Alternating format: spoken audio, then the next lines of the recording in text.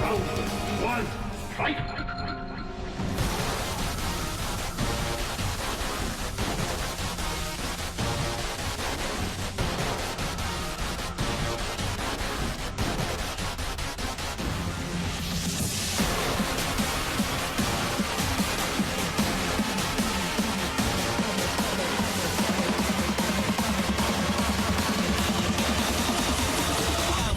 Champion.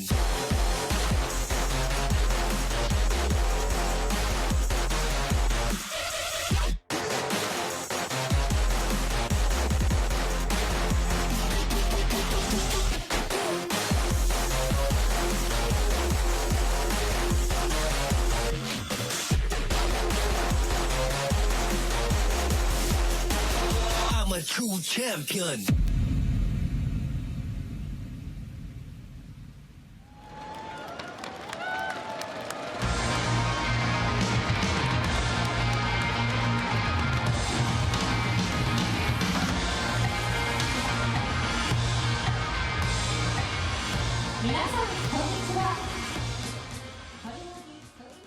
Hey, what's up everybody? Welcome to Tokyo Game Show 2019 Super Premiere. We are the English offside stream Sejam, and this is Vicious. How are you guys doing today? Yeah, I hope everybody's doing well. So we're obviously the English feed. As you saw, someone was coming up there. It's traditional Japanese way. There's somebody up there with a clipboard, and they start talking because there's a bunch of announcements. If you've ever watched a Japanese event, it's always the same kind of thing. So right now they're gonna have some announcements on the stage, and before you go to wondering if they're gonna run the Alex trailer, you know, what kind of things they're gonna announce or anything like that, this is a talk that was delivered a few days ago by Ono, talking about some of the stuff that's upcoming, some of their plans for future events and stuff, about SFL, about the Intel announcement. If you didn't see the Street Fighter... Big time Olympics announcement. Yeah, the Olympic announcement. So it's essentially Ono coming out on the stage, and he's going to deliver a lot of these points. So if you haven't heard any of it, we'll talk about it on the English feed, but obviously the Japanese feed is in Japanese. And all the slides and everything you guys are going to see are in Japanese. So we're just following along on that stream, and we'll kind of relay some of the information to you guys. We have it written in English. We have the talking points, so we kind of talk over it as you will hear. So you're going to hear a lot of us mainly, and you'll hear kind of like the noise in the background with the live show feed itself. So don't get confused. You are going to hear simultaneous noises. Don't panic, okay? Yeah, we're here to hold your hand through it, and we're going to talk to you about what you may have missed from the first day of Tokyo Game Show. The cool thing too is I see that they're on the big stage today, actually, it looks like. They changed stages completely. Yeah, they're on the new stage. Yesterday, I think it was in a different hall, and now they're on like this big, I guess maybe the TGS stage itself that they're using today. This is the same hall that I believe Evo Japan is in next year. It's like a very common hall. They use TGS here. So you see the shot. Now, if you guys have never watched a Japanese event, I'm going to run you guys through how this works. There's always usually a lady that comes up, and she's always holding a clipboard. And you can see her there on the screen. There it is, the legendary clipboard. Yep. So when you see a lady on the screen with a clipboard on a Japanese tournament, that means she's like the host, right? She's running through all the info, she's breaking it down. So this is her job, to stand up there and guide you through the talking points. She's like us, except for like, you know, she's got like a clipboard. She's got way more power over the crowd. Yeah, she's got a lot. Because whatever she says, they abide by 100%. Yeah. She commands the crowd so well. It's all because of the clipboard and the microphone. Yeah, so they have some special guests up here, and from what we know, Ono's going to be coming up to deliver a talk as well. And it's the same, as we said, same kind of talk that we mentioned earlier, where they're going to talk about some of the SFL stuff that they've announced for the Japanese side.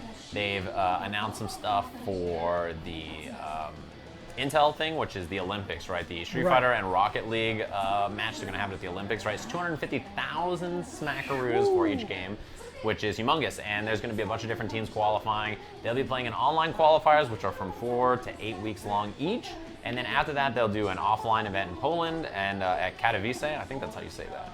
And then it's going to have the You might be right. finals of the Olympics, because as you guys probably know, Tokyo is going to be hosting the Olympics in 2020. Yeah. So they're doing a Rocket League and Street Fighter event alongside the Olympics with Intel. If I remember correctly, I did see a graphic as well that says, so there's 2 qualifier phases, right? There's also one in Japan itself that hosts one and then immediately shoots into the finals. And actually, just like the Olympics, Japan is the host country, so they are auto-qualified, like they have a spot in it. So just like the Olympics, when you watch it every year, there's always like whatever the host country is, they're just in all the games, because obviously all their athletes are there. Right. So it's the same kind of thing. And if you're doing a Street Fighter tournament where you have people from all over the world, obviously Japan is a region you're going to pick to have a team represent anyway. So it worked out quite nicely that it's like that. If it was in the U.S., I'd be like, I don't know, the U.S. isn't that good. I don't know if we should have a team. What do you mean? Well, for the team actually themselves, it's going to be, I believe, 4 players. It is 3-on-3, so it's going to be 3 main players and then 1 reserve player just in case. I think that's a cool idea. Yeah, I think it's great, and it's going to be held in diverse cities as well. I think the Olympics are similar in that regard sometimes, right? Where they have backup athletes. That's right. Yeah, from other countries, whoever is the next qualifier, they show up to the Olympics, and if they can, compete in whatever it is because someone gets injured or whatever, then it's the same kind of thing they usually have. But yeah, so I think one of the qualifiers they mentioned, there's like the U.S. and a few other countries, but you can see the first slide here where they're, kind of introing things here. A lot of this is going to be in Japanese, just as a heads up to everybody at home.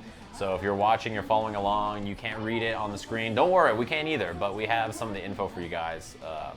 A lot of it, as we mentioned, has been seen before. What is this satellite feed? We were not ready for this. What? This is something that's completely random, I would say. We didn't see this coming at all. I have no idea. There's a satellite feed beaming in. This is the brand new stage they're delivering for Street Fighter V. It's going to be held in space. On the moon? Yeah, it's going to be at a satellite, actually. It's just Rashid's stage, but instead of the plane wings, it's just the satellite. Exactly. Right? They're giving the entire roster spacesuits now so that they can, battle out in space. I see. I was saying that Space Station 2020 is what it's called. I really hope, because they're doing an Olympic tie-in next year, that there's Olympic outfits for all of the characters, right? Like imagine Ken in like the Olympic. You are a smart The U.S. guy. Yo, I'm putting it out there right now so that way Capcom has some time to. Abel had it right the first time. Yeah, he had the singlet on with like the French flag on there and everything. Yeah, so they're going over some of the announcements as we said. This is all stuff that if you follow Street Fighter closely, you're probably familiar with. If you haven't been following along, maybe you're not familiar. I can only imagine these are the special guest commentators, hosts that will be a part of, I guess, tonight's top 8, if anything. Maybe. It may be or may not be true. We don't have talking points to that, but I'll tell you what, they're probably there at Tokyo Game Show now. I was like, hey guys, we have these people at our panel. They could be playing a game of Guess Who. I don't know what they're there probably, for. Yeah, honestly. You have to spot them in the crowd, and they have special DLC. That's exactly how it works. Yeah, you go find them. They're hiding the Alex trailer. That's all we know for sure. They're the individuals responsible for the lack of trailers. Surprised that Ono hasn't come up on the stage. I guess maybe he's coming up soon. He's going to probably deliver a lot of the talk. You commentators cursed it. Oh, there he is. Dang, I made him appear. You reversed it? Oh, boy. I like that. Yo, is that a camo blazer? I think that actually is a camo. It's so you can't see him coming. He just slides up in there and he's like, what's good? You don't see this coming. This is, I think, some of the info on the Intel World Open, which is the Olympic stuff we mentioned. There's a $250,000 prize pool for it. And it's going to be going on right before the Olympics in the finale. But it starts in February with a bunch of online qualifiers, and then it goes to July, which I think the finals for that is like the 22nd to the 24th, if I remember correctly. I'm pretty sure that's when it's like right when the Olympics starts. So like the Olympics starts on like the 24th or 25th, and the Street Fighter thing runs right before it, is what I remember. But it's in Diver City in Tokyo, for those of you guys wondering. As you mentioned, it's a 3v3 format, and qualifiers are going to be held in 12 selected countries, as it says, and qualifiers in 8 regions worldwide, and of course an online qualifier in the host country of Japan, where they get shot into the finale automatically after that qualifier. And the World Finals prior to Tokyo will be in Poland, as you mentioned. Katowice. I know it's Katowice, but Katowice. I don't know. Katowice. I've heard Katowice. I'm sure I have too. I don't know what it is. All I know is that there's always like events there every year. They have like those big IMs and stuff like that. So yeah, maybe it's related to something like that. I'm not sure. But yeah, so that's the Olympic thing. If you didn't see that, the Olympic announcement. Obviously, as we mentioned, next year is going to be the Olympics for Tokyo, and I think this is a really cool year for fighting game fans. Because even when you look in the top 8 of this event, right, there's players from all over the world. It is a really international top 8. In particular, this year, we've seen a lot of success from countries like the UAE, right, out in the Middle East. Oh, big time. You have 2 of the biggest players out in the top 8. We have players from the US. Like, if you look at the top 10 rankings currently, there's lots of Japanese players, but there's players from the Middle East, from Europe, from the US, like all over the world, and especially in like the top 32 or so in CPT points right now is a nice spread from countries all over the world. And Street Fighter, I mean, fighting games in general tend to be pretty international games. So for that reason alone, it's really cool to see like an Olympic-style event, because I've always thought that an Olympic-style event would be really fun to do, in particular because, as you guys probably know if you watch fighting games, team tournaments are tight. Everybody loves team tournaments, right? Team tournaments are great, so people are just about it. The Intel World Open. Official trailer for the Intel World Open. It's gonna be pretty cool. I mean, now you can finally say all these years of playing Street Fighter. Yeah, let's just check this out. It's like to prepare for being Olympic.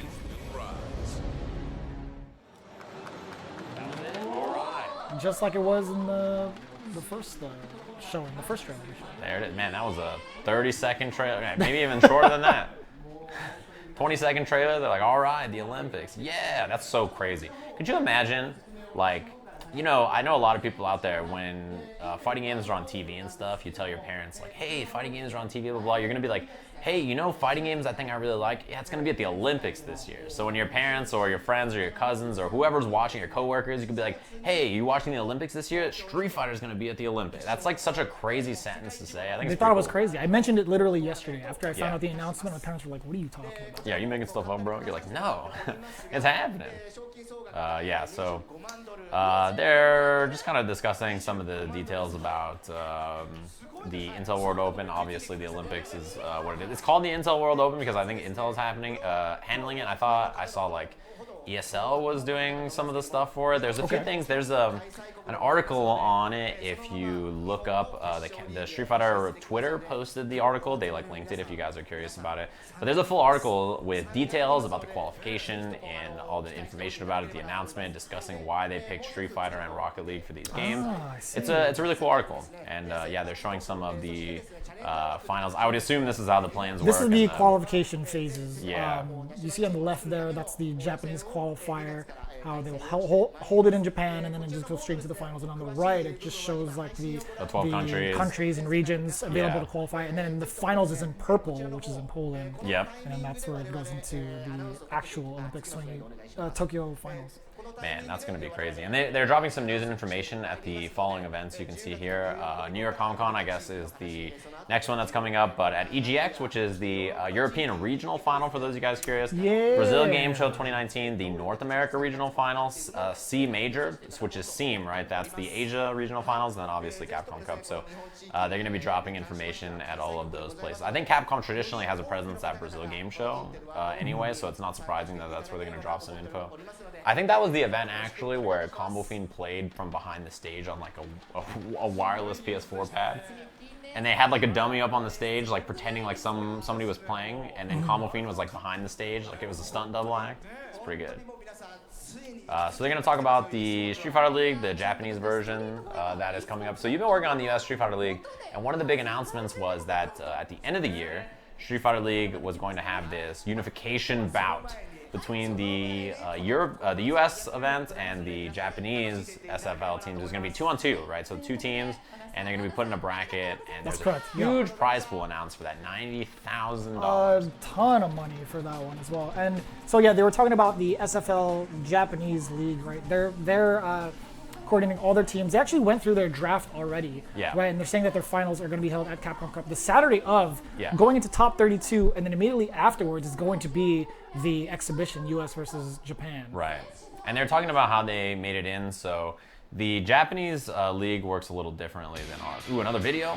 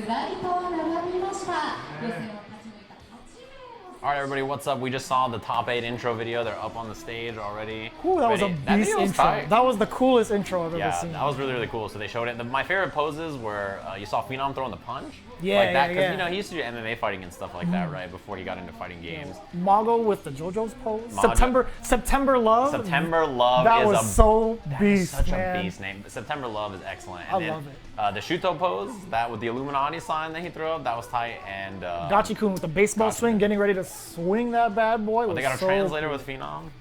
What is he gonna say? She's like, hey, you have one thing to say to the audience. Just don't say anything silly. Hello, my name is Phenom, and wait, I honestly have no idea. So, yeah, I can't. I can't hear him. I don't know what he's saying.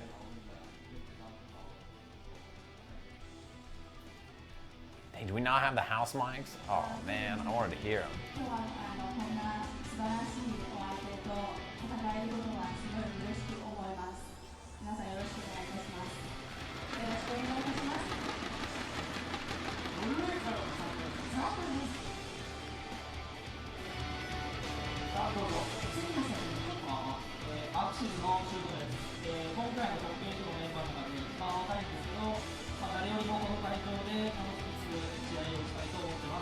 Alright, so we're just going through the intros here, and I just assume there's not going to be any translation. Yeah, so for all the Japanese players, there's no translation, right? Because he's speaking to a Japanese audience. There's no need for in-person translation, so they're all just discussing and giving their intros. The only time that we'll have a translation is for the English-speaking players, and that'll be going to the crowd, right? Obviously, you guys can just listen to the English and you know, you're watching the English feed if you don't speak English. Hey, how's it going? Hey, welcome to the English feed. In the meantime, while we do have the players speaking and giving their intro before top 8, let's kind of walk you through who we can expect in the top 8. Let's talk about like the winner side. Yeah. Mago, as you see before you, he's going to be fighting off against Big Bird. Mamochi going up against Angry Bird. I'm sure they're going to have the graphic later, but just to kind of give you a preview, we posted it up on social media as well. Hi-Fi did a great job of putting down who's going to be in the top 8. Seijan just posted it as well. On the loser side, we have Shuto versus Tokido. And then to round it off, towards the very end is Phenom versus Gachikun. Yeah, I mean, the cool thing about this top 8 especially, too, is we were talking about the Japanese SFL announcement earlier, and even in this top 8 we have Shuto, right? So Shuto got second place. He was on the second place team in the first year of Street Fighter League. For Japan, he was on Nemo's team. And, the birds are back to back. I'm very excited to be here in Japan. This is like my 6th time, but the first time ever for a CPT event. And I'm very happy to be in this top 8, and I'm looking forward to doing my best and hopefully take it all. ビッグバード選手です。今回は日本に来て6回目です。今回の大会で全力で戦います。よろしくお願いいたします。よろしくお願いいたします。UAE からの参加ですね。そうなんです。はい。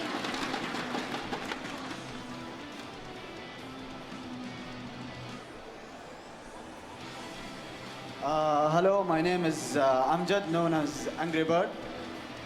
This is my 5th time in Japan here, and this is my 2nd time attending a tournament in Japan. But in 2017, it was Evo Japan, but I couldn't make it to the big stage. But I'm so happy to be here in the big stage with the best players in the world. And I really want to win this tournament to keep it as a memory when I grow up, so I can remember that I won this tournament. All right, so we heard from the birds. エングリーバード選手です。今回はこんな日本でこういったステージに立たせることは初めてなんですけど、いい思い出に残せるように頑張って勝ちます。よろしくお願いいたします。お願いいたします。They've been playing so much like year after year. It's so impressive to see them on this stage as well. Yeah, these two had big finals. Also, on the topic of Tokido, he's the reigning champ. 昨年に引き続いてこんなにもね素晴らしい舞台でもう一度戦えるっていうのが何よりもまず光栄なことで。He's the current champ. He won. He's won before. 年々レベルが上がる中でこの8人の中で He's one of those players that like he's starting in loser side, and I feel like that makes him.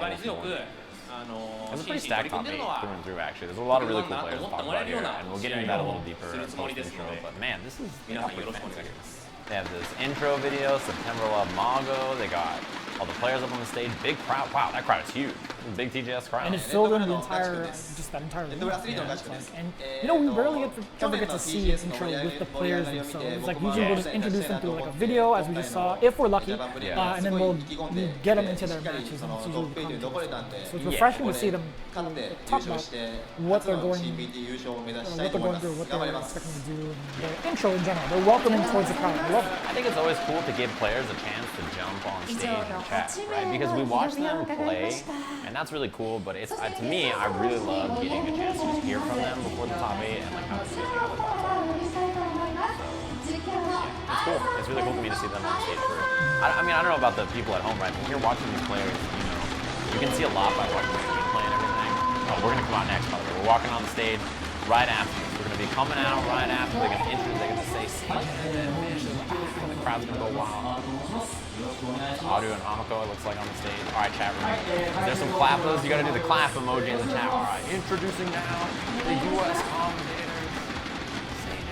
Vicious. How's it going? We're actually in the back of the stage right now. We're here. We have a really good, we have really good sound suppressors. We have like soundproof equipment, so you can't actually hear the applause in the back. Thank you, everybody. But we appreciate you guys. We gotta have the translators off screen. But thanks everybody for tuning in. I just want to do a great job with top 8. Thanks very much. And the mic back. All right, we made it, everybody. Yeah, obviously we're the English. Yeah. We're the English stream here, off-site, not obviously all the way over in Tokyo. We're in Little Tokyo. We're still stuck in LA, unfortunately, miles and miles away on the other side of the world. So we are watching the stream with all of you who are probably up in crazy time zones. It's currently 10:21 p.m. for us here in LA. You're not even wearing a watch. That was crazy. Yeah, it's 10:20 here. It's scheduled to run for about 4 hours total to get through the whole top 8. So obviously there's a little speech in the beginning, and then we're going to get into the matches here in a minute. This looks like another slide, so they're discussing. It's the format, essentially. You got the top 8 and how it's going to work out. Winner 1, 2, 3, and 4, how it's all placed. We actually have that for you. We're going to go along through some of the players and who's going to be where. You see it's numbered for you there in the infographic. But, you know, we're here for that. We're going to be holding your hand and telling you match by match who's going to be coming up. So no need to worry. We're even going to give you info on who they took out on the way over here. And if it's for the loser side, we're going to see who actually put them there. Yeah, and if you want to take a peek, exclamation point bracket in the chat, that'll bring up the Smash GG where you can find the full bracket for the event. So if you want to see like how did Mago make it here on winner's side, then you can go ahead and take a look there. Look at that, Audio and Hamako up on the stage. There we go. Yeah, we have the matches coming up. Mago with the big cheese up against Big Bird. Mamochi Angry Bird, so double bird in the top 8 representing the UAE, both against Japanese players. It would be pretty crazy to see winners finals be UAE versus UAE. The birds, with bird on bird action. Bird on bird action. I'm about it. The Nat Geo, we're watching that in the wild with no Japanese players. We would have to do it Nat Geo style, like the angry bird approaches the bigger bird.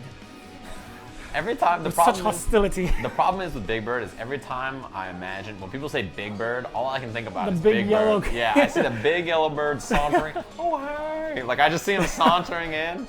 Oh, it cracks me Getting up. ready to break out in song and dance. Yeah, and then on the other side, teaching how to count. We have Shuto, Tokido, and Is he doing the Urian metallic sphere pose? Yeah, Shuto's a beast, man. Or the Mega Buster? It's the metallic spear, bro. I'm Put some respect on his name. He's got blue and gold. I'm going with Mega Man. Come on, man. That's just a jersey. Obviously, it's just a jersey, man. I don't know what you're talking about. Obviously, Mega Man. That reminds me of James. He always wears the dark blue shirt and then like the blue and yellow tie for like the Capcom colors. And then I'm sitting there. Always does. And I'm like sitting there wearing like gray. I'm like, ugh. I didn't realize how this is supposed to work. You guys don't ever call each other the night before and be like, hey, what are you going to wear for like top 8? Well, I've tried that in the past. And I'm like, hey, Steve, what are you going to wear? He's like, some Steve stuff. That's what he says every time. He does. That's true. I've hit him up with that too. I was like, hey, man, I don't want to wear the same thing you wear. So what are you going to wear? He's like, I just come in the usual stuff that I always do. I was just like, what does that mean? He always says like, yeah, I might wear a shirt, pretty tight, maybe the arms a little bit, beads. On the phone, he'll just be like, he's like, you hear it in those are coming too. I'm like, yeah, we know. Yeah, I always ask him like, what are you gonna wear? And the answer is always like, he says like, yeah, t-shirt, jeans, what, Steve stuff. It's always the same answer every time. And I'm like, Steve stuff? What is that, like beanie, no beanie? Is it Tasty Steve with the beanie, without the beanie? Like you don't know which beads? Who knows? The beads are always a must for Tasty Steve. That's a staple because if all his power goes everywhere if he's not contained with each and every one of those prayer beads. Yeah, that's true. He has to keep them locked and loaded. I guess that's true. It's dangerous. Yeah, that's what he always says. He just tells me Steve stuff. And the funny thing is, like, I'm sure in the chat room, you guys also know what Steve stuff looks like just by that description. Like I know exactly, sure. I know exactly what he's wearing just when he says Steve stuff. Like I'm like, oh, I got you. So that makes sense. So yeah. Whatever his biceps can fit into, right? Yeah, well, that was a big issue actually. Yeah, when he wears suits, like these things are screaming. He looks like Urien. Yeah, he does. He's got the same kind of build as Urien. Have you ever seen him well, you've seen the suit. Chad, have you guys ever seen him in the suit? Just look it up. There's plenty of pictures. He's massive. He's bursting out of these things. Yeah, and I feel like his arms have only gotten bigger lately, honestly. Like, I feel like he's been hitting the gym hard. I don't know why, but he's like, this is time.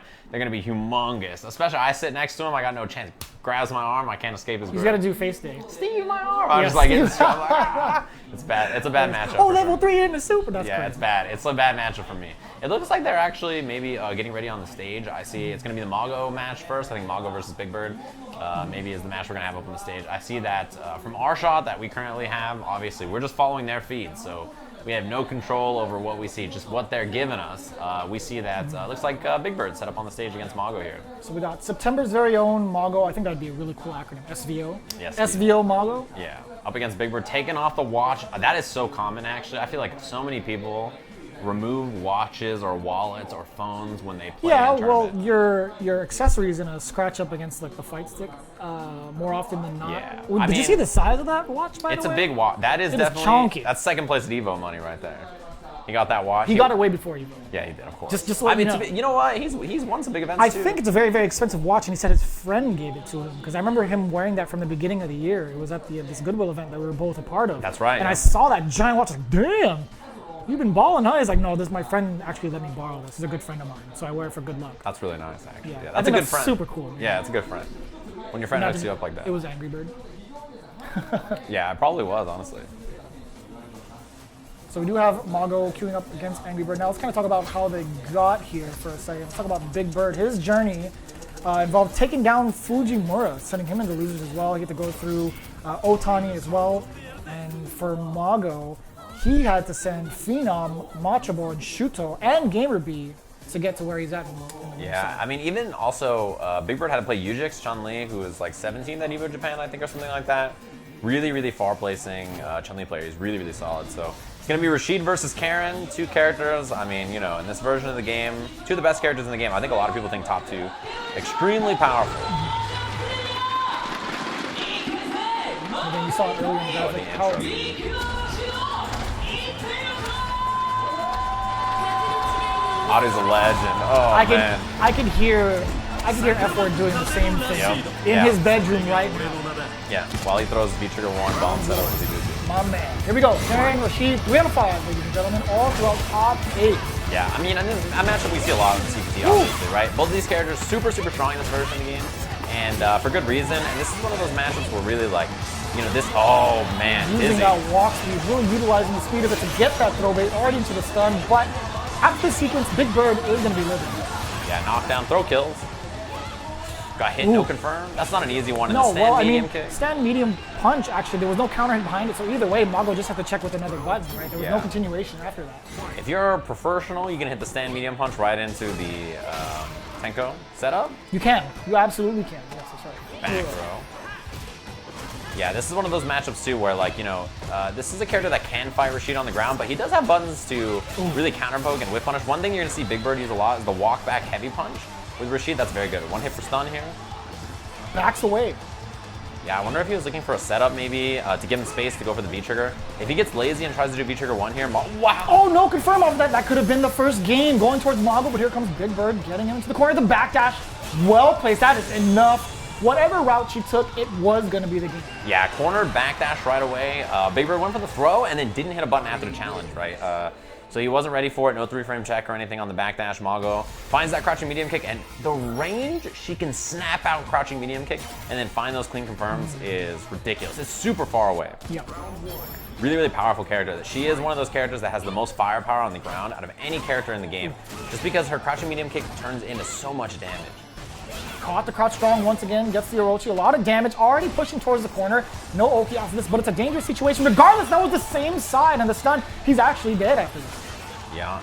Heavy Mew Jincock, and that's going to be the round Mago September version. I feel like this is SSBSS Mago. Super September, he's in there. Ooh, stand medium kick. Trying to check on the way in. Yeah, looking for that far range crouching heavy punch. So far, that was an attempt to bait an anti-air from Mago. And that's the thing about Big Bird. I think we need to see him adjust a little bit on the ground. So far, Mago's been so dominant, and we got to see more of that. Yeah, more of stuff like this, right, where he gets the crouching heavy punch, standing heavy punch. He jumped out of it, but Big Bird's still maintaining this position. He gets the double throw into the corner now.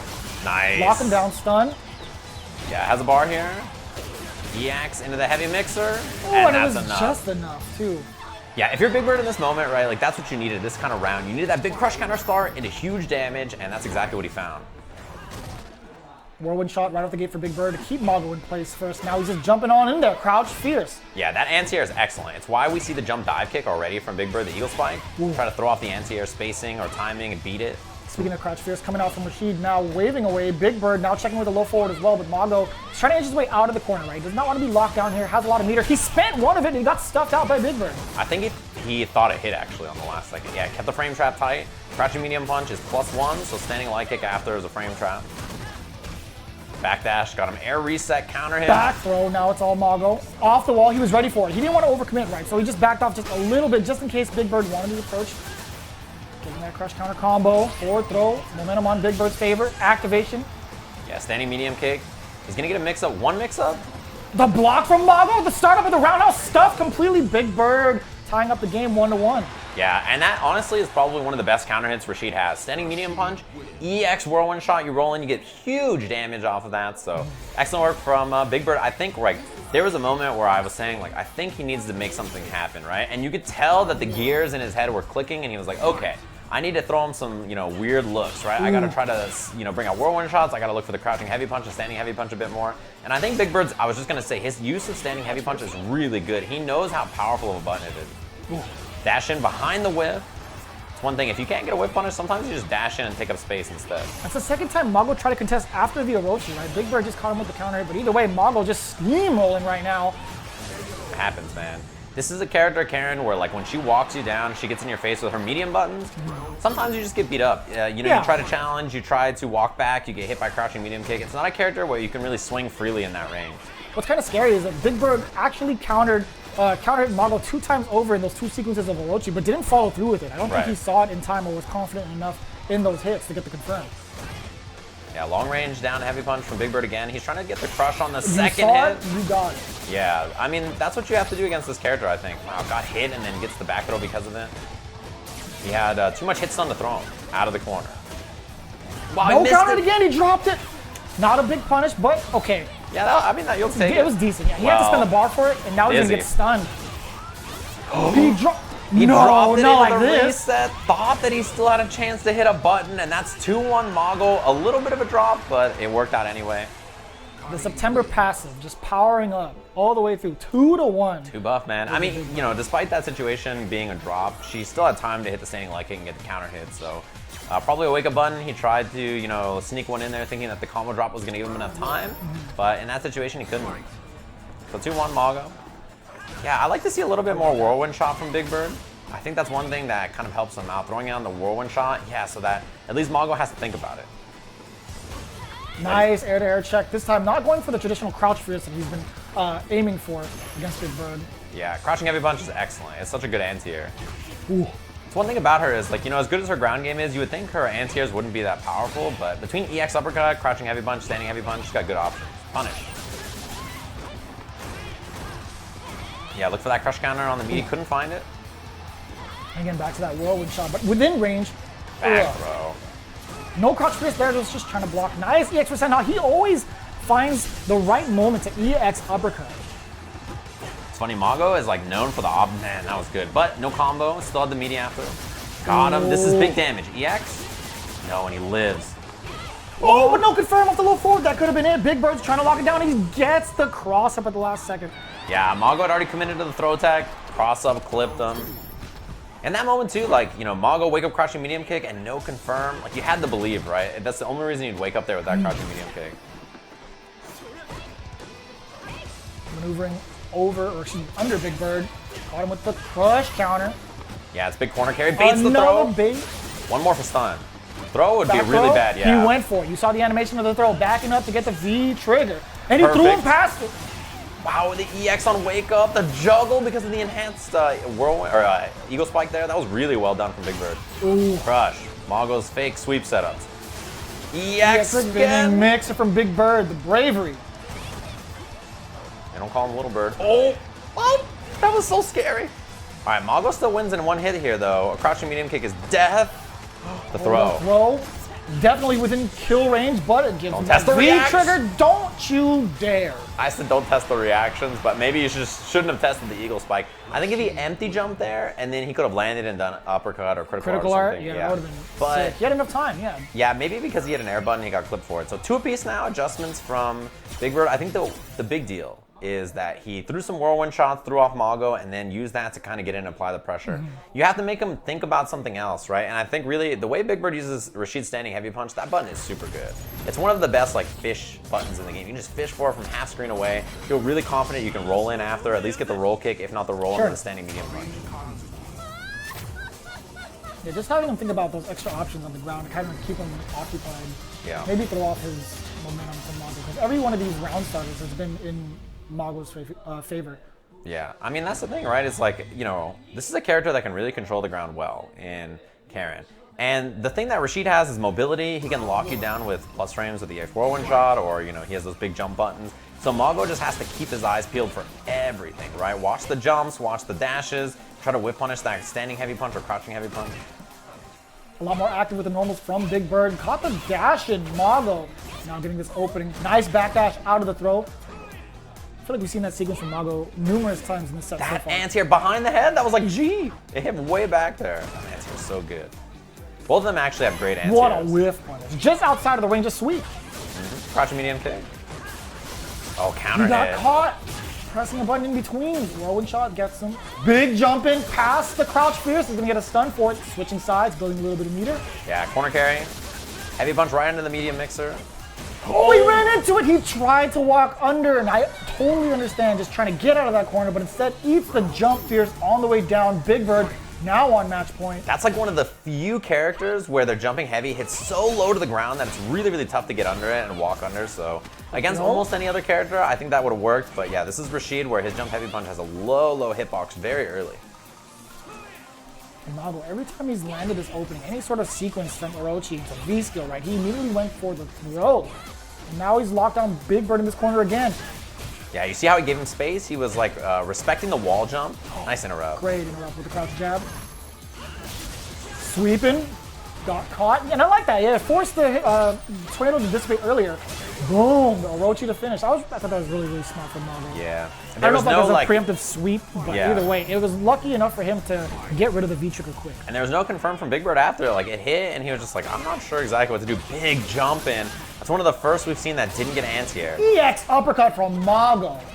These last couple of events that he's been participating in, I swear, his EX uppercuts have been on point. It's because he's known for his uppercuts getting blocked, right? So, like, in this case, he's in September. They hit now. It's the reverse.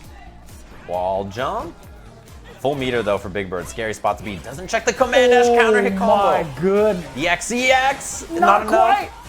Wakes Low up. forward. He did the same thing at Evo to Bonchan. The exact same sequence. It was Karen Rashid. Oh, boy. What does he have left? On deck. Doesn't activate it right away. There it is. Mago. Bonchan jumped back. Oh, he jumped at the same exact sequence. It's the exact same thing. It's Evo all over again. No. A mirror image. He studied the tapes. He watched it happen in Vegas. The same thing happened in Tokyo. I can't believe it. Mago's a G. You see that? Oh my. September, Mago. Check your calendars. September love. He's all about it. That last sequence was really, really something. Somehow, it just felt like it was going to happen. For some reason, he had to Eagle Spike and eat a jump back medium kick. It's exactly what happened at EVO Finals last, month, August, right? Yeah, it was just what we saw. The exact same thing. Man, it's so crazy. Big Bird committed to the Eagle Spike. And the thing feel for him, man. I feel a little sad for Big Bird. I am happy for Mago. Don't get me wrong, but it's like going down the same exact way. Usually, literally. Eagle Spike is pretty good at actually beating jump backs. But the timing that Mago did was just perfect. Like, he slid right over. A lot of times you try to jump back and you get hit by it anyway. But yeah, he just had a really good read about the timing. If he was a little later, then he might have got clipped. A little earlier, maybe he would have got hit on the way up. So absolutely. Good timing from Mago. He was ready for it.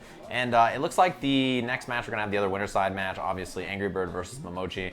Mamochi, who marched his way here, he had that match with Itabashi that was super close. Itabashi had the input error where he dropped an SPD. The one SPD to take it all the way. If you're a grappler fan, you're pouring one out for Itabashi. It was so rough to watch. Got a bottle of vodka, all the Russian fans back home. He had to go to character select and look through his phone. And I remember you and James saying, he was so upset. He's like, this guy, Mamochi, is a dweeb. He's a real dweeb. That's probably what he said. That's exactly what he said. They are going through like the replay again. Let's take a look at how it went down between Mago and Big Bird. That last sequence, man. Low forward, whirlwind shot, critical. This right here. It's just like Evo. It's the exact same sequence that happened at Evo. Wake up, crouching, medium kick, whirlwind shot. It's just like Evo. This is what it is. And then not immediate activation. Dash up, wait, and then he gets the activation. Eagle Spike 1. Eagle Spike 2, the exact same sequence. It's like a mirror. I need to see the clips side by side, like the Evo Bonchan one and the Mago one back to back. So that's the exact same thing that happened to him at Evo, where he got second place to Bonchan, obviously. So rough times. But obviously, winner side top 8, been a good year so far for the Birds. Big and angry. There's still, one more Bird left, at least on the winner side, and it's Angry Bird going up against Momochi. Now let's take a look at who Momochi had to fight through to get to where he's at in winners. You can find the brackets yourself, exclamation point bracket in the chat, and you guys can see it over on Smash GG. This is also, I think, a rematch of Capcom Cup. I think these two played there, if I remember correctly. Yeah, so he had to go through what? Kichi Palmu, crossover, Johnny, Sakonoko, and as you mentioned, Itabashi on the way over to get himself this spot in winner's side. And doing very, very well for himself because Colleen is mad slow. The most patient super play. Defensive. And I'm loving it. Yeah, one thing that was really interesting to me too is I saw, I think it was Gina tweet, like, Mamochi has been playing Smash for 2 weeks, didn't enter into the Shanghai CPT Premier at all, and then makes top 8 winner side here. He's been a Smash Brothers player for the last 2 weeks. It's all I've seen him stream on Twitch too. You know, and Choco was beating him up, I think, when they were playing. I did watch a couple times randomly when I would catch him on, and he would be stressing out because he's playing Ken and he's doing all these focus attack stuff to kind of bait the opponent. The opponent's just going ham as soon as he sees him standing there.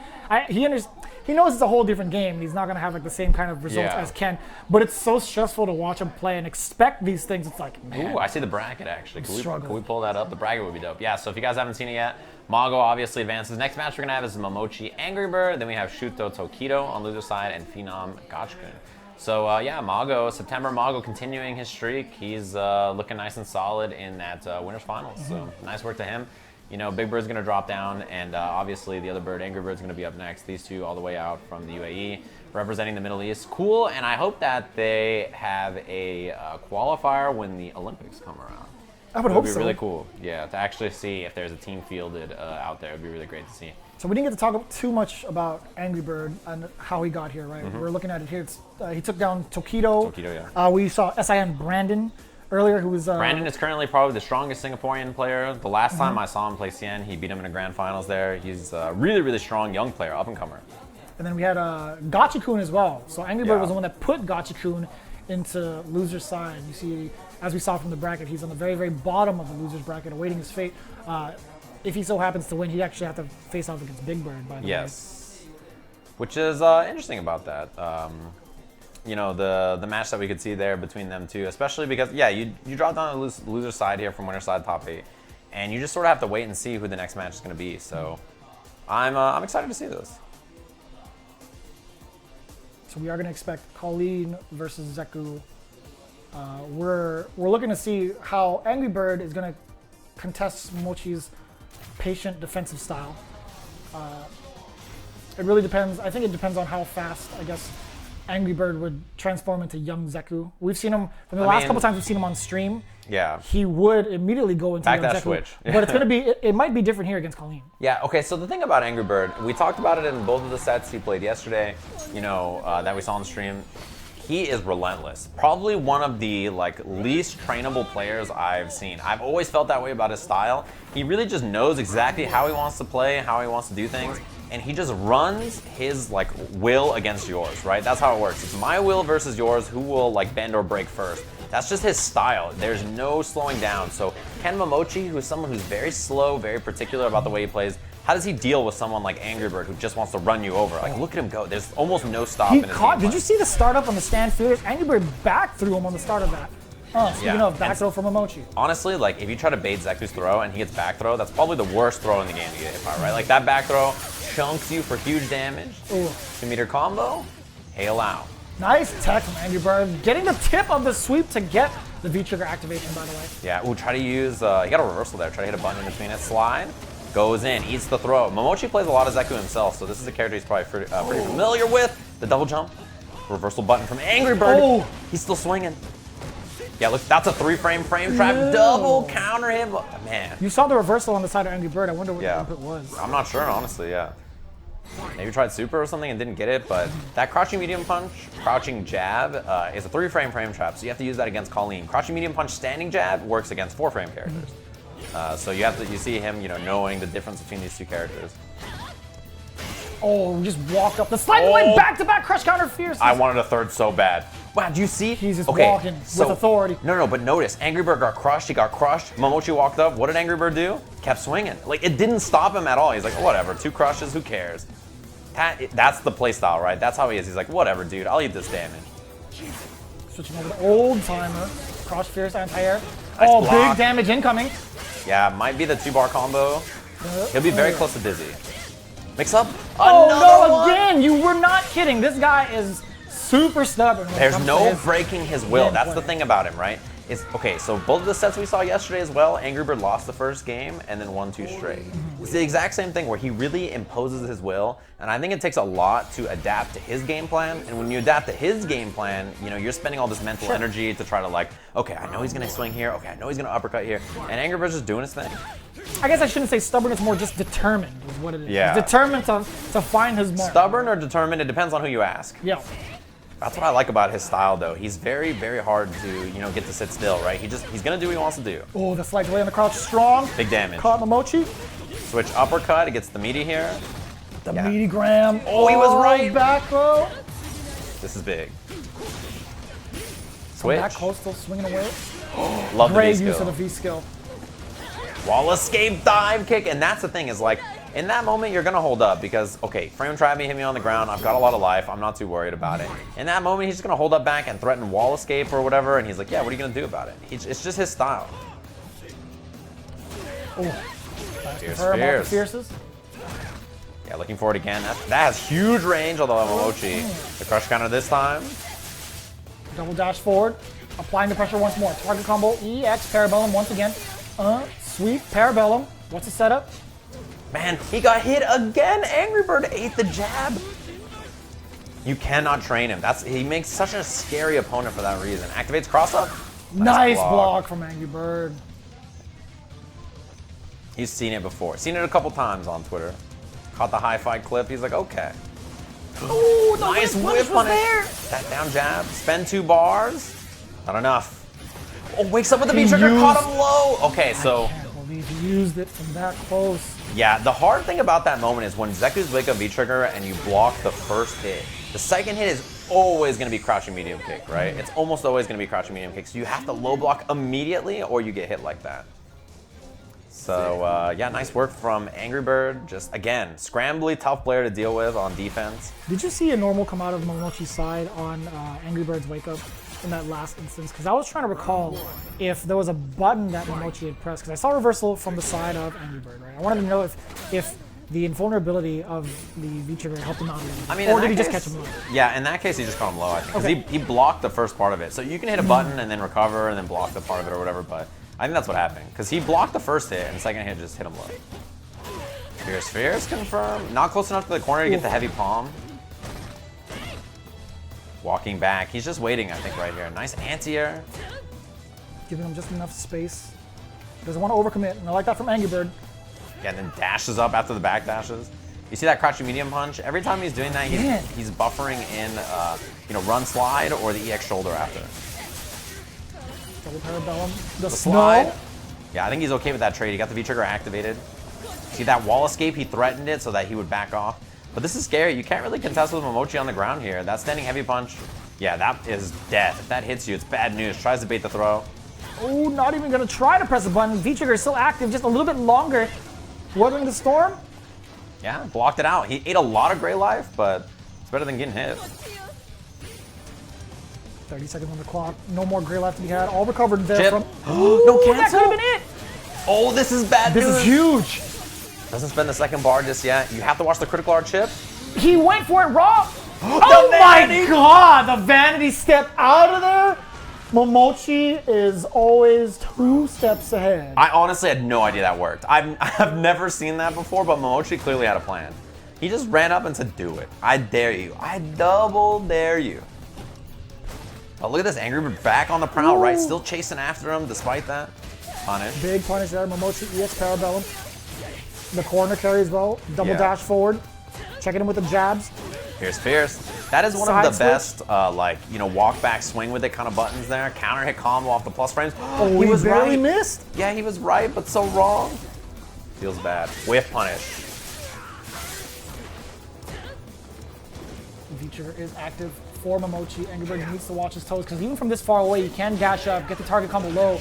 Back-to-back slides. Big combo. Yeah, that's the thing about getting hit by the slides super late in the active frame. Big damage on this. Band it. Mix up, goes low. Nice block from Angry Bird. Back throw. Chip, you gotta watch shoulder. You can't block a shoulder here, you die. Shoulder, oh no, anti-air! The jump roundhouse, one of the best air moves in the game. That jump in is super good. He tried to anti-air jab, he could have supered it, but didn't have the reactions on time, no light shoulder or anything. Man. I didn't mean to slap you that hard. If you slapped me 4 times in a row. I'm sorry. He came down swinging with the roundhouse. So did you? Yeah, no, well, I did a fierce. Yeah. But it was more like a strong. Oh, that was the double side switch. That was messed up. Nice block on the overhead, highly punishable. The shoulder, side switch as well. Yeah, back and hold for a little bit of pressure. Nice thing about using those B skills to get in and out, you can switch your positioning on the screen, man, oh How man. many fierces is that, Steve? Like 4, 3? Knocking on Zeku's door. There's the throw. Good break. Man, Angry Bird, it's tough to keep this guy pinned down. Another one of the jumps. Mamochi not contesting with the anti-air this time. The switch back. Doesn't spend a long time in old Zeku, as you'd expect. Looking for the palm. Another jump in uncontested. Angry Bird really breaking down the defenses of Mamochi. Oh, that's beautiful. From so far away. He's done that so many times. The crush, this should be it. Yeah, had one more follow-up with the spear after, so there was still an extra hit on that combo. Mamochi now set point. Did the Japanese players study? Are they ready for the birds? Seems like it so far. September Mago got the job done. It's 2-piece Saturday, Steve. Oh, is it Sunday over there?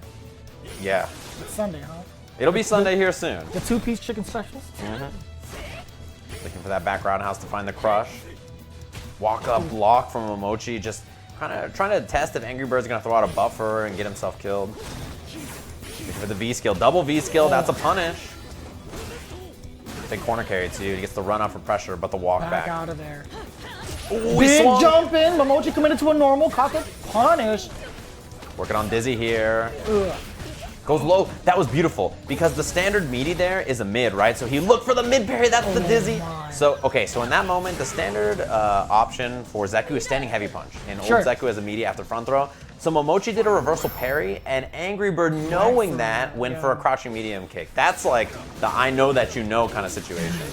If Mamochi went for a low parry, I would have lost. Yeah, who low parries there? Nobody. Nobody. Nice, walks out of the throw. 2-meter combo, a lot of corner carry, a lot of stun. Don't get whip punished here by Mamochi, that's unlucky. No bait. Pressing the button, caught the throw actually. Yeah, close to Dizzy. No, he got it. Yeah, throw the hail. This is a bad spot for Angry Bird.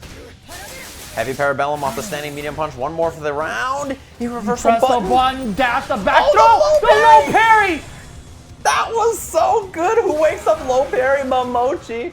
Who wakes up mid parry Mamochi? He doesn't care. What a beautiful read. That's such a common scenario from Zeku. Oh no. And Mamochi just knew it, right? Like that was the one time where like I think Angry Bird didn't think like, okay, the EX low parry could be a threat, right? He was just like, I'm just gonna commit to it, commit to the slide. You see us both, we sat back, you slapped me like 4 times. Sorry. Yeah, this is the barrier between me and you. Got it. I definitely slapped the hell out of Steve just now because who low parries? That was a good read, dude. That's like you know that they like to slide as a meaty, and he didn't do it the entire time. Mamochi's like, it's a good wrist roll. That was the one time he did it throughout the entirety of that set. And boy, did it pay off. the EX would be like what, over 200 damage? Yeah, it's the like the parries hurt. Yeah, all of her EX counters. If you get hit by them, you get smoked. Ooh, we got a replay. It looks like. Yeah, take a look. Yeah, this is big damage in that first game. Obviously, Colleen, you know, crush counter fierce. Yeah, blocks the uppercut. That's the kill. Beautiful stuff. I feel like Mamochi did a lot of homework on like the style Angry Bird plays, and I think one of the big things about him is you really have to be mentally prepared. No chip there, man. That's a big. Maybe he just was afraid it wasn't going to be enough. It would have been enough, though. That's the scary thing. Like, he just didn't believe, I don't think. EX Vanity. And then Vanity. So smart from Mamochi. Had Angry Bird done it off the shoulder, he would have been just fine. But I think maybe the mindset was like, you know what? I have such a life lead. I don't want to spend the bar going into it. Because that was only the first round. Yeah, he was looking, I think shoulder and a chip was the plan, and it just didn't work out. Yeah. So, obviously, not the kill here after the heavy parabellum. Wait, reversal jab, back throw, reads it. That was beautiful. What'd she say, on your knees when she hits the low parry? That was well done, man. So both the birds down in loser's bracket. Turns out that Mago and Mamochi were ready for it. They had done their homework, and they cleaned it up 3-2 for Mago, 3-1 for Mamochi in winner's side. So it's going to be a Japanese winners finals with Mago and Mamochi. Mago, Mamochi. When was the last time you saw that? I don't know, actually. I feel like it's been a while. Mamochi, I feel like this year has been a little, he's been kind of chilling. He's doing okay on CPT points. I think he's like mid-20s, which is not where you want to be. Obviously, this event will give him a ton of CPT points. And Mago should be like 27 from the last time I looked. Yeah, Mago, he's been doing okay lately. I think his total global points is not very high, though. What does it say right there? No, 375. He's at 375. So for Mago and Mamochi, this is really important to be in the winners finals here because... 33rd, excuse me. Yeah, because in this kind of moment, right, like you have to try and get your last little bit of CPT points, and this is a big one. Mamochi's biggest W this year was on on EVO Japan. Yeah, he's at 650. So I think this will probably actually guarantee him Capcom Cup essentially. This event, this top 3 finish, I think will give Mamochi that spot in Capcom Cup. But his biggest win was EVO Japan, which is not a CPT event. Not at all. Yeah. Yeah. So he unfortunately, placed just outside of like being a finalist at EVO. 9th place at EVO and 9th place at CEO. Man, you can find the standings for this on CapcomProTour.com/standings. That's where you can take a peek. We're going to jump into the losers bracket. Shuto versus Tokido. This is a upcoming preview of SFL as well, actually. So Shuto was in the first season of the Rage Street Fighter League in Japan. He was on the 2nd place team. He was on Nemo's team, if you guys are familiar with it. His current team is actually, I think, one of the strongest teams. It's Bonchan, Fudo, and Shuto. That's the team that he is on currently. Tokido's on Gachikun. Yeah, he's on Gachikun's with Haku, the Fong player on there, who is super good. He OCV'd Fujimura, Machabo, and Johnny when they played in the qualifier, so that's how Haku got there. So Shuto, really, really strong Urian player. He was on Nemo's team for SFL before. He used to go by Onmon, if you guys look up replays for Japanese players. He's like a super ultra grandmaster warlord ranked Urian player. He's got all the titles combined, essentially. Yeah, he made it into SFL via the college league. Last season, he was just in the league and he played on it this year. He made it in via college league. Really strong player, and he's up against Tokido here in a matchup that I think traditionally Tokido does fine in. Standing medium kick. This is cool, man. Reversal headbutt. Raw. Crouch, fierce, anti-air, ready for it. Canceled into the metallic sphere. Yeah, and that's something about this matchup is that the anti-air, there's a lot of... a reaction there. Medium Tatsu past the metallic sphere. Beautiful, yeah, right through the fireball. There's a lot of things you have to be ready for on the air approach from Akuma. In this version of the game, right, you have to be very prepared. If you don't have down charge like that for the EX headbutt, or if you don't have V-skill for the armor, it can be pretty tough to anti-air sometimes. Against Akuma in particular. Scary range to throw fireballs. That's right about that medium Tatsu range. Tokido caught him, trying to dash forward, got a big conversion, and the side switch as well. Again, those +3 normals with crouch strong. Shuto found an opening. Maximize the damage. Reset. Oh, he got hit! I wonder if Tokido tried to tech or jab, like to check him off the mirror, hoping that he was negative while he was falling, but he didn't get it there. So Shuto, first round with the Aegis activation, confirmed it off the EX tackle. Whiff. The whiff punish from the Quarrel punch. Dash EX uppercut for the extension. Oh, nice. It's so active. Yeah, that's one of the things about it being slow, actually. It kind of helped him out there. I think he missed the cancel off the forward medium punch. He just got caught raw with the knees. No, confirmed. Tokido ready for the dash. You know that walk back heavy kick? That's really good for beating people's throws. It pulls Urian's hurt box back, and it catches jumps preemptively too. It's, you know, you see Shuto use it quite a bit on the ground. Yeah, looking for the activation from Tokido. He hasn't gone for it just yet. Man, Shuto's playing this match great so far. Beer Russell's available. He Eats caught. it. You're dead. Wow, just He like just that. aced the jump-in fierce, the jump-in heavy punch into the full sequence. Shuto just wasn't ready for it. You gotta understand that. I mean, like, he might have tried to anti-air crouch fierce, whatever, but either way, just wasn't in time. Didn't even have meter to even try to too much headbutt. block stun from the red fireball. I'm surprised he went for it. But that round was all him until that very end where he eats it. Yeah, you see the jump fireballs. Oh. Not a great way to contest them. And now Tokido with corner pressure already double crushed. Doesn't have the uppercut because he has no EX gauge. Another throw. Applying all this pressure. Nice break. Uppercut. Interrupt. One more for Dizzy. Goes low. He Triple threatened low. the instant overhead. Nice Use of the roundhouse. Ugh. Break out of the corner. Quarrel punch into the mirror. Yeah, headbutt for the extension. He No didn't way. block. The stun is coming. He's got second mirror for the setup here in the corner, so he's going to go for the mirror setup off of this pop. In the front, Tokido's going to take the side switch. So he can't wake up mirror here. He doesn't have enough frames. The headbutt! But he can headbutt past the forward fierce. That was so good. He just down charged after. Got the headbutt in time. Shuto Urian. First game. That was off of Tokido doing a neutral jump fierce on Shuto's wake up. And then did forward heavy punch. He had enough time after blocking the jump heavy punch to down charge, see the forward heavy punch, and then EX At the very, very last second. Yeah. Good call there from Shuto. What a round. What a game, actually. Yeah, if you don't get the headbutt out there and you just get dunked, you're dead. You're deader than dead. Jump in. Good setup there from Tokido. Very good against like tall characters like Urian too. You know, one thing about him is without EX gauge and without down charge, he has no reversal. So you have to, go for those jump ins. Perfect. And the spacing, maximizing the damage off that, but still goes for the setup instead. Because he saw the stun gauge, right? He wanted to make sure he could capitalize it without too much scaling behind it. Yeah, throw would have killed, I think, raw mirror. And the teleport, So beautiful. He knew it. He was like, I'll just get out of here, dude. What are you going to do? No way to chase it. Even like an EX tackle, I don't think would have chased. Man, Tokido was ready. Went for the instant overhead. Shuto read that. He woke up crouching heavy punch. Oh, the buffer.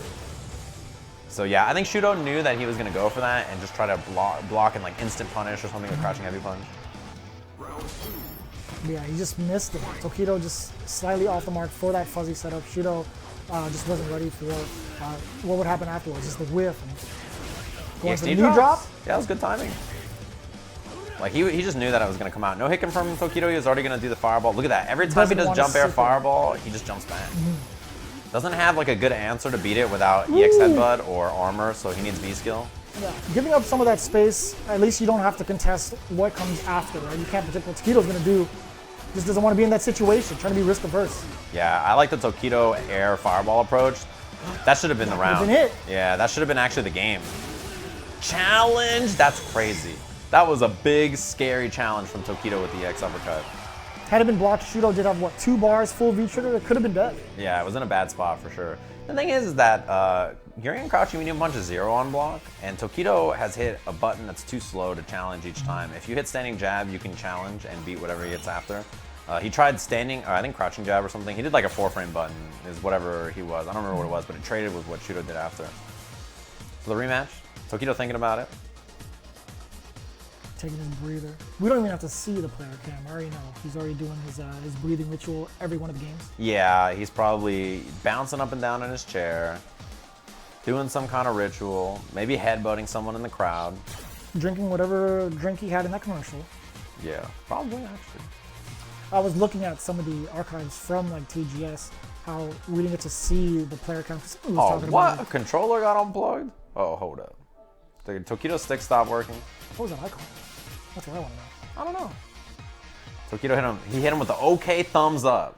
The season 1? And then he hit him with the water drink after. He's ready. Tokido just looks like he's having a lot of fun when he plays. I think really enjoying the games you play makes you a better player. That is my thought on that. So I think you really have to like it. Yeah. Who would have thunk it, right? That's weird, dude. That was a good punish earlier on the knee drop by Tokido. Stood up, blocked it. Nice try on the counter hit combo from Shuto. He was a little too far. Ooh. Whip punish. Ooh, he took a little step in first too, right? Right after the whip punish, he was ready for it. Ooh, tried again. That time with standing medium kick for a little bit more damage. Ooh! Got caught at the tail end of the fierce again. He might have tried to go for the whiff punish, but just a little bit too early. Yeah, and that raw fierce, like max distance like that. Big time punish! Urian has a good punish on that because he can hit you out of the air. You tried it, minus? Yeah, beautiful. Very much so punishable. What is that, -5? It's like, yeah, it's -6, something like that. Okay. Yeah, it's one of the two. But the thing is, yeah, it must have been 6. Urian doesn't have a 5-frame medium. Yeah, in that situation too, it was good awareness from Shuto to do the crouching medium punch into the headbutt to push him into the mirror. That was like situational awareness that was very solid. Big jump in, uncontested. You know, it's funny, I never really thought about, oh, he was a little too far. Counter hit combo? No, it doesn't get it, but he gets the plus frame instead.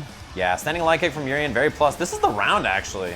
Yaks, that'll do it. 2 rounds straight from Shuto, and look at the life lead there going into the next game. The momentum carrying over from this game is absolutely pivotal for Shuto. That was a beatdown. He just had a really good read about, I think, like Tokido's grounded approach, and then obviously the start of that round was just Tokido making an unforced error. The crouching medium kick, medium tatsu didn't hit at that range.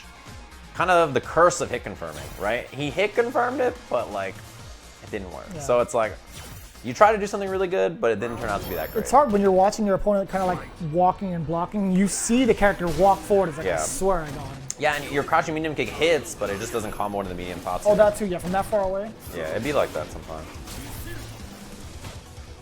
Nice jab.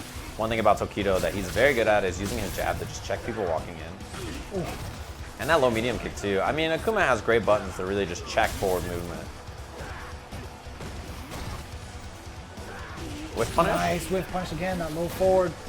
A ton of mileage out of it. Tokido's trying to lock down Shuto in this corner. If he doesn't have it, he backs away a little bit. A big old jump in. Right over the metallic sphere. That's like the second or third big jump we've just seen Shuto eat to the head, right? He just stood there and been like, and then he just gets clipped by it. Negative after that. Oh, he tried to hit max distance. It's not easy to punish that on whiff. It's actually faster than you expect, I think. Tokido, no 3-frame confirmed this time. Wake up jab headbutt again. He's really like that option so far. Ooh, miss And he drops what? A whiff punish? Yeah, not too much damage, but at least he gets the setup. Oh no, puts himself in the corner though. Or at least towards the corner. Yeah, Shuto had the counter hit, but didn't get the combo. Again, he puts himself at the right time, right when Tokido wants to go for the air fireball. He just passes right through, gets the dash in, and a full-on punish. Shuto now at match point. Yeah, one sign of an expert Urian player, like a really master-level Urian player, is dashing up and then anti-airing you on the other side. Counter hit combo. No meter, though. Yeah, jump EX air fireball. I wonder if he did that. He did that because he's been jumping or dashing forward a lot. So maybe that was the read. Wow, jumping. No anti-air from Tokido. He just hit the jab. Dash up. No challenge. A little too far. He had to do light tatsu instead. A couple of draws from Tokido. Yeah, this is big. Activates. Clipped him. Knockdown here. He has V-trigger. Demon or not? That's the guess. In the front. Oh, didn't get a juggle after. Raw Miri teleports again. Out of there. Smart move from Tokido. Critical art still on deck. No longer in V-trigger though. Yeah, don't put out the second mirror. Oh, he got critical art instead of anti-air. Is it still gonna hit in time? It doesn't. He missed the punish though. The mirror to save him off the sweep.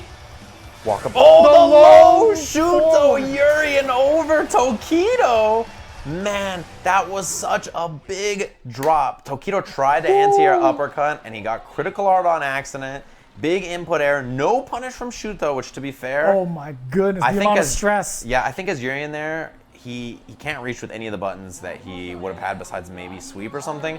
So, you know, he tried to crouch a medium punch, not enough range to get the punish. And I love that sweep, and then still remembered to do close mirror after. He was oh yeah, I still have second mirror activation. So Tokido tried to hit a button on the sweep, got hit by it afterwards. That was good awareness from him, so Shuto Urian moving on over Tokido. Insane. If you're, you know, a Western audience member, you don't watch a lot of the Japanese Street Fighter, he might not be someone you're familiar with, but he is super, super good.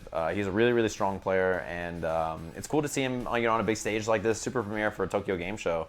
Looks like some of the replays are coming up, and yeah, this is a great set. Saw this confirm early, dash up.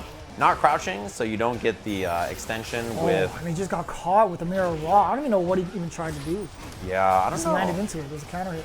I forgot to look again. Yeah, headbutt, he reset. Got caught. Yeah, reset on Off the combo. The overhead on the roundhouse, the charge roundhouse at that again. Yeah, pop here, doesn't go for the second mirror, side switch. This is one of those moments too where you just gotta guess. And look at this, down charge, wait, EX. At the very, very last second too. Yeah, it's about as late as you can get.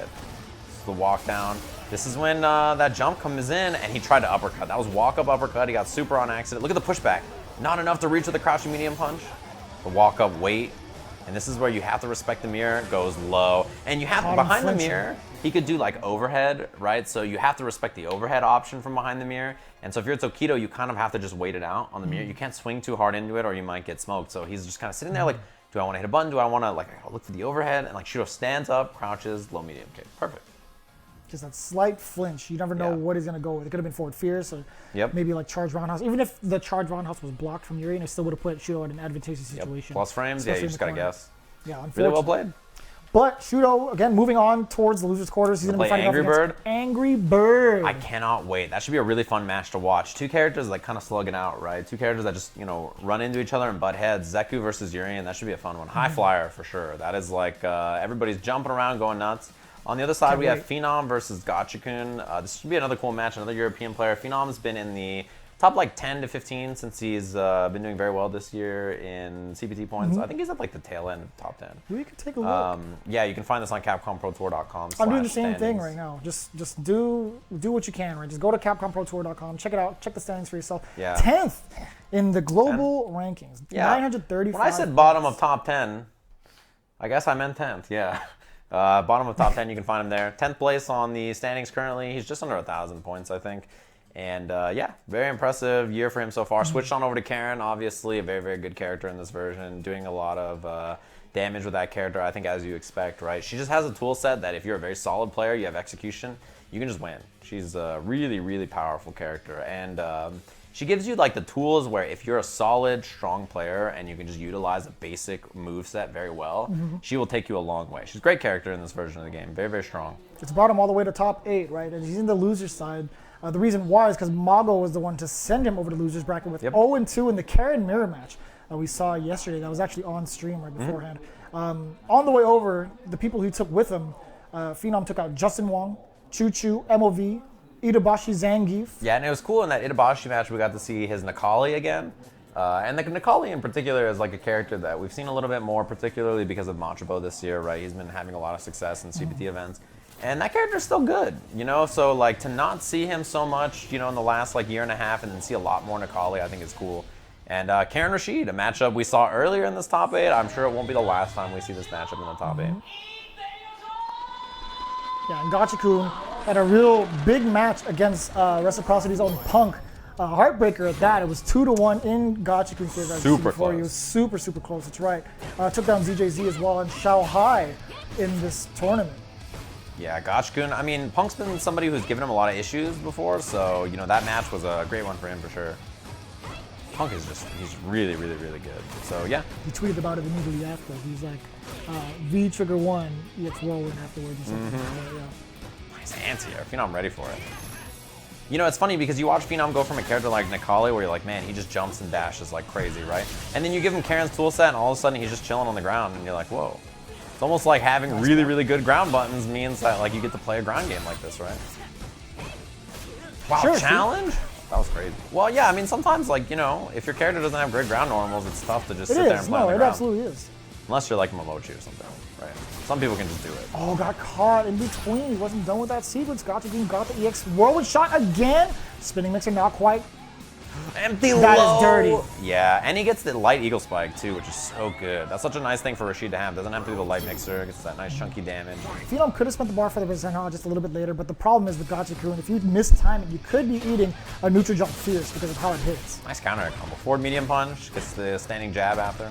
Punish. Sweep to sweep? Yes, sir. EX with Sandhill. He's out of there. He doesn't want to deal with this pressure. And the thing about Gachikun too is that his EX whirlwind shot timing has been great so far. It's been tough for Phenom to be ready to interrupt.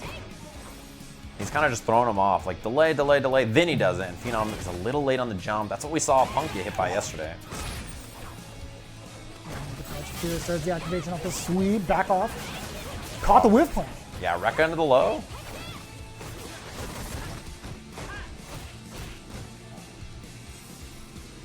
He's just chilling, man. This is one of those matchups where like you really don't want to get clipped by a low medium kick by Karen, and you don't want to eat a bad jump or something. I'm waiting for this activation from Gachikun. but I guess he's just trying to push towards corner a little bit. There it is. Walk up and block. Got him low. Last time in that exact moment, Phenom blocked low. So I like that beautiful punish. So one of the things about being greedy with your throw bait is like walking in, walking out heavy button. If you commit to that button, you're super susceptible to jumps. And that's exactly what we saw from Phenom right there, right? Is the jump to just eat that button alive. Crush kind of sweep. Yeah, it's so much space to cover afterwards. Just goes for the command dash and 2 dashes over, brings him to the corner really quickly. Both of these characters get a lot of corner carry off them. And the throw bait, V-skill, build it up a little bit. Yeah, this is a bad spot for Gachikun. Dash up, steal some frames. No whip punish, but yeah, I mean, this is a crazy lead. Oh my god. Activation. He caught him on the way down, but still the tornado, nice conversion from Gachikun.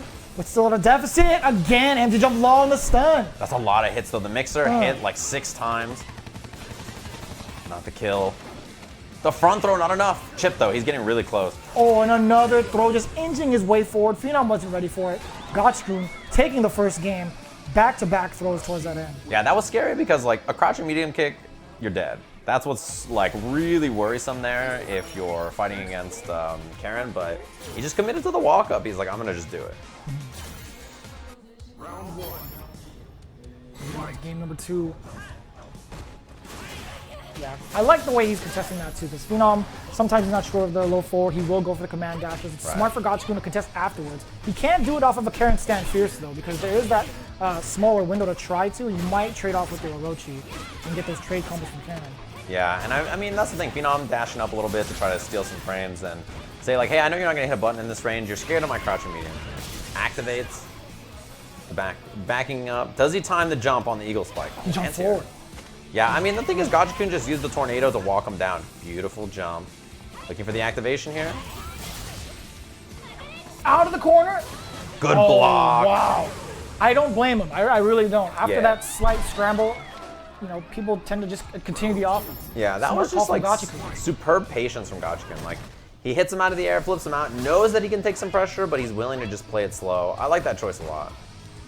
The nice thing about this is, you know, if you're like trying to bait a throw or trying to bait an uppercut, you bait both. You know, that's one thing that's great. If you walk back and block, that beats throw, that beats uppercut, so you'll take it. Nice. What an interrupt. And the countered exclusive off of stand short. I like that. Oh, doesn't follow through this time. Sweep. Try to sweep the sweep. I think you can light mixer also at max range if your sweep's not going to reach back, but you have to be ready for it.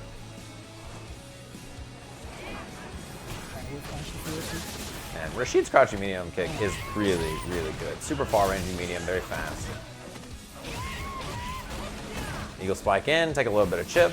And he's got the corner already. Dang, that was so far back. Bird? You're just going to hit behind your neck like that? It's the hair. Can't get hit. This is a one-touch match. Gachikun threatens the wall jump, does it this time. Still a one-hit match for either player here. Fishing for it. He wants the crush. That'll actually win him the round. Oh, got him. Doesn't need the crush, Steve. The nice thing about that critical art, they buffed it in like season 2 or something, season 2 or 3, where you can pilot it forward and it moves faster. You always been able to move around with it, but it moves even faster now. So that stuff like that whirlwind shot confirm works. Did he need it? Yeah.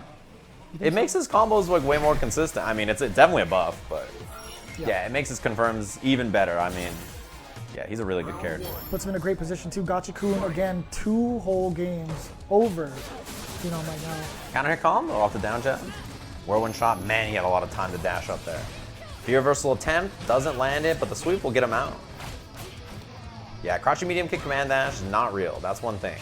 Is that a lot of people are gotten, you know, they've gotten really good at challenging that because they know that off of that you can't get away with something. You saw him try it again. You saw the crouch jab coming from Gachikun after the low forward from Phenom. Yeah, I mean, you're negative after it too, after crouching medium kick, so people will challenge. Knockdown. Counter the hit. The meaty and the counter hit. Meaty combo. Oh my god. Gachikun's all over him. Looking for home base right now. Looking at match point. Excellent stuff. I mean, this is the Capcom Cup champion for a reason. Top 8 here. After beating someone in this exact same matchup who's been giving him a lot of trouble. Ran to the crouch fierce. There it is. That's the mixer, yeah. Punishing the sweep from that distance. One more for Dizzy. Missed the meat. He missed. Scary. Nice confirm. Spend that cash.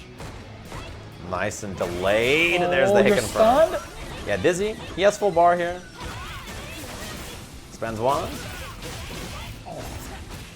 Nice work. Wow. Yeah. Nice and easy from Phenom. Even if he built that second bar, if he tried to extend the combo, it still wouldn't have been enough. He decided to go for all of it. Yeah, he Gachikun had still like, would have been livid. So it was a smart choice to preserve the bar. Yeah, the start of that, he had like 2 bars and 90% of the third meter, and then so he could have built it and done whatever he wanted, basically. Nice interrupt. That forward medium punch is fast, and if you get counter hit by the second hit, Rashid can combo off it. Activation, take the corner carry. Front throw in the corner, Gachikun. Great place Lock to him be. down. Stun. And that's gonna be it. Gachikun takes it 3-0 over Phenom. It's a home run Yeah. for your boy. That was quite the performance. You can tell that he's put a lot of time into this Karen matchup, right? Obviously, super strong character in this version, but he's been having a lot of trouble with players like Punk. So for him to run into Phenom first here, I think is a great test of his training paying off. He's been training a lot, in particular, to try to probably beat Punk, I'd assume, and other Karen players who've been giving him issues. And right there, he was just ready for Phenom as well. The 3-0, clean. That was really, really impressive from Gachikun there. And he's moving on. Going up against Big Bird in the next round. So to kind of remind you and refresh you guys, if you guys just joined in, Mago and Mamochi in the winners finals. In the loser side, we have Angry Bird versus Shuto, and then Big Bird versus Gachikun. Yeah, should be a good one. So both the Birds lost on their winner semis matches. And on the loser side, it should be good. I mean, Shuto, he's one of those players where, like, this is a very important tournament for someone like him. If you don't have a huge stock of CPT points, if he makes it far, then he can qualify for Capcom Cup tonight. Oh, yeah. This could be his time to qualify for Capcom Cup. As we take a look back at the replays here, see the setup on the Whirlwind. That's one thing that's great. Caught him on the way back, too, but Phenom still gets mixed up Empty in that low. Whirlwind.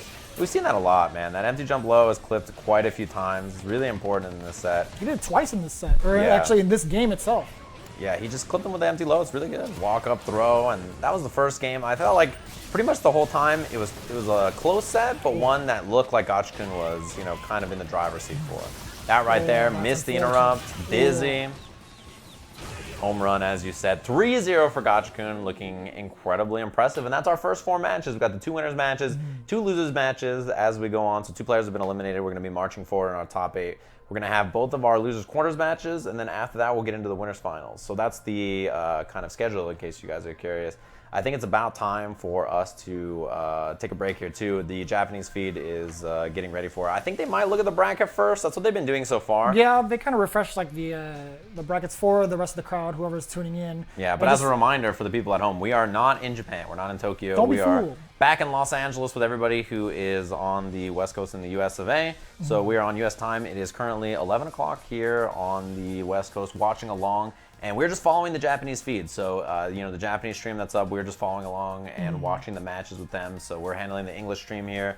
If you are an English-speaking viewer, welcome to the stream. If you're not an English-speaking viewer, hey, welcome to the stream. How's it going? This is the English stream. We're hanging out here watching. We do understand that there are some, not pop-offs, but like you get to see some of the players after they've won from like the TGS feed. Yeah. We don't get that at all, actually. Sometimes we just get the feed we got. Yeah, we just get whatever we can get. And it just so happens to be the matches themselves from the first 2 days, or actually the first day, I would say. So it looks like the Japanese stream is headed to a break. We're going to have a 6-minute break. When we come back, we'll be getting into those matches. Thanks for tuning in, everybody, to Tokyo Game Show. We'll be right back.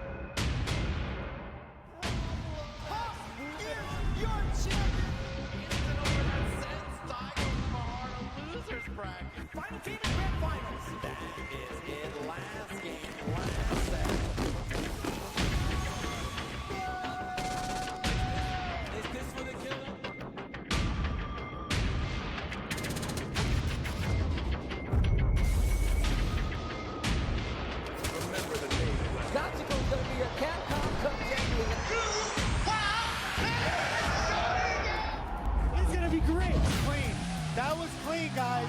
Oh, my sweet child of mine. Your 2019 Street Fighter V champion.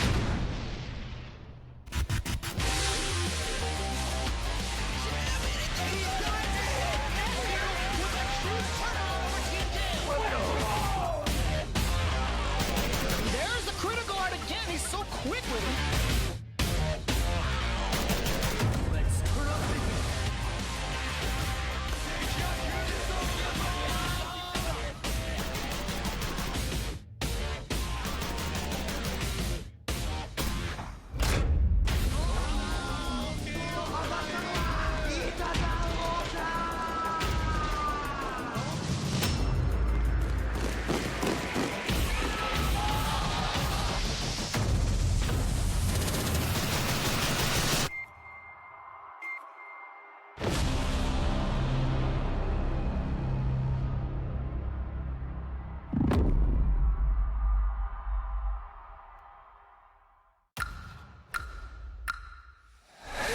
Of the turbulent wind.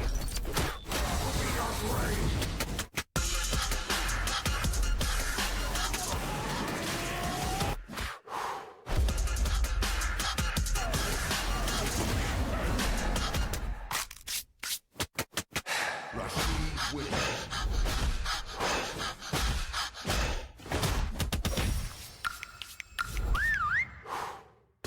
remember the name well.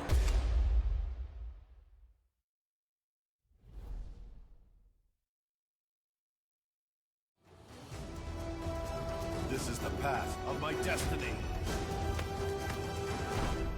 Come on!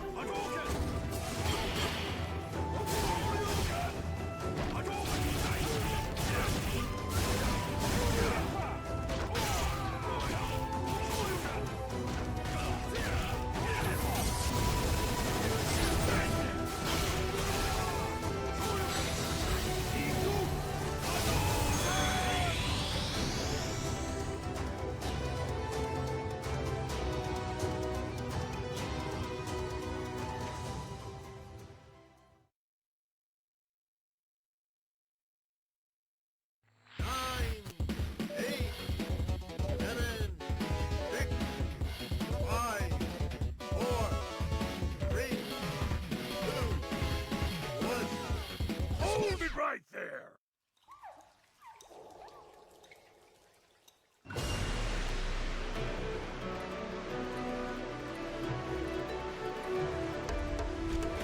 The main event! Yoisho!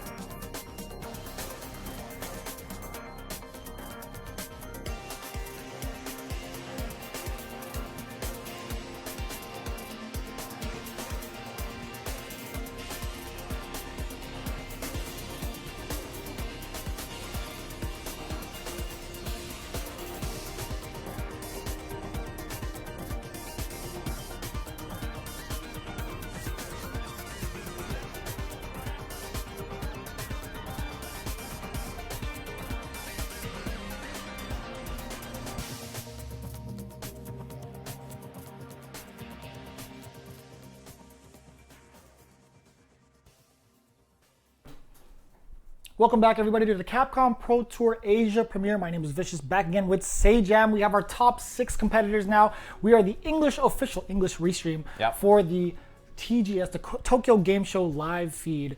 And, you know, we have a pretty solid top 6. It was pretty exciting from right out the gate. And we're not actually live in Tokyo, just so you guys know. Yeah, we've been getting DMs about it. You know, we don't get, how come you guys don't show the player reactions the first day?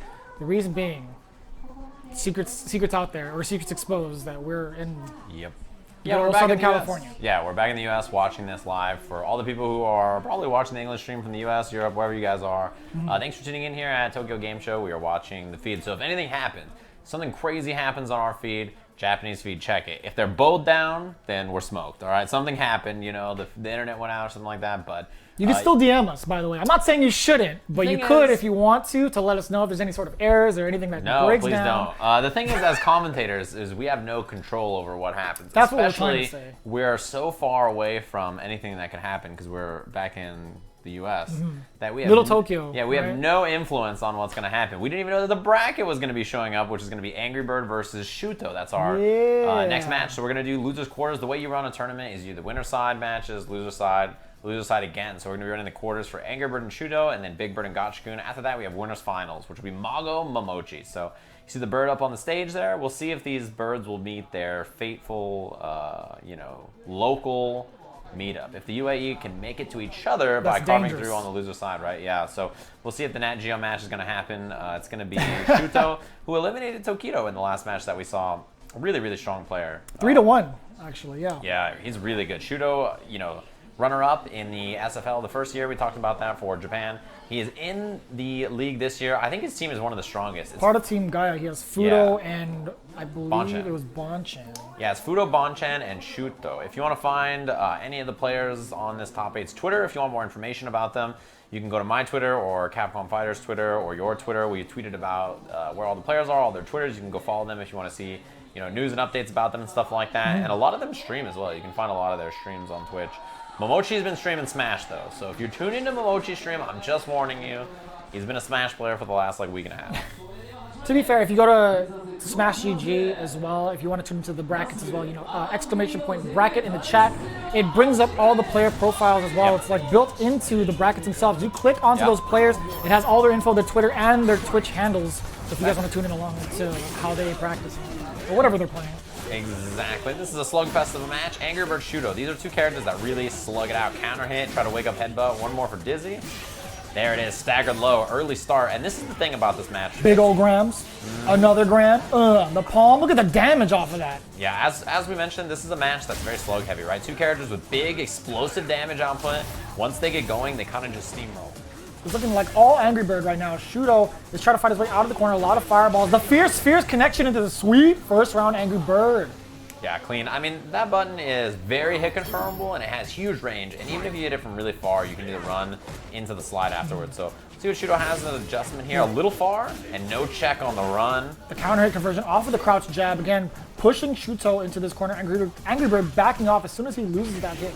Beautiful. That's not an easy anti-air to hit. With Urian, you have to choose what a block you want to do. Both these characters actually not great anti-airs if you're in Young Zeku, and if you're Urian, you have to pick your spot. If you're just regular Urian, you're not going to have the greatest time anti-air. Young or old, suited or unsuited. His anti-airs are good, you just have to know what one to hit. Standing heavy kicks, forward medium punch, crouching heavy punch, EX headbutt. Dang, that was a good try. That could have been big if you got it. Look for the launch, doesn't find it. Dash up. Ooh, yeah, that's not a combo. Oh, the overhead block! Counter hit. Counter hit exclusive. Looking for the frame trap. Good check. That's one thing. So one thing we didn't see Tokido do there, right? Is that move is 0 on block, chip out. The raw EX headbutt. Do not flinch. He caught him walking forward. He knew that was that moment where you know that Big Bird's looking for chips, so I like that check a lot from Shuto. He knew he had to do something. It was do or die. That was, right out of my brain. You picked it, like do or die.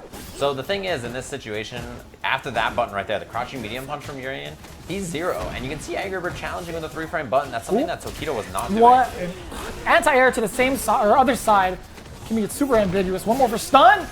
Wake up headbutt again, double crouching medium punch for the counter hit combo. He got him. Wake up critical on him. Actually, there was a slight delay. Would have said reverse it, but still. Angry Bird. Boom. Not quite dead. Yeah, not on the board just yet. Oh, he tried to go for the overhead. You saw the startup bouncing around. Side switch. Throw one into the mirror. Big combo off this. Yeah, he gets the double pop. Oh, he dropped it. But either way, still living. Oh, no reason. There's no reason not to in that moment. You have V-trigger to keep yourself safe. Super, like, you just do it. Why not? Puts you in plus frame scenario. I like that choice a lot. Game 1 to Angry Bird after that crazy mirror setup. The real trick about that mirror setup is that the cross-up can hit you, but really he's sneaking in the throw. That's the real part of that mix-up, right? You want him to kind of block that. If the cross-up's blocked, it's perfectly fine. You get to throw it in the mirror for the bounce. He tried to get the double headbutt or double crouching heavy punch, but he just missed the combo. I like the way that Shuto uses crouch strong also to kind of move himself into position for the proper anti-air. So that was really, really nice. Out of the corner, nice attack there. Angry Bird still trying to find his way out. Nice way to stop him from jumping out of the corner. Yeah, that jumping medium punch, good horizontal range. And, you know, this character, wall jump character, just like Rashid, both of them are very good at kind of beating that option. Man, EX headbutt. He did regular headbutt, EX headbutt. Challenge, doesn't build a critical art. And there's no meter for Shuto now. Raw, Aegis, clipped him out of the air. He was ready. EX, that'll do it. He had the second mirror coming out anyway. And that's the thing about that confirm. If you can get the launch into that heavy fireball, you can get the EX fireball after. And that EX up sphere from Urian does a grip. A ton of damage. Yeah, it's more damage to do that than do EX tackle in a combo off of a crouching heavy punch. Ooh. That's the advanced counter hit combo. Yeah, off the coral punch, you have to immediately go into like a forward. Yeah, didn't even get both hits on it. He hit it so late, the second hit of the roundhouse hit. No anti-air. Big neutral jump fierce. Yeah, Zeku doesn't have a great anti-air in that moment. No meaties. Side switch. Plus frames. Yeah, and he just respects it. Oh, combo. I thought he might be able to critical art off that. Oh, the back throw, not enough to kill Chip though. V-trigger through. Beautiful. That was amazing. Yeah, he used the V-trigger. Man, so the utility on this V-trigger is so impressive, right? Because we see Angry Bird constantly use it to just slide through fireballs, through mirrors, through whatever people put on the screen. And that's just really like, this is a master of this character, right? He broke out of prison, got past the gunners, and defeated the boss. It was like Metal Gear. He made it past every single guard in a cardboard box, and then he just showed up and was like, huh? A fireball? No problem. He just handled it. Oh, jeez. He gets away with a lot of that. Jab headbutt. He does it a lot on defense. I mean, it's good. It beats low attacks a lot of times, and it will also beat throws. So it's a good choice. Miss the meaty. Wake up jab headbutt again. Slugfest of a match. Angry Bird, though, looking for this pressure back throw. Blocks it out. Aegis activation. Looks low. And goes right through. No critical art, though. The throw. And that is... Okay, so against the 4-frame character, that crouching medium punch is so good. You can frame trap into a standing medium punch. The throw after is very, very scary because their button is so slow. You can just throw him before he gets out. It's a very good spot to be if you're a Zeku player, right? You really have to know when you're fighting a 4-frame character and a 3-frame character in this game and adjust your frame traps accordingly. Backing away and getting that young Zeku transformation. Again, we just talked about it. Having that crouch strong is so hard for Shuto to contest against. Beautiful. What a... And he gets a big counter hit combo. It was so far. Uppercut, meaty setup after, meaty gram. Wow, he the headbutt. It wasn't even light headbutt. So weird. Looks low. Challenge. Second mirror still available. Yeah, but not really. You have to use EX a lot of times to get a good cancel into the mirror. Yep, the combo. Nice. Link the mirror afterwards. Missed the pop, though. Nice V reversal out. He caught him on the start of the roundhouse. Missed the combo, though. Looking for it. Standing light kick, scary. Staggers below. Standing light kick again. That button is death. It's so good. Plus on block, really far. Tons of active frames. Great defense from Shuto so far. I like that Angry Bird does not look for the overhead. Every time he's tried it, he's been clipped for it so far. Activates, chip out. Wait, no, he's got V reversal available. There it is. You see the startup of the V reversal. It's the counter hit. Too far. It's too low. It didn't reach. His backbone can't take it. Oh, man. He's just like Hermes. Didn't reach on time. Wow. That was probably a heavy tackle buffer, and he got the heavy knee drop instead. Oh, the big shoulder. Look at the amount of damage on that. Try to get the side switch. He dashed up. How, Sway? I cannot believe it. He's not doing the education. He's going to get the dizzy into the corner already. The question is, okay, I like that choice. Yeah, in that situation where you got to guess, I don't like... suffer the consequences of guessing. Just EX headbutt. Yeah, I like that choice. Just get him out of there. You see Angry Bird swinging with that crouching medium punch, trying to buffer into the run. Really good button. Walk down pressure. Ooh. Big jump. Ooh. A little delay. He's looking for a mirror activation. Good Jump snipe. strong again. Oh, here Scary. comes the mirror mix-up. Nope. Yeah, the walk back throw right there gives you the pop off the mirror. A lot of combo damage off of it. No buttons pressed until the second part Counter of that hit in sequence. the front. Same side. Slide activate. Goes through. Knees. Oh, please. Headbutt! His EX headbutt hit rate is insane. It feels like they're unblockable. There's like nothing you could do about it. 200 IQ plays. We talked about this the last time we saw Shuto, or the first time we saw him on stream, actually. Man, that was so good. That standing heavy kick was excellent.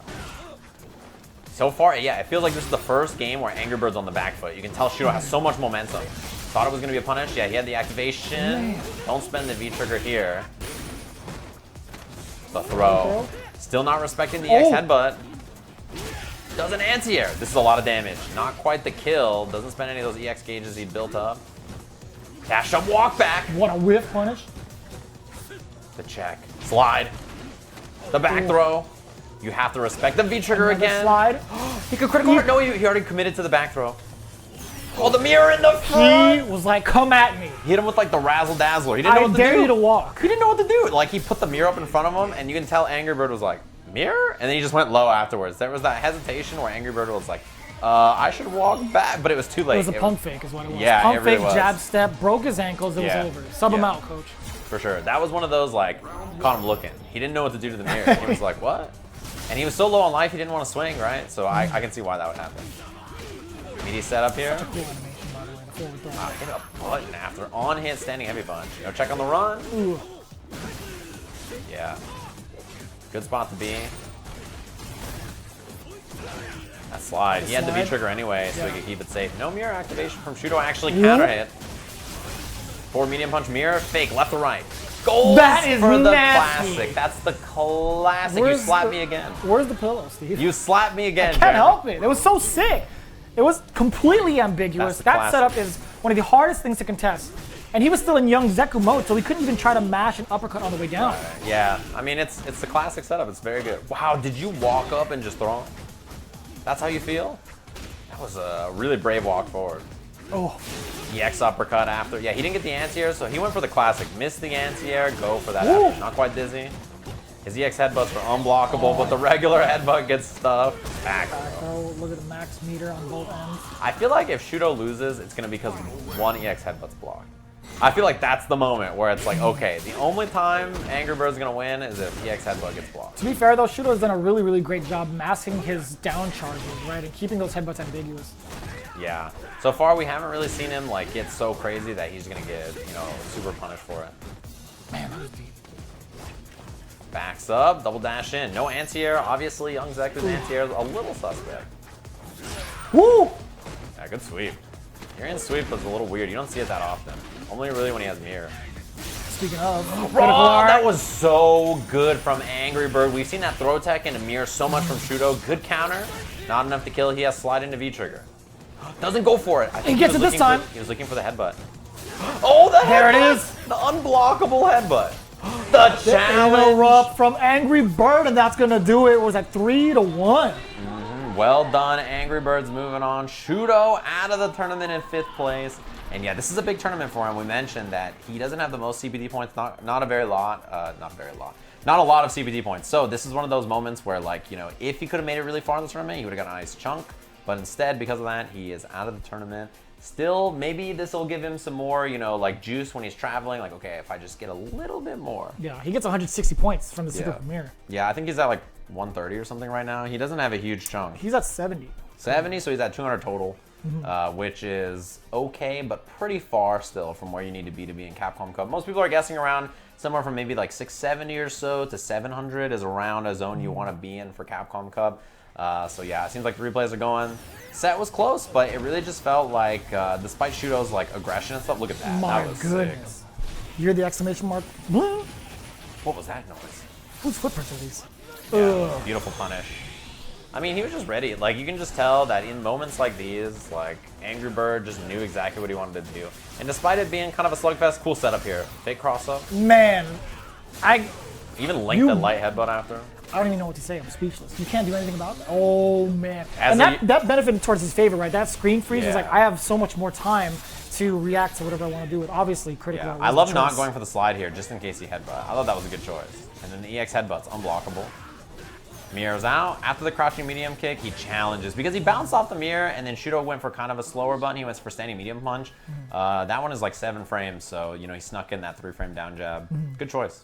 So Angry Bird is moving on to the loser semis, which kind of sets up an interesting predicament for the next two, right? We have Big Bird and Gachikun coming up from the losers quarters, and you could already see it. And Big Bird has a potential to fight his teammate, but he has to go through Gachikun first, right? Yeah. So those two training partners from the UAE, they travel together, they play games all the time. They were two of the players that came in early to Japan to play against some of the best players, right? So if you go to Twitter, you look at Big Bird's Twitter, you look at many of the foreign players that went out to Japan for this event, you can see that they were playing with a lot of the top players early and trying to, you know, kind of grind and get ready for this event. And I feel like Big Bird and Angry Bird are two of the players that showed up early.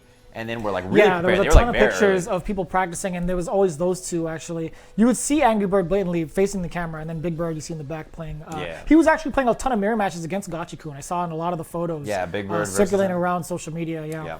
So I think they've been in Japan for, I would guess, like maybe 4 or 5 days already. So probably like a week-long trip out there to play games and compete in this event. You know, they both made top 8 on the winner's side. They lost their first round. Angry Bird then won, as you guys just saw. So Big Bird has a chance to do so.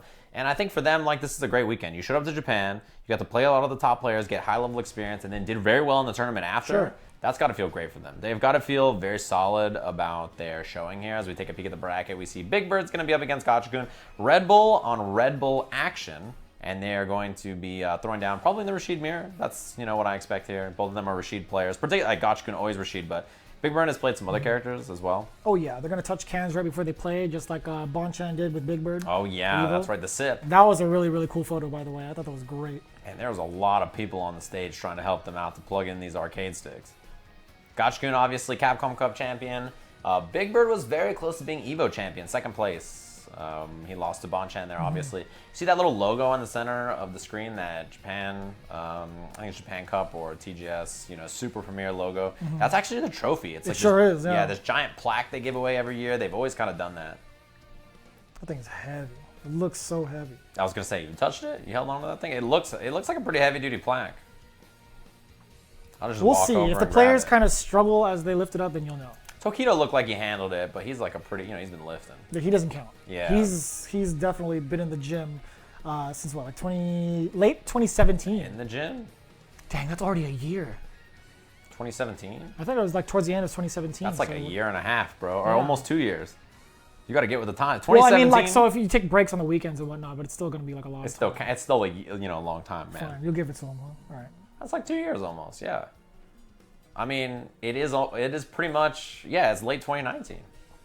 It is. I can't even remember what time it is. We're in September. It's wild. Yeah. My mid-year went. It came and went. Really. Chat room, doesn't the year feel like it flew by? Like, I feel like it was just EVO, and then right before that, we were like, oh yeah, everything's going, the CPT's starting up. It's, you know, EVO Japan and stuff, and now it's like, wait, what? Capcom Cup's coming up? Like, after EVO, traditionally, there's always this long pause, this long break in between. There's no really big events, and now it's just like kicking right after. Like, it's a big change. I feel like back then. It used to be like after EVO, there was nothing for a while, but now it feels like EVO ends, and then like a week or two later, everybody's like, all right, here it goes. Like, CPT a couple more super premieres for you to gear up for, because not only is this happening, but like after, and I believe November is the North American qualifier, or the regional super final. premiere, regional final. So regional final and super premiere for North America, which will be the last stop for everybody to go in and get some points and stuff like that.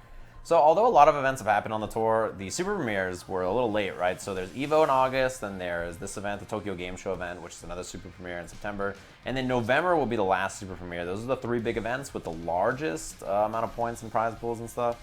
So yeah, this is a big one. We can see there's something happening on the stage. I don't know what it is. I'm sure there's something. I'm kind of curious as to how they're going to do it for 2020. If they're going to spread out the super premieres, or they're just going to keep it consistent with like July and then September. And then yeah, like the end of the year. Yeah. I guess they don't want to do super premieres in the beginning of the year. Not necessarily the beginning. Because it feels like if you're going to do the super premiere, it should be close to the end when everybody's like playing and stuff. Everybody's super frantic for the points. And we do have another, or a couple, like a handful of premiere events. You have the European regional final as well over at EGX. Yeah, and the other regional finals are Singapore. We're seeing this the Asia regional final, North America regional final, which I think is in Vegas, and then there is the Latin America regional final in Puerto Rico. It's the LATAM one. So those are the 4 regional finals that we'll be having coming up. Big events. They should all be great. I think like traditionally all of those events are usually pretty fun too. In years past, it has been like the Red Bull event, the North America one. I'm not sure how it's being handled this year. Apparently, Big Bird tweeted out right before this, I want to test something out. Should I go for it? Question mark. I wonder if that means Ken. I wonder if that means... Because he used to be a Ken player. A DLC character. Like Lucia or something? Maybe. I don't know who else he's been playing. He used to play some Ken. He's played a little bit of Zeku. He's played some other characters. He's messed around a little bit. I don't know. Oh, also, if you guys want some more action, by the way, after this, the entire weekend we had Thunderstruck happening as well. Yes, for ranking event. Yeah. CPT ranking event happening in Mexico that's been going on, in case you guys are curious. Then there's another, I think there's a DR ranking event at the end of the month. Yeah, on the 28th, 29th. Oh, it's right there, yeah. DR Fighting Fest. And then I think the next set of events after that are all the regional finals. We do have an online qualifier with the North America East happening at the same time as Blink Fighting Fest too. So that's a good way to earn some points because it is a free open event for the competitors on the East Coast. Birdie? He's thinking about it. Locked into Birdie. Audu's screaming in the background. He's going to give Birdie a shot here. The crowd, I love this Japanese crowd. They're cheering. They're all about it. They're all for it. And you see Gachikun on his phone. He's looking something up. He's like, okay, he's looking at the notes. Either that or he's liking and retweeting Big Bird's tweet. Yeah, he's like, oh, I'm going to make you pay for this mistake. I see it, yeah. He's loading up the draft. Yeah, I mean, so Big Bird's been in Japan. They could be a case where he's been playing against Gachikun in the mirror, and he's like, I don't know if I like the look of this.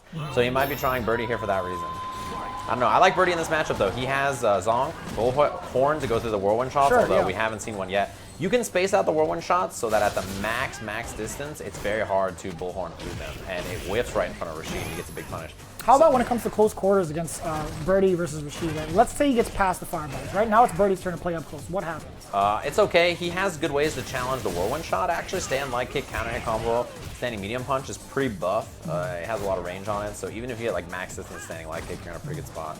Whiff punish, holding that Bullhorn. Yeah, so the offensive capabilities from Big Bird's Birdie is going to be pretty darn good, pushing Gachikun to the corner. But on the offhand, say Birdie does get knocked down. What happens? Rough, man. I mean, he's not a character with particularly strong defensive options, usually, especially because you can kind of blow through the armor. That's a punish. No, if he waited a little longer, it would have been okay, I think. But yeah, so far, beautiful nice defense. Throw. Yeah, he's going to block the tornado. The Sneeze reversal. on him. That was beautiful. It was really good knowledge of what to do against his own character. Oh, you saw a flash there, but Gachikun threw him right out of it. Yeah, probably Another an EX throw. Bullhorn, I'd go. I'll try to wake up buttons. Whoa! He's not dead. Living the challenge, the 4-frame challenge. Afterwards, clipped him with it. Big Bird. Snuck him with the stand, short with the fancy shoes, the clown shoes. Prevail again. This is Big Birdie right here. You're right. No challenge on the whirlwind shot. Oh, he tried. He tried to hit that standing light kick. No quick rise counter either. hit. Dizzy? Oh. Yeah, not a lot of damage here. On the follow-up combo. Overall, did a ton of damage. One more sequence for Gachikun. Can nail in the win. Does that full critical art? Big Bird. Sweep. Yeah, there's a punish. And he hasn't found a good spot. Oof. Nice. That was about as clinical of a round as you can ask for as a Rashid player. He really just cleaned up, ran clean offense. Not a lot you can do on defense there as Big Bird, but tried to fight your way out with some clean guesses. Anti-air, I like the delay on that from Gachikun. What a solid read. Going for the eagle spike instead of just a full-on jump in, and Big Bird still getting a jump in of his own. Wow, didn't spend critical art. I feel like most of the time you spend critical art there for the knockdown setup. Potentially the round if you get a crush counter. Yeah, James talks about that sequence a lot, where you spend the meter early so that you have more time to build it for yourself afterwards. It's just good to use. This character has a great setup post critical art in general. Challenge, that's that counter hit combo. That standing light kick, standing medium punch is really good. Right now you cannot get hit by standing fears from Birdie. That's, fishing for it. It's almost the round. Standing fierce, into the chain, into the headbutt, into critical art.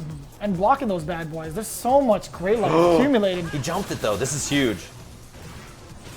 Challenged him low, it didn't combo, nice! That was a perfect moment where Big Bird, you know, he had the offense, he felt the dash coming, and Gachikun was ready for it. He was like, okay, I may have lost this moment of offense, but I'm ready to challenge like any kind of movement afterwards. Sneak in. Beautiful defense, he was just ready for it. The reaction time was perfect. Now you gotta anticipate Big Bird possibly going back to character select to kind of rethink his options. No, immediately into birdie. All right, I like that. I appreciate that. I think he's willing to his guns. I think he's willing to give it a shot. He didn't do bad at all. Yeah, he did fine. And I mean, if you don't want to play the mirror match, I think birdie's really powerful. Look at that counter hit combo. So much range on that, standing leg kick and a standing medium punch. We haven't seen him bullhorn through a whirlwind shot yet, and that's one thing I want to see maybe a little bit more of. A lot of fierce is coming out of the side of Big Bird. Ooh, that's a hard range to bullhorn. It's way too far out. It's one of those ones where, like, if you try it, you might end up right in front of Rashid. Beautiful anti-air. Using forward strong, too, to push himself forward and then buffering the Eagle Spike afterwards. Big tornado. A lot of damage. Yeah, that jumping medium punch is hard to contest. You know, any of the big bodies, pretty good. Challenge. I like that. Looking like Oil King out here. Oil King? Yeah, I was just about to say. Nice punish. Standing medium kick, tags on a little bit of damage. Double fierce. Looking for the hit confirm into the chain. That might kill with his gray damage up here too. It does a lot. Yeah, I like Gachikun kind of teasing the range though. Even though he's blocking, he is building himself a little bit of V gauge as well. Walks back. That's huge. Crouching heavy punch. That's chain. The scary thing about Birdie, right, is the amount of damage he gains with this V trigger is humongous. Not only off of like your regular hits, but stuff like that where you get the EX bullhead. It's really good. Yeah, this spacing, this is pretty hard for him to whirlwind shot. He tried to punish the V skill usage from Birdie, but wasn't in time. Just actually wasn't out of range. Ooh, that's a punish. Yeah, I think that command throw was a miss. It's hard to bullhorn through the whirlwind shots from max range. It's pretty tough to, yeah, this spacing right outside of his fierce is like you can't quite make it there. So that's why Gachikun's throwing him at that perfect range. Make sure to get in. Hasn't found the whiff punish with that standing medium punch yet. V reversal punish. What a punish. Yeah, that's good matchup knowledge for sure. First hit, V reversal. Yeah, uses the armor, free activation. Doesn't go for the can, actually. I'm kind of surprised. Anti-air, crouch strong, headbutt, coming in. Yeah, Gachikun's diving in there. Not quite stunned. That was a super safe standing medium kick check. It was like, he didn't want to go for the overhead. He didn't want to go for a sweep the chain. Oh, that would have been nasty if you went and got the recovery on that. Armor. It's unsafe, but the spacing on that is so far away. Just I think he could have. Maybe he could have swept. The reversal punish. He's got critical art. Doesn't go for it. He takes for the setup. No challenge. That was perfect. He saw how the whirlwind shot hit, not the full hits of it on block. So the roll-in, he got the check. The intricacy is because he uses the character Rashid, man. Being able to throw out that short at the last second. Yeah, that's just perfect. I mean, we saw some great matchup knowledge from both of them, right? Some of these V reversals for the punish from Gachikun, but also on the other end, you know, this is a Rashid main himself, so he really knows what to do with Birdie in this matchup. This has been fun to watch, yeah. That's risky, but you know, the damage you're gonna eat if you block it with no meter in the beginning of the round, not so bad. He's eaten that twice, right? Now Big Bird, if Gachikun goes airborne and just goes for the flat-on fierce, he's going to hesitate trying to anti-air. Right. So I would assume. That's the goal, yeah. Meaty combo. We're not going to see that at all, actually. This is dizzy.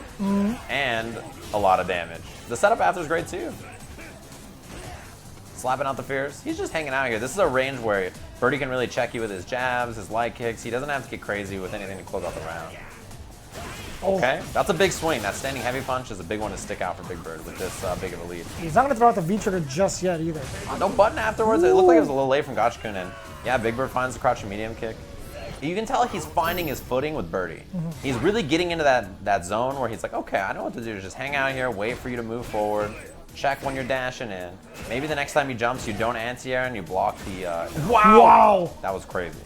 That was super wild. Good challenge. And the whiff punish.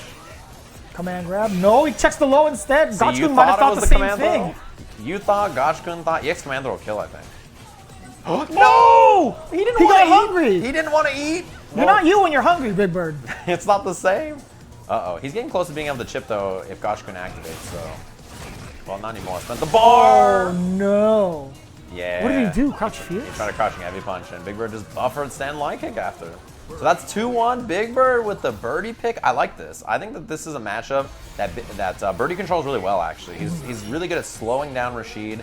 You know, he has Bullhorn to go through stuff. Oh, man, the character select. He needs some time for himself real quick. I'm very interested in this. Maybe it's a V-trigger switch? Yeah, Gachikun's kind of thinking about it. I really like this choice from Big Bird, right? You bring it out at a big tournament like this, super premiere. He's just giving it a shot. He's like, why not? My Birdie, I'm feeling good. Everything's big with Big Bird. He's trying out all the All the risky maneuvers, and this super premiere, all the points matter, right? Well, I mean, to be fair, he does have a lot of points on him right now. So just him pulling out birdie at the super premiere. That screen is so against small. Gachikun. That little tiny screen at the bottom. It's about the players, baby. I don't know what V-trigger he picked. That's my issue. That's the whole thing I was getting at. I wanted to see if there's a V-trigger switch. I'll see it here. Yeah, VT2. VT2. That's what I figured, was maybe the V-trigger switch, going back to character select. I didn't know you could read Japanese. Yeah, you know, I got it all figured out. It's katakana anyway. It's not a Japanese word. It's fine. What's the name of the V-trigger? I didn't see it. I honestly don't remember. Yasara is V-trigger 1, I think, but I don't know about... Oh, it's Azifa. How do you remember that? Because I always associate... Don't worry about it. It's Azifa. Okay. Either way, Gachikun with the V-trigger switch. Is it going to be enough? Well, so far it hasn't even mattered. I like that stand line kick challenge. He's got V-trigger now. That's a punish from Gachikun, though. There's the activation. Yeah, roundhouse activate is very good in VT2 because it doesn't put out the whirlwind and lose it up close. The V-trigger available for Big Bird. We haven't seen him activate just yet. Tried to challenge after the V-trigger fireball. Counter The hit. slight delay on the stand strong from Gachikun. Great adjustments made so far. What's funny is he switched to V-trigger too, but it didn't really matter Not at too all. much. There was the roll-in behind the fireball, but really he was kind of in control of that round. Birdie needs some space and some time in this matchup. Nice. He's got to do the bullhead instead there, or the chain, instead of the bullhorn. Good check. He has that long range. Yeah, see, I like that. He thought he was going to go for the can, but instead went for the donut. And Gachikun thought he was going to get a punish. Very, very smart choice from Big Bird. Same medium kick check after last time. You know, he saw the crouching heavy punch. It didn't quite get the job done, so I like the switch from Gachikun to be a little safer. Oh, the baits. Gachikun Not quite one the more stun. away for stun. The overhead. Why does it not hit him? Like, all the way up. Yeah. Throw him out of it, puts him up in the air. Spends the bar for the kill. That's the game. Gachikun, 2 apiece, and really he just kind of picked up the pace. I think he looked a lot more comfortable there, and there was little things in the matchup that he reminded himself to do. Quick rise instead of back roll, so if he eats, you can V-skill in. And really just the way he played the ground game, I thought was a little bit more complete. He looked a little bit more comfortable against Birdie. Stuff like after the EX bullhead, checking with standing medium kick instead of hitting something that's bufferable, loses to a buffer like crouching heavy punch. I like that choice. Anti-air, crouch strong. This time Gachikun not going for the eagle spike. Yeah, I wonder if we'll see Big Bird respect it. This range, yeah, you see how Big Bird backdash? That whirlwind shot range is actually not great. You can't bullhorn through it easily, so resetting the spacing was a good choice. Can't do anything about it. He just built himself some V-gauge instead. Not bad at all. Yeah, punish. Stand light kick, stand medium punch. Classic for Birdie. It's stand light kick, stand light kick, stand medium punch. A lot of times. A lot of these heavy buttons barely at the end of the hurt box, catching Gachikun, building his gray life, but it's not going to be too big of a factor right now. Ooh! Goes over the low. He was building all that V-gauge from blocking all those heavy normals. Ooh, try to go empty low. This is big. Corner position. Yeah, goes for the regular throw instead of the command throw. Not far. Yeah, he's a little too far. That was out of the corner. Yeah, stand medium kick punish. Doesn't go for the low chain after. Out of there. Cannot get hit by a button, though, from Birdie. In this moment, he caught him low. Goes for it, though. He spent the bar. He took the risk. Front throw. He baited I understand. it. Yeah, he was going to go for it anyway. He baited it so hard. That was such a good choice. He didn't get the punish. He was looking for the walk-up command grab. You almost grabbed my leg. I saw Big Bird is a real Birdie player. That walk-up command throw was the realest Birdie player thing I've ever seen. Big Birdie looking at match point. Yeah, and Gachikun, that bait was slick when he did the forward medium punch of the V-skill to bait him out. That was really, really clean, although corner positioning already. Working on Dizzy. Forward throw, one more sequence for stun. Caught him with the crouch fierce rock. Yeah, counter hit. He was waking up buttons. Not looking to spend a meter. Meaty jump. Nice anti-air, man. Back throw, big time position switch. Nice view reversal out. And you saw the V-skill. I wonder what he hit, and he definitely didn't want a V-skill there. Not at all. Wow, dash in, walk out. He's looking for a V-trigger. Okay, spends the bar. He can win the round. That's the thing, is like in 2 touches here, he wins the round. Command throw. One. Yeah, he needs one more. He's got V-trigger 2 available, but yeah, you can't safely activate. Maybe counter activate, doesn't go for it. Standing medium punch bullhorn is pretty close to killing here. Walked up. He hit a fierce. I wonder if he tried a V-reversal. He goes for another V-reversal. Walk back, fierce check. Critical art chip is scary. Gachikun's gonna try to roll. The chip. Oh! V-reversal doesn't nothing. matter what your name is. Yeah, on that V-trigger 2 eagle spike, there's something about the way it's coded that you can't V-reversal out of it for some reason. The V-reversals just don't work correctly. I don't know why, but that is like one of the few things that works like that. So final game, final round between these two apiece. Nice anti-air there from Big Bird. Looked low, yeah, and he tried to string him up to make sure he couldn't get out of there. Stand line kick check. We haven't seen too many command throws. I really like when Big Bird has gone for command throws so far. It hasn't been like an overzealous command throw. It's been very sneaky. He might pull it out in this final round though. You never know. It's so difficult to tell with Bird. It's a really good round closer too. EX is excellent. EX command throw, big damage. Ooh. This is a bad spot early. Ooh, went for a sweep actually. Or maybe he tried like a whirlwind shot and he just got a misinput. I don't know. The dash up and contested from Gachikun. Big Bird's almost on B trigger. If he blocks like one more heavy attack, that was a good empty jump to get by. Wow, the sweep hits. Crush out of the air. No, we dropped it. It was all going to the plan. I think he could have done light bullhead in a critical arm, but this is not a bad spot to be. Activates, looks low, no combo. He tried to jump out. I don't know what it was, but he got hit with the stand strong. Gachikun getting the throw. Critical art on deck. In the front, critical he got him! That's gonna do it. Gachikun snipes him and closes it out against Big Bird Birdie. 3-2. Close set, man. Staying alive. He's moving on to the losers semis. So he denies the bird on bird action. We don't get to see the Nat Geo match.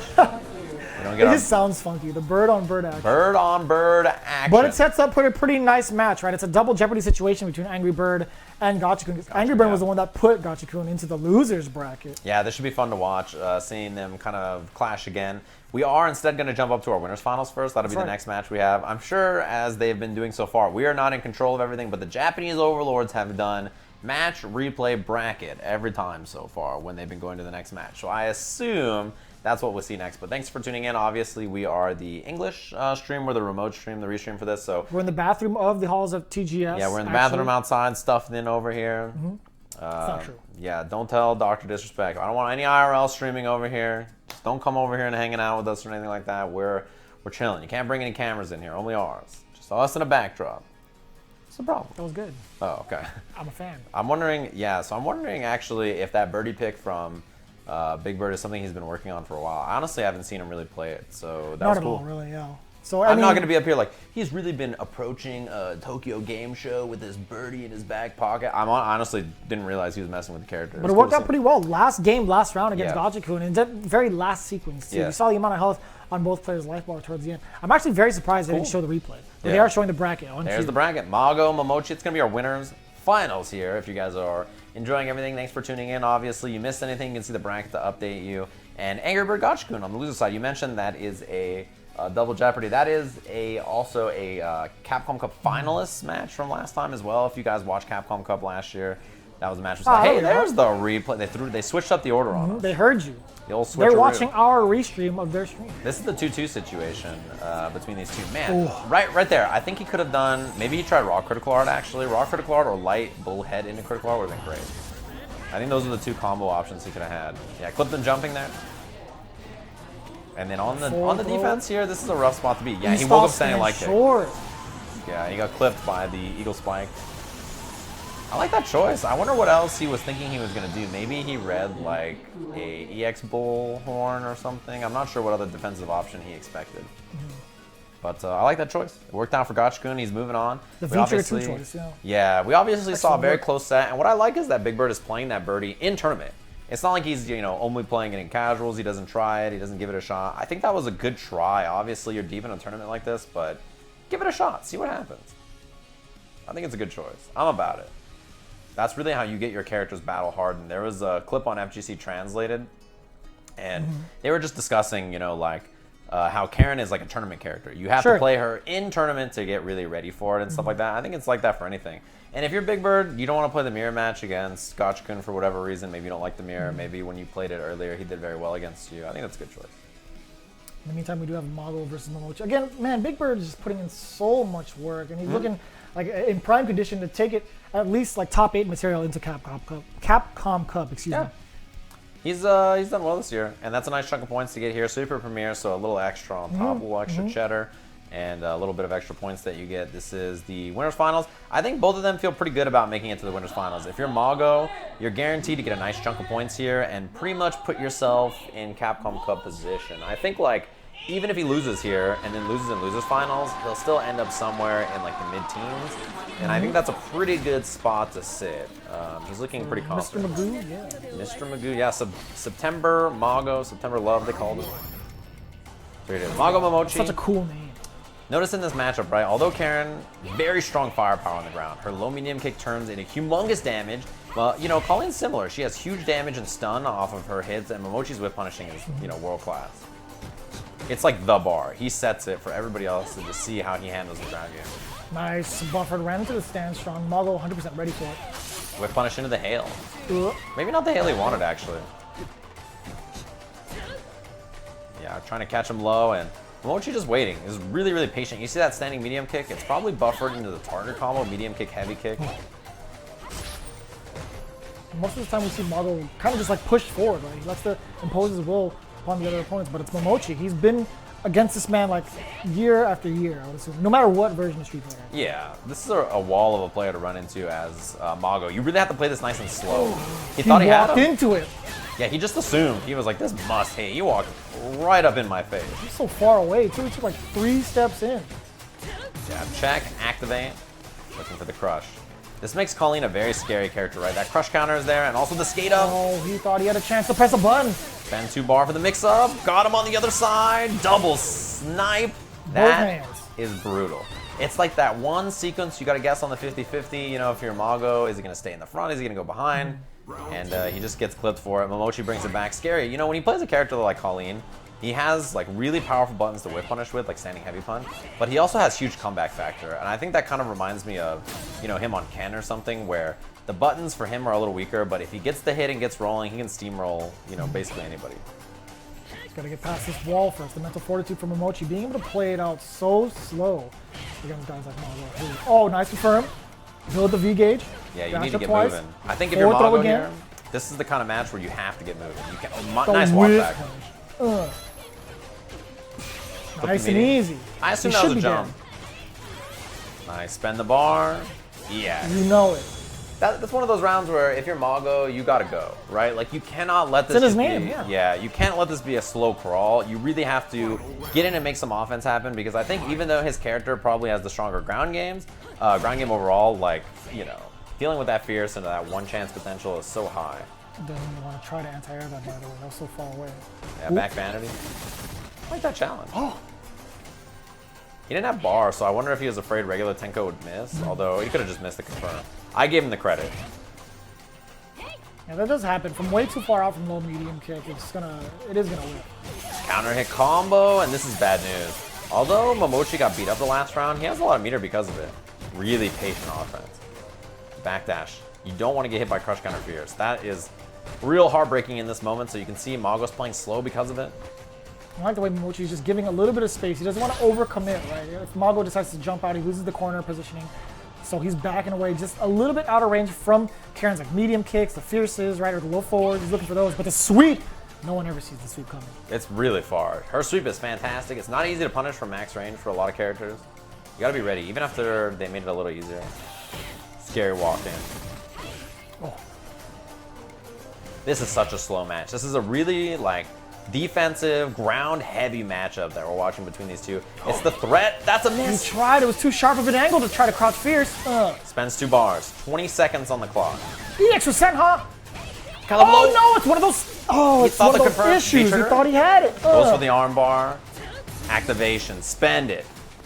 And the skate in. That was beautiful. The thing is, with time on the clock like that, you know, you have to have something happen. There's 10 seconds left. You need a big swing, and Mamochi skates in for a jab. A pretty safe choice with, you know, that much mobility, and you know Mago is probably going to be approaching you. So a crawl of a match. If you guys are big fans of defensive, like whiff punish, footsie heavy matchups, this is definitely going to be one, because, you know, both of these characters are extremely scary when they get going.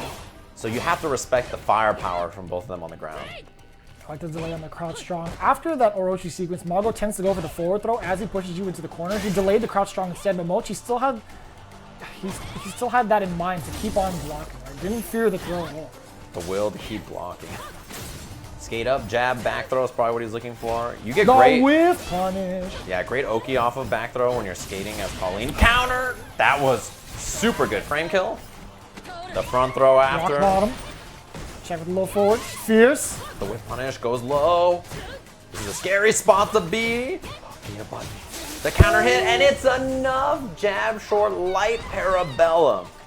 About to be dizzy, too. I think I would have been dizzy for sure. Yeah, that's pretty rough spot to be if you're Mago stuck in the corner. Mamochi, again, he just makes it count on one little moment. Ooh, that was a scary spot. Finds the low medium kick. The throw? Yeah, he looked for a counter. I wonder if he did a mid counter. Mid counter is pretty good against Karen because her medias are going to be standing light kick or crouching medium punch. Those are both mids. Low counter. Oh yeah, mid counter again. Yeah, it is mid. Yeah, I was just talking about that actually. Oh, it doesn't go for the Tenko. Yeah, I'm actually surprised Mamochi did the jab too. Fakes the cross up and the block from Back Mago.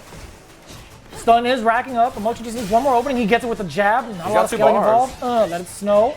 Yeah, he's dead. EX Parabellum. Spend it. Does have V-Trigger on deck as well, just in case. Nice and easy. Mamochi 2 rounds straight, 2 games straight with a Mago. Yeah, that was clean. I like him doing mid parry and then just doing it again. Because, like I said, like if you're Karen, you're going to meaty standing light kick or crouching medium. 99% of the time, those are going to be the meaties you go for, or throw. So if instead Karen shimmies or does a throw or something like that, okay, you know, you lose a bar on your parry, it's not that big of a deal. But I think the risk reward is pretty good for Mamochi right there. So Mago back to character select. He's thinking to himself, it is September. So that doesn't mean I'm unbeatable. How many more days do I have left in this month? It doesn't matter. We're in the middle. I have plenty more power-ups left. It's the 15th. He's halfway through. He's halfway through his power level. He's looking younger and younger every time. It's only in September. Trust me. You see him in October, you're gonna be like, Mago, come on, man. Gets older, and then when November hits, it's no shave November. Yeah. Then he looks like he's ancient. You're like, man, Mago, how long have you been playing? What year is it? He's the 2D god. Been around for a long time. Really, really strong player. What a name, too. Yeah. Anybody with like 2D in their name, I feel like is. Why does he have so many cool nicknames? Like they called him September Love. They called him the 2D God. Mago-san, Mr. Magoo. Mr. Magoo. He's got so many good ones. Obviously, the best choice. The Magoo, double sweep. You didn't see if the first one hit or not. He had to squint in his glasses. I wonder if the strategy here is like more. He's like, okay, I want more buttons, more active. Kind of try to throw off Mamochi. It seems like that's strat so far. A little bit more dashing, a little bit more buttons. Dash up twice. Yeah, that delay. Caught the backdash still. Oh, big time crouch counter. Dashes up, gets the combo. That's a lot of damage. And the corner carry. That was a full screen carry. Not enough to kill. Again. You saw the startup of the parry, the mid parry yet again. Magoo going for the back throw instead. I mean, that's the thing, right? In this case, if you're Mamochi, I like him sticking to that option. It worked for him the last time. I think you have to instill the fear of parry in Mago's mind so you can wake up buttons a little bit safer.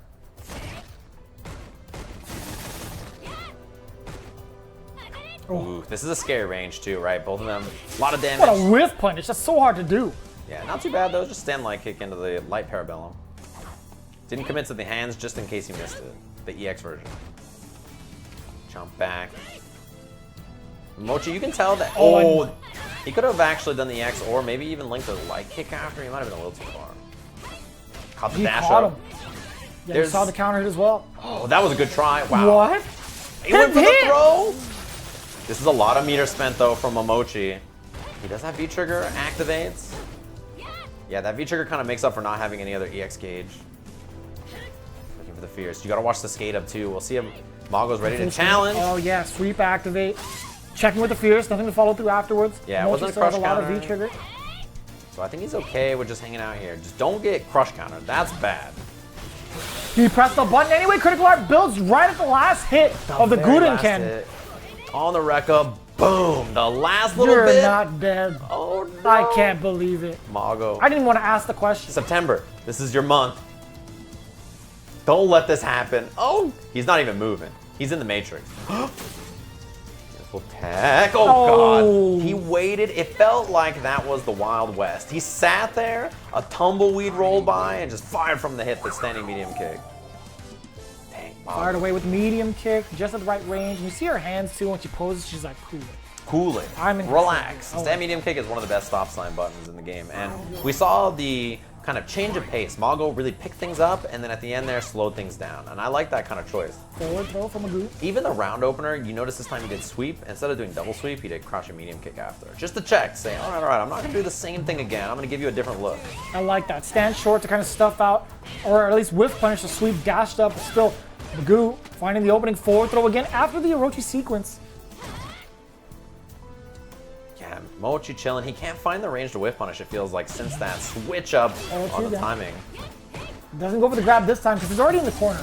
Oh, weird. Mamochi missed the counter hit. Stays in the front, baited it. What? Yeah, no, going for the jab, Tenkos. Wasn't ready for it. Couple of drops back to back. Obviously, Mamochi could have had a bait or a punish, but he was really far in. He would have had to skate up and maybe commit to a target combo. He's kind of a runaway freight train at that point, too. It's hard to control the skates sometimes. Oh, there it is. He was waiting for it. Great timing, Mago. The elbow to finish it off. Yeah. First round of game 4. Best part about that, too, is no meter spent. And Not at all. if you're Mago, that feels great to go in with 2 bars and some change. This character with meter really hurts, and she builds meter fast, too. So very good at, like, turning that into stuff. Wow, that was super late. Very good at turning that into a lot of damage and building critical art and stuff. Walk up, throw. He exhaled. Nice try. Oh, doesn't convert anything off it. Doesn't matter. Gets a stun. Let it snow. Tons of damage. Actually dead.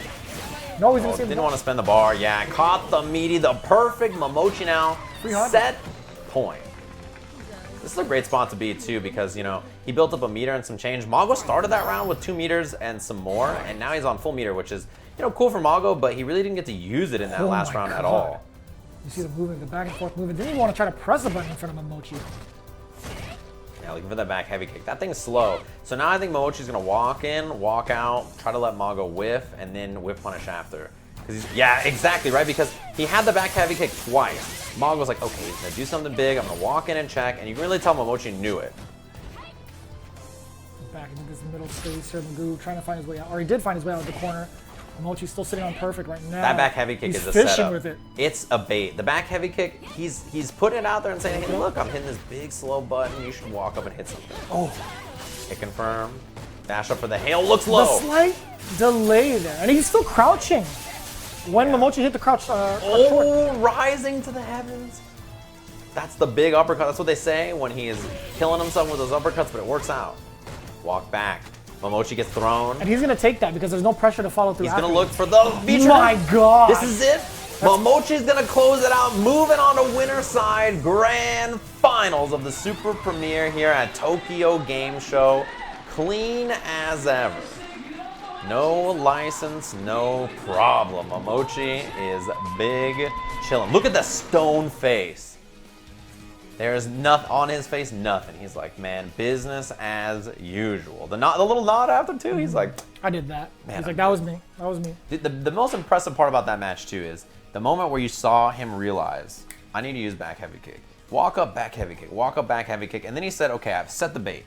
I've set the example. He knows I'm gonna go for this button. Walk in, walk out, Mago whiffs. Beautiful whiff punish. And then after that, you can just really tell that he was using that as a setup. And he knew that Mago was going to try to move in and do something at the end. Neutral jump was got a little antsy, man. Just landed right into it. And you saw the emotion from Mago afterwards. Like, man, why did I fall for that? He put his head on the side of his joystick. He's like, I can't believe it. He's like, I'm September Mago. I'm supposed to be unbeatable. But it didn't work out here. You got Mamochi playing through all sorts of netcode. He's a hardened veteran in different games now. He's ready for anything you throw at him. I don't understand. He's been streaming Smash Brothers for 2 weeks. It's a hard game to play. He didn't play in the Shanghai CPT, the premiere. Then he shows up to Japan Cup, and now he's in Grand Finals winner side? He's lived in netcode. That's the thing. He's gotten that much better. Oh, that was so sick. I always get happy seeing the cancel, where they cancel into the parry. And he used a lot of mid parry in this set in general. Obviously, that's parrying a V-reversal. It's a little different, but look for the mid parry on defense. I think that's a really important thing to bring out against a character like Karen, right? Who doesn't really do lows as a meaty ever. Not that many characters meaty low that often. So if you know that, you can go for the mid against them. It depends on them. Ooh. Yeah, and this is really, I think, when Mago got comfortable, he made that switch up in his style, and I think things really started to pay off here. But, you know, Mamochi really just set him up. Look at the neutral jump, too. Waited. Towards the end, and you saw the Guriken come out, and Mago immediately was like, no. Yeah. Ugh. Super duper dead. At that point, like, there's nothing you can do about it. SDD. It's the super premiere, and you're super dead. In that moment, no options. I mean, you just committed to the Rekka, and you already got clipped, so. Yeah. The good thing is that was a winners finals match. He is down below in the losers finals, guaranteed 3rd place here at the super premiere. He awaits his fate between these up-and-coming players, Angry Bird versus Gachikun. Yeah. And I mean in the sense that they're here in losers semifinals. Again, Yeah, you said up-and-comers? I didn't mean to like, not like brand new. I mean, they're coming up to play next. Yeah, they're 2 Capcom Cup finalists from last year. You know, obviously Angry Bird had that really fantastic performance there. And Gachikun got the Great W. top 8 performance. Yeah, you want to talk about performances at Capcom Cup. Gachikun's pretty good too. Beat Itabashi in the It's pretty finals. good. Yeah. Pretty darn good. Yo, reigning champion. Hibachi. And the thing is that by being the reigning champion, he's auto-qualified for Capcom Cup, which is great. But obviously, you want more seeding points. You know, you don't want to play Bonchan first round, probably. You don't want to play like Punk or Tokido or whoever first round, right? So you want to try to get more CPT points so that your seeding is a little bit better. And so obviously Gachikun auto-qualified, but that doesn't mean you just stop playing. You still want to get as many CPT points as you can so that you can put in a favorable position and try to get 2-time Capcom Cup champion, right, back to back. As we take a peek at the bracket here where you see the Capcom Cup champion against the Capcom Cup finalists last year in Angry Bird. 2 really, really good players, and it's going to be fun to watch. You mentioned before that this is a double Jeopardy match. That's right. It went down to the final game between the two. It was a 2-1 victory for the side of Angry Bird, and here they are again in losers finals. And what happened is what happened when Angry Bird played Losers Tokido. semifinals, excuse me. Yeah, losers semis. When Angry Bird played against Tokido and Angry Bird played against Gachikun, the sets went the same way. First game, he gets dunked. Like, he loses pretty convincingly. But the second and third games, he sticks to his playstyle and makes slight adjustments. And honestly, that is very, very impressive. To not get dissuaded and really stick to your game plan in those moments, I love it. I think he's a really impressive player to watch, and he's extremely good. Master of his character, for sure. Up against the Capcom Cup champion in Gachikun, who has jumped a lot of hurdles this weekend, you know, beating Punk in a matchup where he's really struggled to defeat him in the past. That's been a demon of his. He's had a lot of close calls throughout the entirety of TGS, right? I mean, he came into top 8 from the loser's side, going up against Phenom. He was also like 3-0, and then had to go through Big Bird, so... Really close set. All of them, yeah. A lot of these matches he's had have been very, very close. Can he take out the 2 birds back to back? That's the question, right? Angry Bird and Big Bird. He's one big stone, Steve. Yeah. Dang, 2 birds with 1 Gachi stone? That's pretty wild. I didn't even put that one together. That's pretty good. Dash up jab, no counter hit, so no combo. Nice interrupt there on command line. Yeah, I mean, this is the same kind of thing as the last time these two played, I think, where Gachikun knows Angry Bird is wily. He likes to get in there, he likes to slug, you know, but in this kind of a matchup, like, it's tough because his playstyle is hard to pin down. Beautiful. Oh, and what an answer for the wall jump, just at the right angle to get all that damage and the side switch as well. This character's good, Steve. Yeah, very, very good. Back throw. Interrupt with the crouch jabs. Yeah, even though he got hit by 2 jabs, you saw Angry Bird still hit a standing light kick after. No way. Got critical art. Uppercut, critical You're art. dead. Man, that's the thing, he's wily. He jumps out, you know, you punish him, you know, you hit him with jab to check him, then he hits a light kick anyway. Like, he is really, really hard to convince to sit still. But he breaks it down like a scientist, though, man. He's got his PhD in terms of Street Fighter V. He's Dr. Wily. Yeah, he is a tough man to get a hold of. Can't lock him down. Walks in, walks out. That neutral jump, crouch, and medium kick is really hard to stop. It's a fast, low, medium attack. It's tough to stop, and it's tough to stuff, too. You gotta be really ready. Yeah, I love that. I love seeing Rashid players just kind of give that space, and if anybody goes airborne, they check with the jump medium punch into the Eagle Spike cancel. Keep him in this corner, does have almost full critical art. There it is. Walk under. Just walks underneath. Beautiful, yeah. Got the down jab after to punish the landing frames. Dash up pressure, counter hit, look for the combo. Stuffs it. I think that was a whirlwind shot that he was probably going to cancel no V skill. Jump back jab. Almost stunned. I love that try. If that hit, he would have stunned. Even though the tornado was out, he would have taken the trade. Slide activate. Oh, Bushin flip mix up in the front. Nice block from Gachikun. One more sequence for both. Bro. Not quite dead. Went for the run. He tried to go for the V-trigger run. That was not going to kill. Even if he hit the V-trigger run, he wouldn't have had critical art yet. Wouldn't have done enough damage to kill, but he would have been in a guess for game situation. Yeah, no 3-frame jab. Angry Bird just hanging out. Oh, And you notice that the way this matchup goes, right, is when he's young Zeku, you jump at him with Rashid. He has excellent jump buttons to do that. When he's old Zeku, you slow it down, you stop approaching from the air, you just maul him up close. That's the way this matchup has to go. When he's young, you can jump, and when he is when he's old, you gotta he's got a 4-frame button, and you can really just smother him. Ooh. Missed the setup. Very ambiguous too. And spend the rest of that V trigger, yep.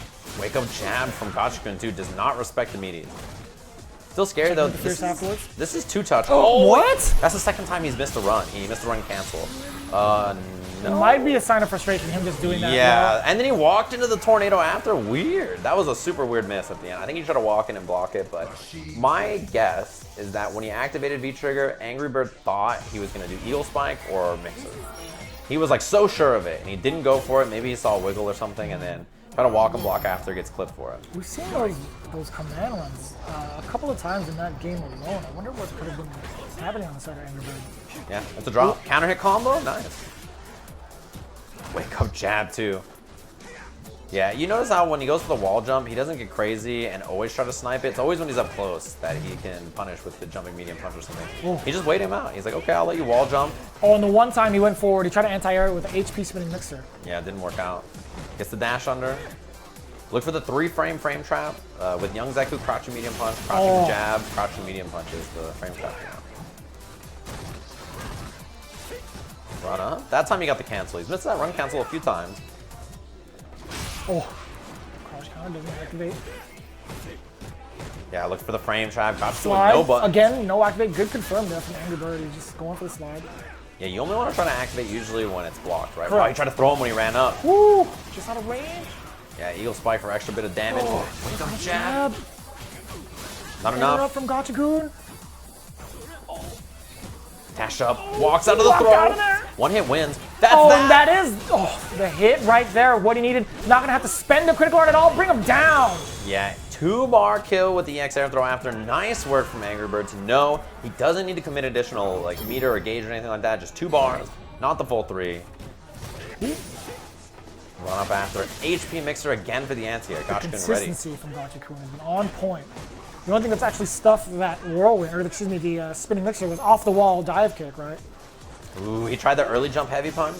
That's tough for him to anti-air, but he just walked under. Good choice. The dash ups. I feel like the dash up timing so far from Angry Bird has been really good. He's like throwing them off. Crush. Counter. Yeah, meaty gram. Back up. Yeah, young Zeku mode. Yeah, it's because you win in 1 hit for Angry Bird here. There's no reason to really overcommit on pressure. And you can't get away with those whirlwind shots because he can critical art through them, so. Faded! That walk in, walk out was clean. Young man, he's in Zeku mode. I love it, man. The walk in and out of there, the whiff punish, nice and easy. A big transition from the first game. You saw the frustration towards the end, the missed critical art, just walking the tornado. This time around, gets 2 rounds over Gachikun. Like, dude, as far as I'm concerned, this is according to plan. When they played in winner's side, it was, outside of top 8, so 2 out of 3. He lost the first game convincingly. I mean, what did we see last time, right? Yeah. Last game. And then second game, he wins. It's the exact same thing that happened the last time these two played. He just, first game, he's kind of figuring things out. Second game, he sticks to his style and makes little adjustments to get the job done. Big counter hit combo. Missed them. Missed it again. What is happening with these input errors? Oh, the walk up off of that stand strong counter hit again. That's dizzy, yeah. Gachikun, too many buttons on defense. The X grab, the palm after, great positioning. Overhead. He didn't get both hits though because it was out of the air. The reversal, keep him locked down. Yeah, that is a 2-hit forward heavy punch overhead from Zeku, but he didn't get both hits of it. Clipped him out of the air. So not the full damage. It would have actually killed if he was on the ground. I don't like that. He could just, or actually threw out a crouch fierce first to see if Gachikun was going to dash forward, right? Angry Bird, after that happened, moved on out of there, went to young Zeku mode. Wow, walk down with the standing medium punch. He's really fishing for it now. I think he found a lot of those counter hits last round, so he's convinced now that Gachikun's going to hit buttons. Walk under, back throw. That does so much damage. Counter hit. Side delay. Yeah, that was pretty tough to combo after. And the dash up too. He's got V-trigger already. That's why he goes for the slide. The wake up buttons though. And no combo. I'm surprised he didn't do the mixer. There's the activation. He's gonna try to throw big the dash time up. threat. Overhead instead. Critical art. You know it. Gachikun spending that cash. Yeah, that was a very safe choice. He didn't try any other juggles. He just went right for the critical art. Keep it nice and simple off the overhead. Commit the bar, which you lose for this last round. But I think to get the kill, you know, it's better safe than sorry. 100%. Doesn't go for like any other juggle EX or anything. That one you can kind of see actually. I felt like that Bushin flip wasn't too ambiguous. Nice check with the low forward during the spinning mixer. Checking with the button afterwards. Angry Bird woke up with the cross jab again. That Fierce is so good. You can confirm it, get the side switch on it. Man, he can backdash and then immediately close the gap again that quickly. Yeah, mobile character, wake up, jump. He was like, I'm out of here. Doesn't want to deal with the corner positioning. Switch into the young Zeku already. Better, you know, options. He's got V triggers, so you want to have that slide activated. Challenge the dash. Oh. Threatening with that stand strong over and over again. This should be more than enough. Gachikun. Yeah, he is dead. Ugh. Cleaned up with critical art last time. Cleaned up with critical art this time. And the thing is, like, that's Angry Bird's style. He was close to Dizzy. And he just kept swinging. He was like, oh, I'm dizzy. You know, I'm close to dizzy. Oh, I'll hit another button. Oh, I get counter hit again. Oh, I'll hit another button. And just runs into a crouching heavy punch that stuns him. You know, a little overzealous on the ground, and that cost him. But that's his play style. I feel like he's going to change it up for this next game, right? He's on his last leg here, being at a deficit. Gachikun looking in great condition to take it over Angry Bird. Yeah, that's what makes him so interesting to watch. Is like, he's just like, he's like, God, you counter hit me. You know, you counter hit me all these times. Whatever, dude. I'm just gonna keep doing what I'm gonna do. Yeah, 3-frame challenge. That's +1 after that crouching medium punch. Nice neutral. Called out the slide. I was actually very surprised he even tried to throw a button out there. Ooh, nice checking on the way out. And hit a button again. Like literally was about to be stunned on anything. Huge damage. This is Dizzy if he wants it. Yeah, uppercut didn't stun. Ooh, out of there, spinning mixer. Great call from Gachikun because he does get the setup for the whirlwind. I love that. That was perfect. Throws him. Yeah, the whirlwind's gone now. Nice. Everything about that round was beautifully played from Gachikun. When he had the whirlwind come out, he didn't do anything. He was like, okay, let me let my stun just run out. Once stun is gone, then I'll approach. He skilled in. What a fierce from that range. Angry Bird got clipped by it. Counter hit conversion, Eagle Spike. Bad news for Angry Bird right now. Still firing away. He does not stop pressing buttons. He's still reversal jab. Like, he was like, no, I'm gonna hit this 3-frame jab. I don't care.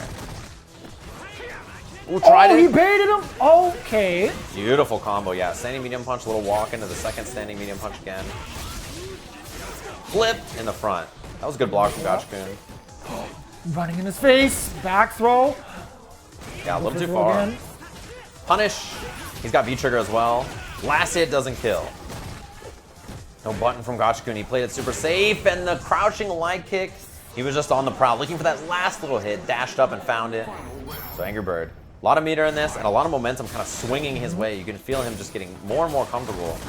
Just trying to stay alive. He does have himself in the corner now. Gachikun trying to get this win early. Multiple throws. Nice break there. The Fierce coming out from Angry Bird, excuse me. Nice leader to get off. Pressing the button after the roundhouse from Zeku. Back throw into the corner. Gachikun missed the combo, actually. He wanted jab into the mixer. Counter He's still going. Angry Bird cannot be stopped. Another. Caught him low. A little too far for that whirlwind shot the combo out of the corner. Still jumping, chasing around Angry Bird. V reversal out again. Doesn't want to get smothered by the whirlwind shot. Yeah, and the jump away too. You know, that kind of defensive play, looking low. Gachikun has V-trigger available, but he wants to, you know, make sure he activates in a safe range. Run up, back throw. This is huge. Sneaky, sneaky. Forward throw. Expect the activation. There it is. The reversal, but he gets hit. Okay, so nothing after. Critical art available. That could have been it. You can't throw a lazy whirlwind shot. Missed the combo. That's a punish. That's the kill. Oh no, another drop from Gachikun. That was supposed to be crouching light kick, crouching jab, light mixer. It's the mixer. It had to be what he wanted, right? Like, it had to be what he wanted. Just another big drop there. Man, that is rough. We'll get another game of Street Fighter for these two, man. The more matches you give Angry Bird, right, the more lethal he is. Yeah, and it really feels like, you know, these sets, the speed of them cause mistakes. You know, you can kind of tell that Gachikun is, you know, feeling the pressure of this speed, this pace that he's playing up against Angry Bird, and mistakes happen when you play in that kind of like rush down, you know, even like that. Oh, no, you saw it right there. He tried to go for the X there, but he went for, he still managed to get crouch fierce instead. Didn't get the mixer in time. Yeah, that's what happens. When you play someone who plays fast like this, the speed can make you make mistakes, and that's what Angry Bird lives on. Ooh. Run up to his face, got counter hit, trying to contest. The stun is there. Angry Bird. Spend the bar. EX after this. Run That overhead. is such a cool combo. I'm not going to hit you too hard. You hit me a little, only a little bit. 2 bars, kill, and that was just beautiful. You can tell Angry Bird's feeling good, right? Just the pace he plays is so impressive. No uppercut. Didn't get the anti-air, but I imagine we'll see the switch, yeah. Young Zeku early. Woo. Reframe check. Looking really, really good for Angry Bird. Nice tech from Gachikun right at the last second. Challenge again. And he's working on One more Dizzy. sequence for stun. Jumping out of there. Chasing him down. Dude, he got hit by that and he's still One swinging. more. Overhead. Not going to be enough. Wait. He's got 2 got bars. 2 Yeah, bars. he's dead. EX. He's dead. EX palm. The third hit. That is insane. Angry Bird is in top 3 over Gachikun despite being down. Moving on. Couldn't kill 2 birds with 1 stone. Only got the big bird in a close set too. Think about that. Gachikun had a nail biter against both of them. Oh my But gosh. that's a top 3 finish for Angry Bird. He's going to be going up against Mago in our losers finals. Dang, flying over the competition. I see you. Now he's going to try to avenge his teammate Big Bird in this matchup against Mago. It's very Losers impressive. finals. To travel to a foreign country like this, right, and especially Japan, which is just full of incredible players, right? It's just so stacked of an event. And show up and make top 3, really, really impressive. You know, Japanese players come to other countries and do that all the time, but to show up to Japan and do it is not easy, right? And it's That's very, very cool. impressive. Yeah. Yeah, I mean, him... Big shout out to Angry Bird just grinding it out with his Zeku, really putting Zeku on the map as well. One of the first like pioneers, I would say, of Zeku. And what's cool too is that if you think about this bracket, in the top 6, the only 2 players that aren't Japanese are from the UAE, right? Like that is just, it's just Big Bird and Angry Bird. These 2 are so good. Best birds in the world. Yeah. EX, palm, you get this great setup after. Overhead, 1 hit, you see that? Only the 1 hit. And you'll notice when he gets the dizzy at the end of this set, when we see the clip from that, it'll be both hits of the overhead, the forward heavy punch from Zeku. Young Zeku has that overhead. Yeah, we see the replay, just back-to-back sequences. That of each miss other. right there was crucial. Even Gachikun, So like, unfortunate. yeah, just that miss button. So that puts us at 2 apiece. And then that last game, really Angry Bird. The momentum. Gave him, that momentum shift was all he needed because it was a solid 2 rounds straight over Gachikun. You could tell there was definitely like significant mental damage against Gachikun, right? Boom, the throw. Overhead, both hits, and 2-meter kill here. Heavy gram, EX, or the medium gram, and then the palm the after. last bit of the palm, so much damage. Yeah, really beautiful stuff. That combo does a grip. And not only that, it puts you back in Young Zeku for the media situation after, where he has stand light kick, tons of active frames, plus on block, really good. You know, you're just in that spot where you can just do anything. So even if it didn't kill, he was in a great position. And you can really tell Angry Bird's style is just like, he throws himself at you. It's just swinging and just grinding and really making you uncomfortable with the speed and pace he plays. He throws out rock every time. Yeah. But until you conform. Like, there, he will not throw rock again. And then when you decide to throw paper, he throws out the scissors. Yeah. I mean, that's just how it works. If you look up the official rock, paper, scissors world championship gambits, all rock is called the Avalanche. And that's exactly what he hit him with. It's real. You can look it up. The rock, paper, scissors It has the gambits. least amount of startup to it, too. Yeah, instant So it's just startup like boom, frame. boom, boom. Yeah, you can't stop. Yeah, so we're in the top 3 of this tournament now. Obviously, Angry Bird's going to be going up against Mago. Winner of that will be playing against Mamochi. We're going to be taking a break in a second here. We're going to have a little bit of a break, and then we'll get into the top 3 of this tournament, which should be very, very good. I'm excited for it. I think it's time. We're going to a break. Just about. I think we're almost there. Yeah, we're waiting for them. there. Oh, they went to the slide, so we're going to go to a break. 8 to 10 minutes, grab a drink, grab some snacks, come back for top 3 of TGS Super Premiere. We'll see you guys in just a little bit.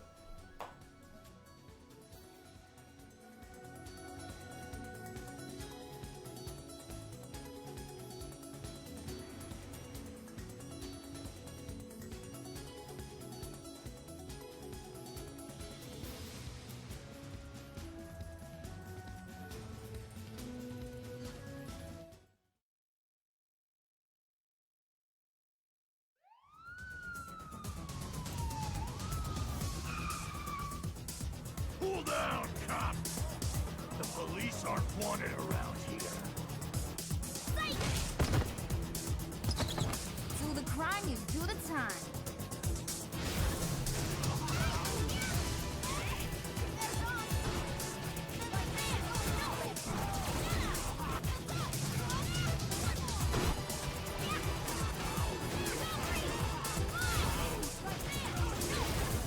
You need a cup of coffee? Come on.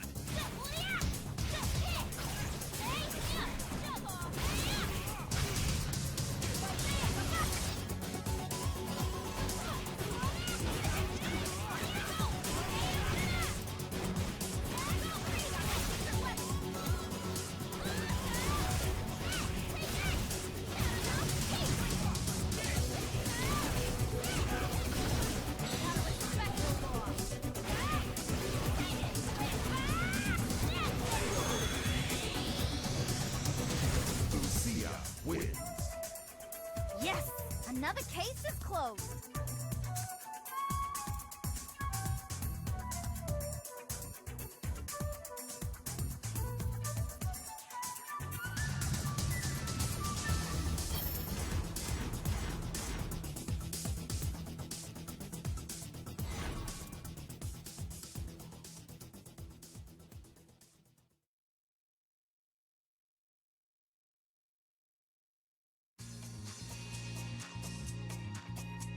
Oh, worn out already.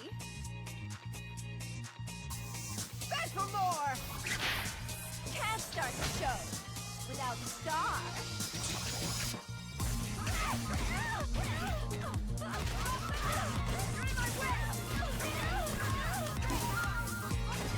Get ready!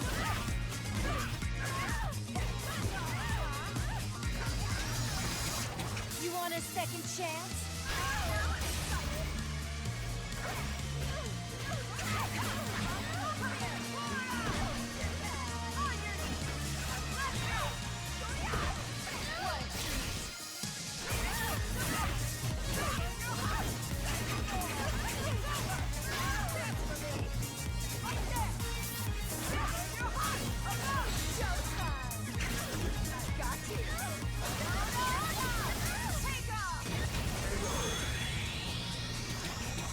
Poison wins.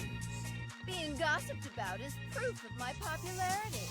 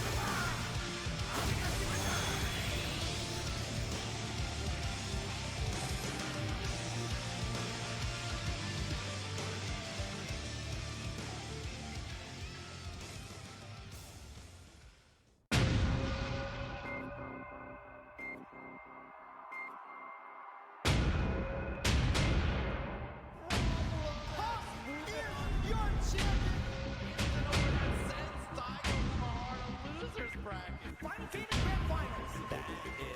Last game, last set. Is this for the killer?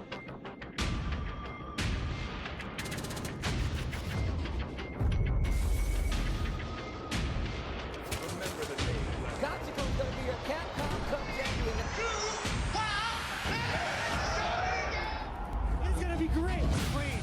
That was clean, guys. That was clean. My sweet sound of Fox, your 2019 Street Fighter 5 champion.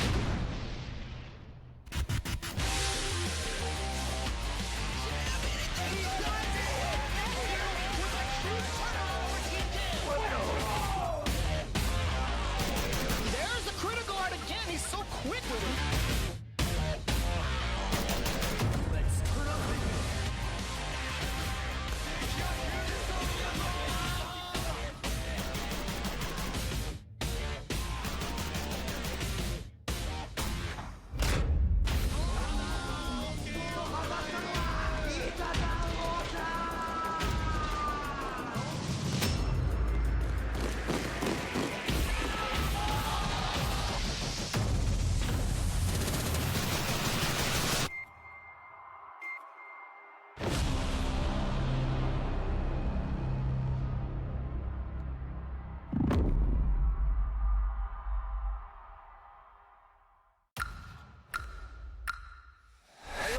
Of the turbulent wind.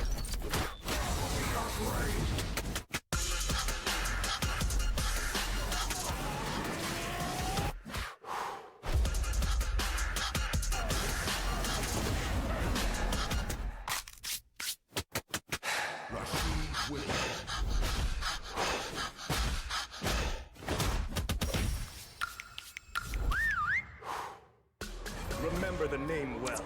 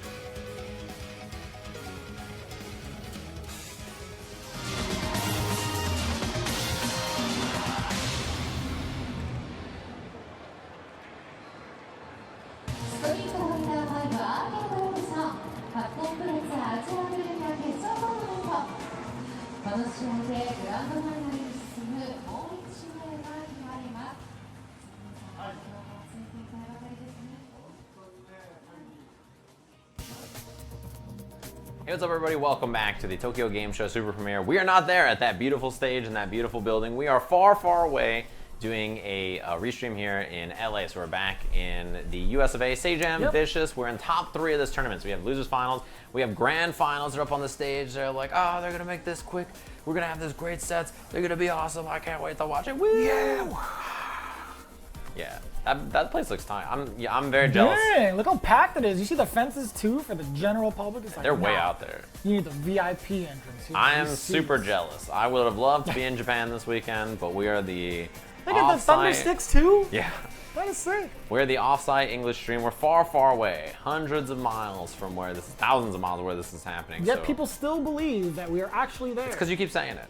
I keep saying we're not there, and you keep saying we are there. Wait, what is this? Something's happening in Indonesia? The Breeze, BSD Green Office Park. Commentator, look at that guy, wow. That guy looks built. There's Mike, who's the event MC. There's some cosplay thing, what is this, Complex? Number 1 and number 2 cosplayers, special guest. Jeremy Poland. It says 1.8 M, you think that's followers? It must be. Yeah. 100%. That's like Mr. Esports. That's Coming a lot from of followers. straight from satellite.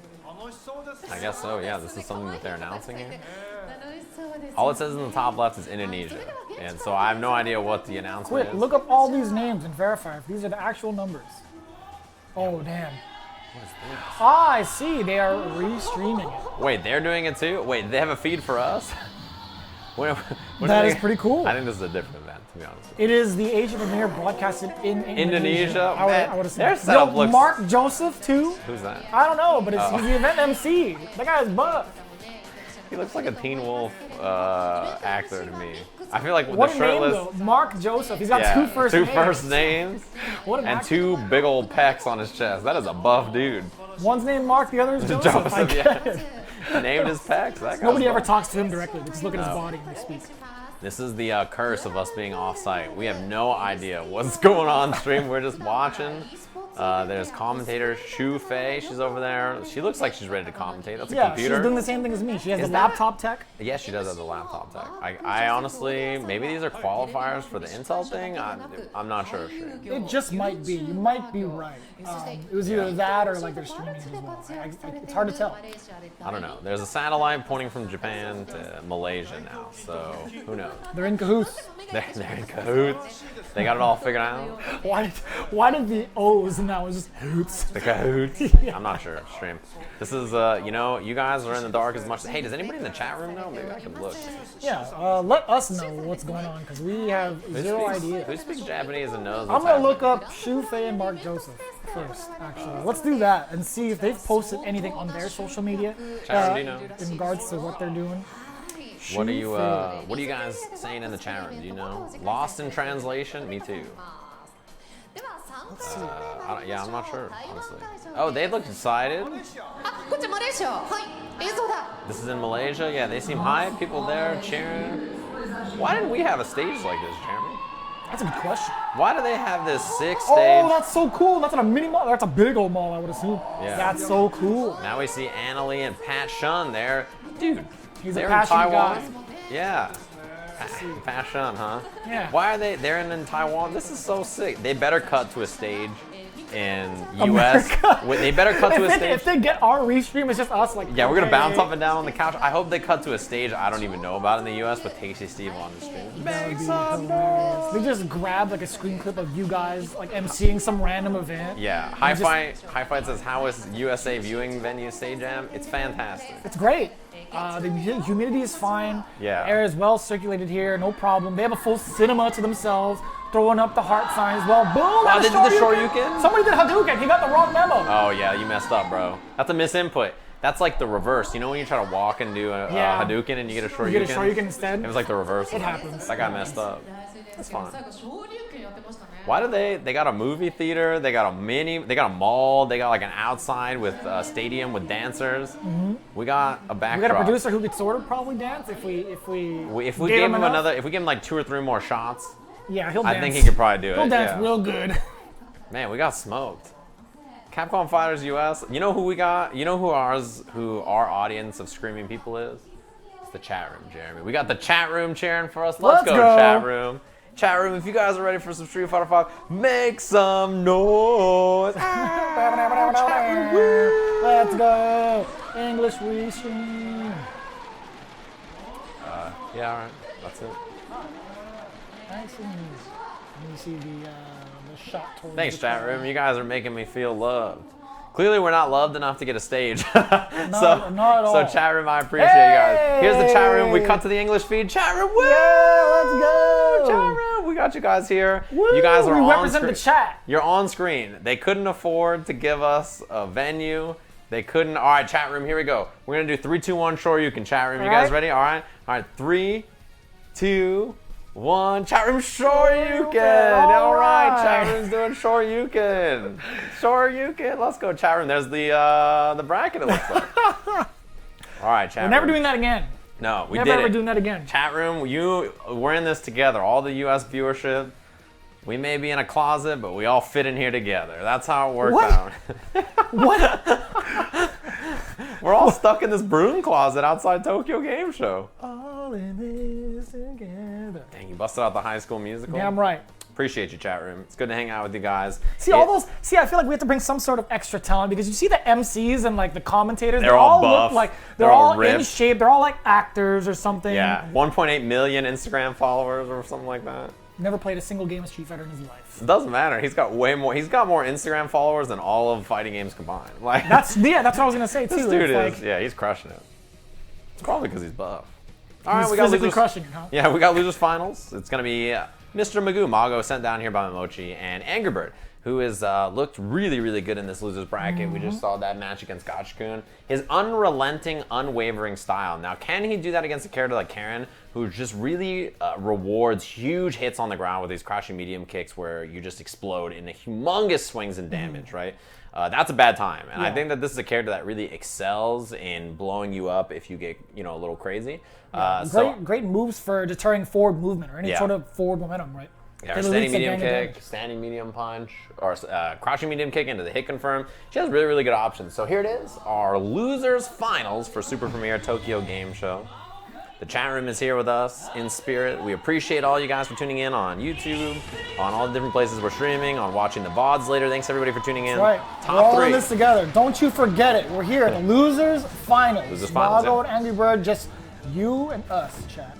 We made it together. Karen versus Zeku. So this is a matchup where really scary, explosive options from Karen on the ground. But the thing is about Angry Bird is that he does not shy away from that kind of fight, right? He just runs people down. Nice interrupt. He actually found the timing to get through that. That could have been a dangerous situation with a trade combo from Magoo. Close to stun, sweep, finds the trigger, back throw. Angry Bird. He slowed way down, yeah. He could tell that in that moment he knew, okay, I shouldn't get a little crazy. I think that was an uppercut from Mago. And that's totally fine because it was midair anyway. Doesn't have to eat it. Grounded, what a neutral jump in anticipation for Angry Bird trying to go for the V-trigger. Yeah, walking him down. You see Angry Bird there gets the slide. Waited, he was looking for the uppercut from Mago, the button, EX. Do it again. He missed the EX Tenko. Oh, the jab check on the check. This is a scary spot. No combo into the critical art. He tried it. He wanted Overhead, it. nice block. The Reversal.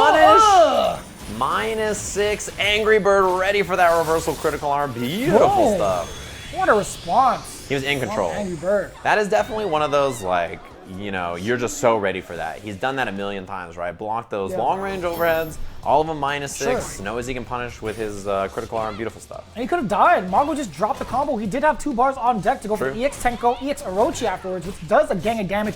You didn't even actually need the Mugen in between. Yeah, I mean, that hurts. It's a real big chunk of damage to eat. Fierce, slide. Caught a meaty. He was trying to jump out of there, it looked like. Or a backdash, maybe. 1 hit for stun. Goes for it. He went for it, ascending to the heavens, bringing him back down below. Man, that's Mago, a fall, big fall from grace. I feel like Mago's uppercuts have been really good until right now. Is it because we're like halfway through September, his power has begun fading? Because in Japan, they gotta be, halfway through the day. They're past that, it's turning into the night. So you know how it is, his power has peaked. It's in different phases of September is what it is. Now he's in the weaker form. Big bet. You can tell so far that he can't slow Angry Bird down enough, right? Angry Bird, he's still getting in there. Yeah, times like that where he's finding these jump-ins. No amount of pigs or obstacles can stop this Angry Bird, I'm telling you. Man, that was beautiful too. The jab check. Knew that Mago was going to stagger a little bit. Corner pressure, working on Dizzy already. And he's still fired away with the fierce. Yeah, goes for the V skill. I feel like, did he already have V-trigger before that? Yeah, I think maybe he just wanted the knockdown anyway. He might have just used it to build it. I'm not sure. He was pretty close either way. Jump over. Man, these cross-up jumps have worked really well. Check. What a check on the run. Bring him to the corner. Yeah, slide ender. Off the elbow. Forward throw. Angry Bird has full meter, though. Oh, he could have killed. Chip is scary here. Yeah, finish the whole thing. Chip, nothing you can do about it. Already in V-trigger, no V-reversal available. Easy peasy for Angry Bird. I forgot what that last sequence was, actually. I was just thinking about it. It was such a fast pace. Yeah, he hit with a jump back, and then he had the back throw back into the corner. That's what it was. And then string him up with the V-trigger. Yeah, I was good trying to figure out, I was like, oh, you're wondering how he got it. Yeah. The record scratch? Jump in, trying to walk him down with that crouching medium punch. Oh, he tried to air him. Angry Bird fired first. Nice. That crouching medium punch buffer. Very good. You can run into the slide after. EX for Senha, paying off. 50% so far. Off the wall. That is unfortunate. That was on the other side. Close to Dizzy. He went for it again. Dude, Mago has no fear. Runs up, gets the slide. No meter for Mago, so he just strings him up. Activation. Angry Bird. He clipped him. The front throw doesn't kill. Oh, the stand short counter hit. Oh, and he hit a button. The trade. If Mago lived from the jab, he might have been able to seal the round because he would have got trade combo, fierce, EX, huge damage. But instead, we're looking at 2-0 Angry Bird. Man, that was such a smart decision. He's like, oh, I'm definitely going for this trade combo. You don't even have any life left. Yeah, and that's like, you know, if you're Angry Bird, you swing on that 3-frame every day because, you know, as long as you hit him and kill him, it's totally fine. That was crazy. Like a little pixel of health for Mago would have meant that he got trade combo and would have meant that he probably killed. I think he should have, or I think he would have actually. So off the trade, he would have got fierce, regular Tenko, and then EX. He had V-trigger gauge though. V-trigger, yeah, I mean, he was in a great spot, but it'd be like that sometimes. 2-0 already, very, very quick. Angry Bird looking comfortable. And Mamochi, as a reminder, is waiting in the grand finals. So we'll see who gets a chance to go up against him. Mago took some time to think. We'll see if he can make an adjustment and stop some of this like bleeding. It's funny you mentioned Mamochi being in the winner side of grand finals, because again, we mentioned it time and time. Throughout this tournament, he hasn't really been practicing as much, or participating, I would say, in these last couple of weeks. Yeah, he's been kind of hanging out the last few weeks playing some Smash Brothers, and now he's like, whoa, is this the best practice? Play another game, don't even focus on it. But we'll get there when we get there. Working on Dizzy. Already at 2.5 bars for the V-Gauge. You see down below, Angry Bird does have his V-Trigger ready. Nice, fierce, catching Big Bird, or Angry Bird going forward. The stun, a lot of meter. Yeah, this is the kill. He had a heavy punch, heavy Rasenha, takes the slide at the end. Easy meterless kill off the back throw, big damage. Mago in control. That's the kind of round you're looking for as a Karen player, I think. He caught the dash up with the fierce, and I think that kind of stuff is like really important to clip in those moments. Fierce, fierce. When you trade with the down jab, it's really hard to contest Zeku. He's in a great range to hit that Senny heavy punch. 2-bar combo, spend some V-Gauge on the Rekka. V-reversal, I think. Yeah. That's why he got the EX. Crush counter, this is a lot of damage. He just takes a slide actually instead, EX run! Oh, he tried to get sneaky with it. Yeah, so he used, nice, that was big range on that crouching medium kick. He walked just out of range to get a throw. Ooh, yeah, stand strong, a lot of time to get that Tango, not quite dead! Uh-oh, he missed the meaty. He's got a guess, and that's that Mago Swung. So what I was gonna say earlier is you saw Angry Bird do V-Trigger, and then Heavy Punch, and then EX Run. Sure. When you cancel out of V-Trigger as Zeku, your next button is cancelable, even if it's not normally special cancelable. So his standing heavy kick or standing heavy punch can be special canceled in those moments, right? Or like standing heavy kick is a good example there, right? So it's something that is like very interesting about this character and his V-Trigger. Big jump. Carries him all the way over. Checking with the roundhouse and trade again. Went for the back throw. That would have been a lot of damage. Yeah. That's better trade-off for Angry Bird. Yeah, because he got to eat a little bit of extra stun on that. That's another trade. This is big though. Counter hit combo cornered already. V-Trigger available from Mago. Got the counter hit. Stun. Incoming. Okay, does have 2 bars. Yeah, doesn't have 3 though. Happen. With critical art, I think it would have been okay. Oh my goodness. He used the EX command dash to go through. Mago doesn't hit a button that time, but fine. Nice and easy off the stand strong confirm into V-Trigger. It was beautiful. That was the little like pause he needed. That time Mago didn't swing. He waited. He found that activation moment. Got the clean and easy combo off the V-Trigger. Excellent work. Wow, Mago. He's the one that's going into character select. He went back I need to to slow this man down. I'm thinking at his pace, my brain is just running too fast. Yeah, clearly Angry Bird wanted to go right back into it. He is a momentum heavy player. I like this choice for Mago, just to like run it back to the character select. He ran. He's like, hold on, I need a minute to think. Even on a win, he doesn't want to go right back to rematch. He wants to slow him down, even between rounds, giving himself some time to breathe. This is a really tactical choice for Mago. You don't want to fall into Angry Bird's game, right? You don't want to get caught up in that win and just keep going forward because you might slip up and he's going to take advantage. Yeah, because every set he wins is like his opponent gets a win and then Angry Bird runs it back, right? So it's like you don't want to give him that kind of opportunity to make adjustments that quick. Oh, fierce, no punish. Yeah, you definitely can walk up and get the punish on him. It's like -8 or something, I think. Look for that 3-frame frame trap, didn't find it. Swinging with that heavy again. He's gone to that button a lot in this round. Caught the meaty. Yeah, walk, micro walk combo. Even on regular hit, you don't need counter hit for that. Baited the uppercut. Mago doesn't go for it. He just went for the V-reversal. Nice. What a whiff punch. That was really clean. And back. Yeah, as soon as he, got the space, he went for that switch. Oh. Mago's trying to run here. Throwing him across the screen, back throw. looking for that hit confirm. Another one. This time he bought it. He's really been finding the standing medium punch on the dash-ins, That's right? what he wanted. That's the right angle. Yes, sir. Counter hit, the dizzy on the last hit. Beautifully done. Back throw. Yeah, so Mago has been using the standing medium punch as a stop sign. Not allowing Angry Bird to dash up or get these forward buttons. He's really kind of slowed down and used that as the way to stop the forward movement, and I think that's a really strong choice. Yeah, we mentioned that right in the beginning of the set too. Some of the normals you can use as a deterrent for Angry Bird, right? Or against Angry Bird, I should say. Big counter hit, yeah, build himself engaged too, getting that V-trigger forward throw, all the momentum on Mago's side, but still at a slight Wake up deficit. dash forward too. Roundhouse activation just does it.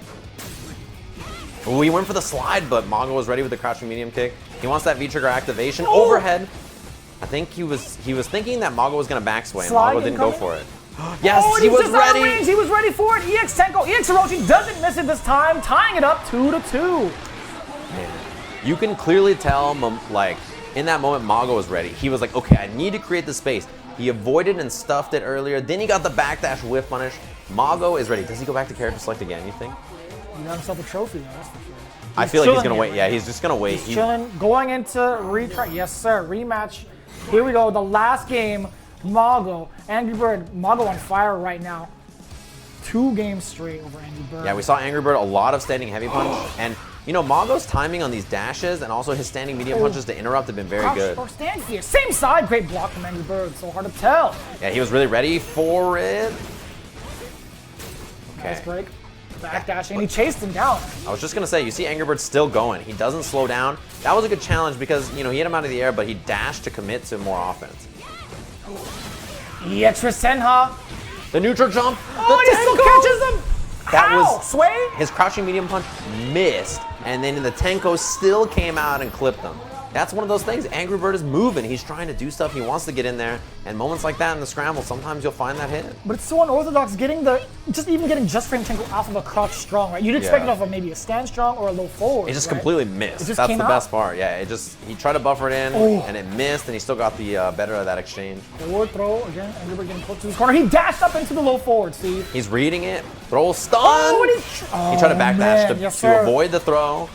EX here, not enough to kill, but next hit. Mujin. Caught him hitting a button. Angry Bird would not stop, and Mago was ready. He is out of the tournament, 3rd place, and Mago gets a second chance against Mamochi in our grand finals. Even in that very last sequence, Angry Bird was still going to be pressing buttons, and look at the emotion from Mago. Stressful spot to be. He had he was down on the ropes. Those first 2 games were a beatdown, right? It was really, really fast for Angry Bird. You know, he went back to the character select screen and he just thought, like, okay, this guy is just running me over. I need to figure out how to slow things down. I need to figure out how to readjust, you know, use the standing medium punch, dash in and catch him trying to move in. I think he did a really good job of just sitting there and thinking, like, I'm down 2-0, but I can win this set. I can do it. I just need to sit here and really focus on being tight in those moments, right? And I think he did a great job of adjusting his game plan accordingly. Immaculate transition for Mago. Again, we thought the power up wasn't there anymore. I thought it was waning. It's in the Not back even half close. of the month. Yeah, yeah. I mean, he's in grand finals of Premier. All he has enough adjust points. the glasses and he was ready for it. It was over. Looks like the replay showed up. So the thing is now, right? A slight drop too, man. That's what really got Angry Bird in his gear, in his momentum, right?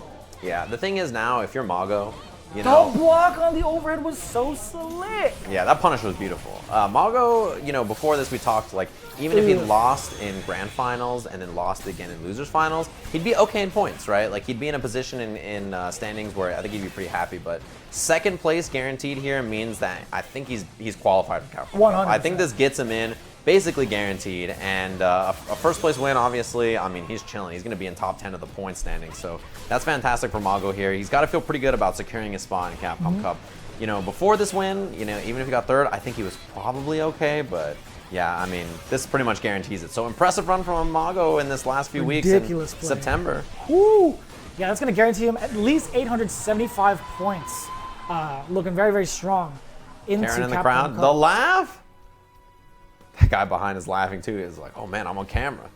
I got to do it too. You think he was at TGS like, what's happening? What is this big stage I'm watching here? I got to check it out. So, yeah, that was cool stuff. Mago's moving on. He's going to be playing up against Mamochi. That'll be our grand finals. for this super premiere, our second super premiere of the year. We've had EVO, obviously Tokyo Game Show, and the next one will be the North America Regional Final, which will be happening at the end of the year. Las Vegas in November. November, yeah, that sounds correct. Yeah.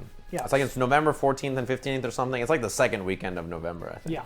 And do we know what the location is in Vegas? I would assume it's the only esports arena, right? It's got to be esports arena. I don't know what other venue would hold or have the capabilities to hold that many people. Mandalay Bay. No, probably not. It's esports arena. That's too expensive. Yeah. That's too expensive. Yeah, expensive. it's too much probably. I'm sure they'll probably do it again. I don't know any other places. At the Rio, we're bringing it back. You guys ready to go back? What was that one? The Westgate? Oh no. That one, yeah, the LV or whatever it was. Oh yeah, boy, classic, the 45-minute walk to the venue. Yeah, you've been around. Yeah, I forget. Me? No, no. That was like what EVO was that? 2014 or something? I'm too old to remember, but I do remember that grand finals is happening with Mamochi and Mago again. This is the run back you see right there in winners finals. Mamochi took it down 3-1. It was Karen versus Colleen, and again, the pace of the match between these two was so slow. It went down to the wire every time. Yeah, it was a grind of a match, and I think that's the kind of match where both of these characters, in that mid-range, where they're just standing, like, kind of dancing back and forth, if one character gets the hit, their damage output is explosive. You just get destroyed. So there's this range where you just fear, like, I don't want to hit a button, because if I hit anything and he whip punishes me, I might die. It's like a really scary range, and you can tell that that's the dance they play back and forth on the ground. So this is what I'm really excited about to watch this match again, where we just have this world-class footsie battle back and forth on the ground between two really strong players. It's going to be a fun one to watch, and obviously Colleen is that character where, you know, just huge damage and stun. Karen is that character, huge damage and stun, very solid on the ground. Look at that, man. Strolling out there, Mamochi. What did he have? It's like he just woke up, I feel like. I think it's a canteen. I don't know it's the what the bottle. sponsor logo is on the canteen. But we're not going to get a chance to look. We have Mago coming right back out to the stage. Mr. Mago! The smoke machine? All right, crowd. Look at how... Woo. Cheer from at home chat room. You're our English crowd. The crowd goes wild. Woo! Give me some ones in the chat if you're rooting for Magoo. Give me some twos for Mamochi. I feel like people always put one. No matter what you make the options, one seems like a popular one for me. Someone's gonna put a 3. Mago's like, come on, man. All right. Man, he had a stick caddy? Someone brought the arcade stick out for him? That's his stance. That's crazy. He has multiple stances, actually. JoJo's character? Mm-hmm. You see him every one of these esports poses that these guys do. Mago always has the coolest one. He always has some sort of JoJo's pose. Yeah, Mago, he strikes me as a pretty cool guy. I don't have the ability to determine it, but he strikes me as a pretty cool human. He just seems like a pretty genuine, happy dude. Mamochi, you know, I'm really looking forward to watching him play here because I think he's one of those players that, like, when he's on fire, I think he's one of my favorite players to watch just because he is just so surgical. Mm-hmm. I think, like, the way he plays Colleen to me is, like, so incredibly impressive and beautiful that when he is, like, peak form, when he's playing at his absolute best, like when he's in grand finals of a super premiere like this, he is one of my, like, most interesting players to watch in the world because the way he plays the game forces you to slow down in such a way that I don't think almost any other player can. Man, even Mago's pregame ritual is so cool. He's so cool. I know you're giving a long speech about Mamochi. It was great. I totally agree with you. Big fan? Yeah, I am. But man, when he's doing his pregame ritual, it's so damn cool. But also, you know, Mago's been practicing a lot beforehand. I mean, he did do very, very well for himself at PPL. And I've seen him grinding it out with Alex Myers as well. He was actually housing Alex Myers. Dang, look at that crowd. Yeah, he's getting into, the host is getting into it too. They're yelling and stuff. They're getting into this grand finals here. I guess the MC. That's what they call him, yeah, the MC. MC. A little different from us. We're just commentators. Yeah. We got no fancy name or anything, just commentators. Mm-hmm. They're the MC and the host. Bring it to you live. Here we go. So, Mamochi, Mago, we've already set up the lore for you. All you gotta do is just sit back, relax, and enjoy some Street Fighter V. It's the finals for Tokyo Game Show. We're here with a live restream. We hope you guys have been enjoying yourself. We've been having a great time just watching these matches overall. It was 1,018 players overall, 128 brackets, down to the final 2. Yes, we are very, very far away. I think both you and I would have loved to be in Tokyo eating this lovely ice cream and enjoying some Street Fighter, but from the comfort of good old California, it's not so bad either. So we are watching the grand finals here. That lovely roar. That man's vocal cords deserve a raise. I don't know how much they're paying him. Double it, triple it. He's a monster, of course, and we got this match here that we're going to see. To be fair, it's kind of cheating because it doesn't even sound cool in English. Yeah, if I did that, I don't think it would be. It's like Let's Get Ready to Rumble. There's only like one human that can do that, right? And he's got to be a buffer. Any of the buffer line. Well, speaking of which, we're going to see some buffers here from Mago with the standing medium punch, I think. That move is really good at intercepting like any kind of whip punish with standing fierce or something like that, standing light kick. That was a standing fierce, and then to follow through behind it, but either way, Mamochi still has that V trigger. Way more threatening with the normals. Yeah, fishing with the stand fierce. Mago just out of range. Oh, connects with the fierce. A lot of time to go into the Tenko. Good amount of damage. Keeps the pressure. You notice that Mago, again, we talked about it in the first set, taking the fight to Mamochi. This is one of those matchups where if you give Mamochi time and space, I think it's a bad move. You really have to crowd him and prevent him from just taking up all this screen space and whip punishing. That's when he gets too dangerous. Time and space, two very, very dangerous infinities, man. Don't give him any of that power. None of them. Don't get crush countered either. Standing fierce, crush counter is bad. Oh, he caught him! He didn't have critical or back dash. I can't believe it. Don't press a button. He missed the parabellum. That was supposed to be it. The roundhouse, he went into the crush countered roundhouse. Momochi had down jab, stand jab, EX hail instead of parabellum. He over buffered. It was like that guy in the crowd we saw earlier threw Hadouken instead of Shoryuken. It's a miss. He tried to get the quarter circle forward and got the DP instead. Nice. Oh, weaving out of that range. One more for Dizzy. Went for the counter. I wonder if he thought he was going to shoulder. That was like the read from Mamochi right there. But instead, the juggle, that was sick. He whipped the crouching light kick for timing. Man, a perfect from Mago. September Mago in the building. I was a little worried because I was wondering what he was going to do after the Mugen was going to come out. And that was so smart of him to do it because mid-screen could be very tricky to continue that combo. Right. And he managed to seal the deal. Crouch short into the short Mugen. EX for sign off from mid-screen. Very, very tough to do. Convincing first game. You see the walk up early from Mago into the standing medium punch. He's trying to take up that range, and yeah, I like the way he's playing this. Again, take the fight to Mamochi. Don't give him the space to really, play this ground game and whip punish. There's that interrupt button. We saw that last set as well. The back heavy kick from Colleen. Checking with the low forward again. Momochi trying to walk in and out of that range. Mugen might have been a... Probably standing heavy kick. Yeah. Or a crouching heavy kick. You just get it sometime on accident. Hit confirmed. Out of the corner. 50-50. What side? Played it safe. I think he was there's a little delay there looking for uppercut maybe. Got him! Look at this Dizzy adding up. Colleen does so much stun. Oh, there you go. On the nice and easy crouch jab. Keeping it safe. Yeah. He just walked back. He gave him time to uppercut and then said, okay, he hasn't done it. Crouch jab. It was a really good, safe bit of pressure at the end of the round there from Mamochi. No overcommitment. Dash up. Doesn't get the EX parabellum, actually. Oh, no confirm off the low forward. You might have thought it was too far out. I love that there was a whiff on the heavy kick, and Mamochi walked in after and did nothing. He was like, I'm going to walk up and just wait to see if you'll hit something.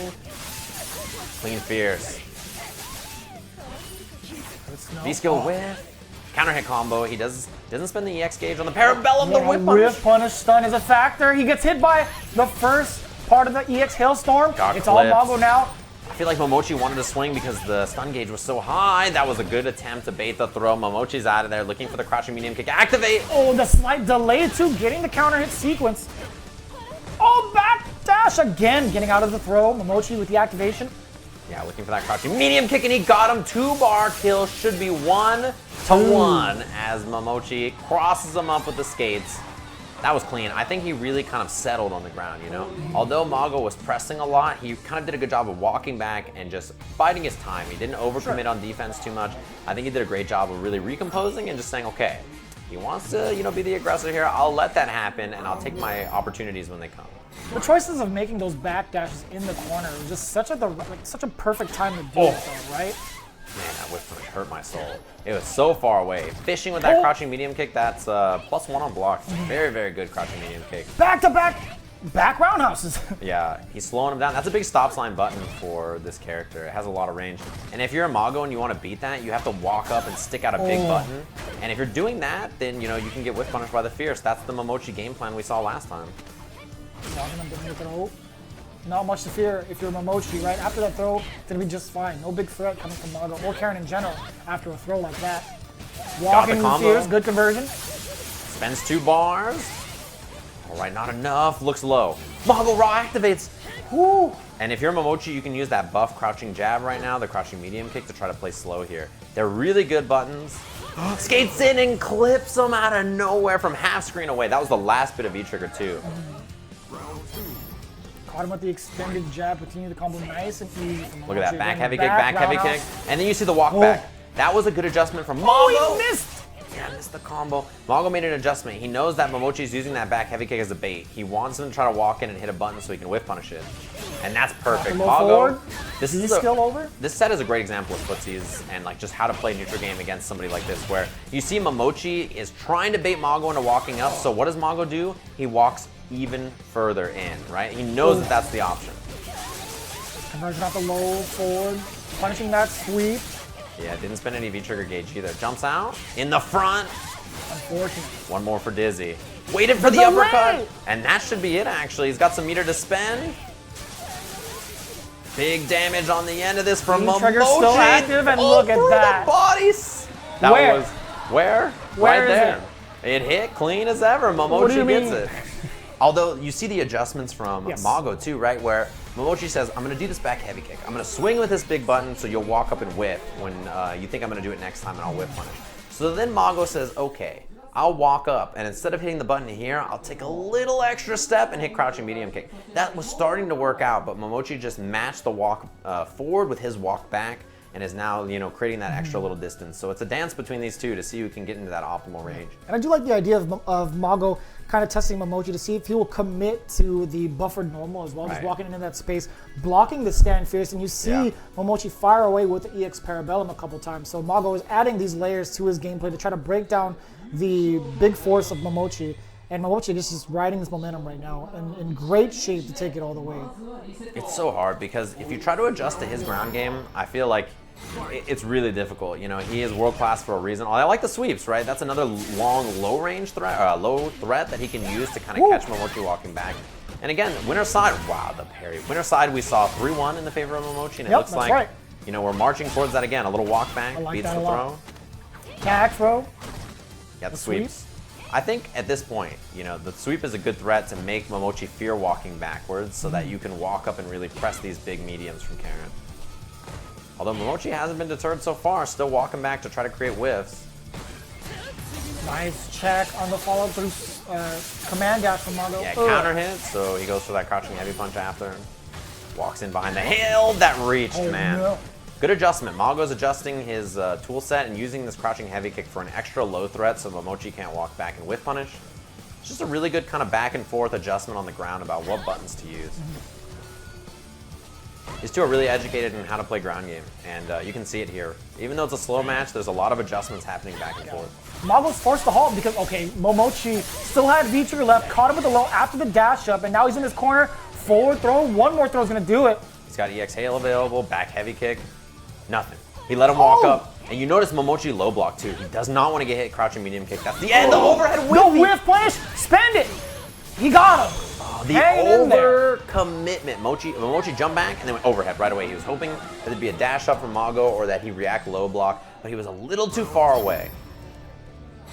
Great awareness from Mago. And even better reactions. Getting the stand fierce from so far. Yeah. Fierce into that long-range command dash. We saw Mamochi try to counter it earlier. It doesn't go for it this time. That sweep too. We're going to have to see what Mamochi has to deal with the sweep because that's really been a big part of the last game and a half here. Jump back in the corner. We've seen that a few times from Mamochi as well. Background house, activation route for Mamochi. Does have full critical art as well. You can get caught standing, even from this far away. Right? Wow. What a whiff punish. He used the buff jab in this V-trigger. That was really well done. Skates all the way in. I think maybe skated a little longer than he wanted to, but he got the corner position anyway. Got the hit again. Target combo, no, Parabellum. Doesn't spend, yeah, he had a lot of scaling on that. Working on stun. Got him! Missed the combo! EX Vanity, but committed to nothing to try to bait Mago, and look at this. This is a huge lead from Mamochi. Crouching medium kick, the back and he heavy. thought it was safe to walk forward and try it, but no. Mamochi using so much of that back roundhouse. Yeah, TGS point now for Mamochi to get this super premiere. Oh my. A low forward confirmed, yeah. That's what we're talking about. The deep walk in. Nice and easy to B&B. One more for Dizzy. Back throw back kill. He knew it. Back dashes out of there, gets the activation of V-trigger on his own. No, the crush, that's huge. This is exactly what Mamochi was looking for, and Mago swung into it. 50-50. Waited for the uppercut. He didn't rise to the heavens. Staying grounded, Mago with the composure here. 50% on the V trigger for Mamochi. He cannot eat another crush counter, though. He's not moving. There's the activation from Mago. Out of the range for the throw. Back throw. It's a one-hit match. You know, Momochi's low enough now, the low-medium kick. Oh, the stand fierce. He got the anti-air. Backdash. Jumped again. In the front. That block was insane. I cannot believe he was in the front. You have to watch the buffers from Mamochi. Jumps again. He knows it. He knows that the anti-airs aren't ready in the clutch. Here, the dash in. He dashed up after the whip normal. It's too low. I can't believe there was nothing off the low. Oh, he got him. Okay, he's not dead. He's got plenty of life. Spends 2 bars. Brings him to the corner. Double dash over. Apply the pressure even more. Hit a button after that standing medium Q. Back vanity. 1 hit kills. Jesus. You cannot die. You can't get hit either way now. This is a really scary spot for Mago. Don't get crush countered by the fears. Scary to hit that medium kick. Oh! 13 seconds. Time's running out. Looks for the low. 10 seconds. He's at the deficit, though. He's got to approach. Mago. The vanity. Crouch Perfect. fierce. What an anti-air. What an answer. 4 seconds left on the clock. The anti-air. Why See did the crush Mago counter. hit a button? Mamochi is your champion. Why did he? I can't believe it. He hit a button, and Mamochi, your Tokyo Game Show champion, the Super Premier winner, as he stands up and hits the fist pump. He says, man, I'm good.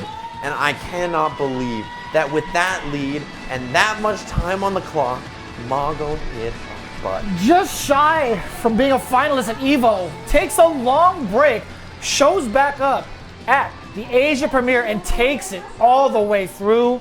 Undefeated. What a run for Mamochi. Steps back in front of this big old crowd here. Defiant. Mamochi is so good. That is world-class play. The EVO Japan champion, and now the Tokyo Game Show Super Premier champ.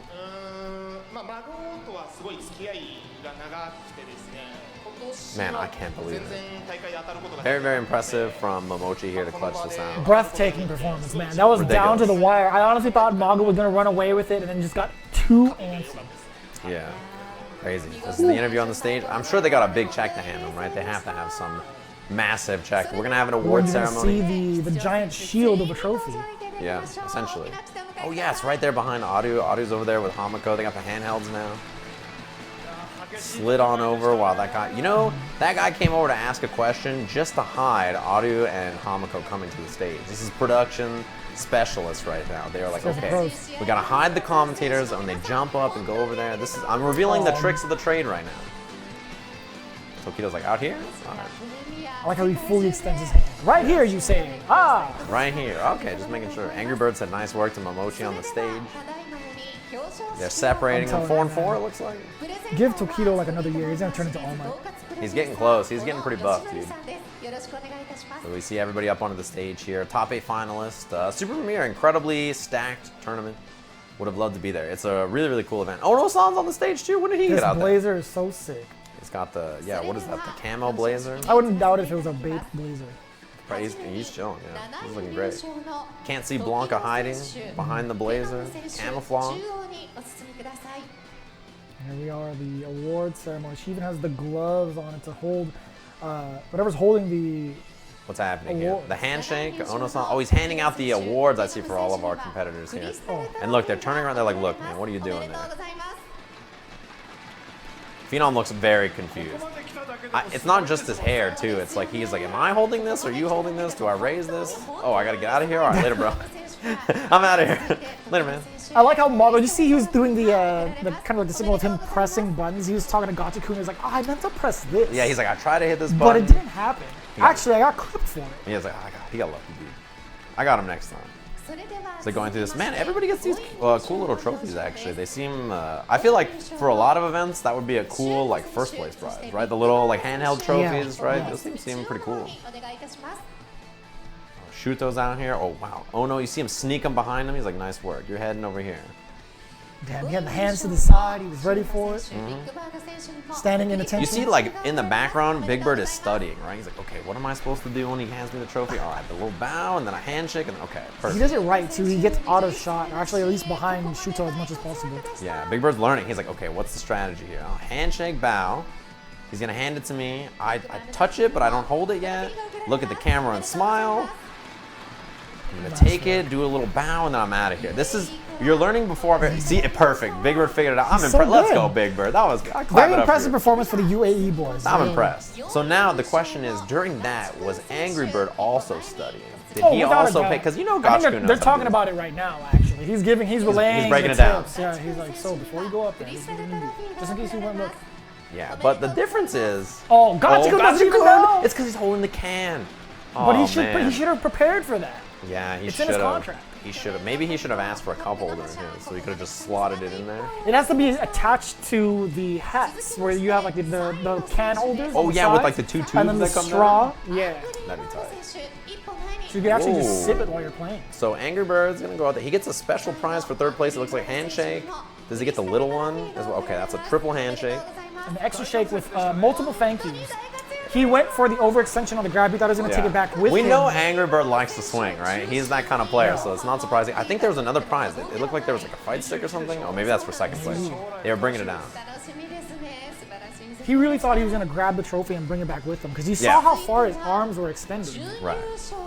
So second place, obviously. I'm sure there's another prize. Yeah, because the sticks are coming out. There's 2 arcade sticks I see. Mago, excellent performance. 2D God, September's very own. Yeah, second place for the 2D God. He qualifies for Capcom Cup. This is a huge win for him, honestly. He really, really wanted this win, not only for the, to play well, to get some prize money, to feel great about his performance, but also because he showed up and qualified himself, which is a great feeling, obviously, to get this extra point. Now the question is, who's going to watch over Sakunoko's daughter while Mago's away? That's a great question. Maybe Sako. That's probably the most. That's what I would guess. Just maybe. Maybe Sako, yeah, or Sako's wife. They do a restream usually, actually, for most CPT events. Because if they both make it into Capcom Cup, then it's a problem. Yeah, well, I'm sure she can handle it. Maybe she'll just come to the US. I don't know. Who knows? Mamochi's gonna step out. Congratulations, the champion here at TGS. The slight smirk. He's like, yeah, I'm good. Where's my stuff? He's looking around. He's like, what's the plan? Hi. Hey, I'm here.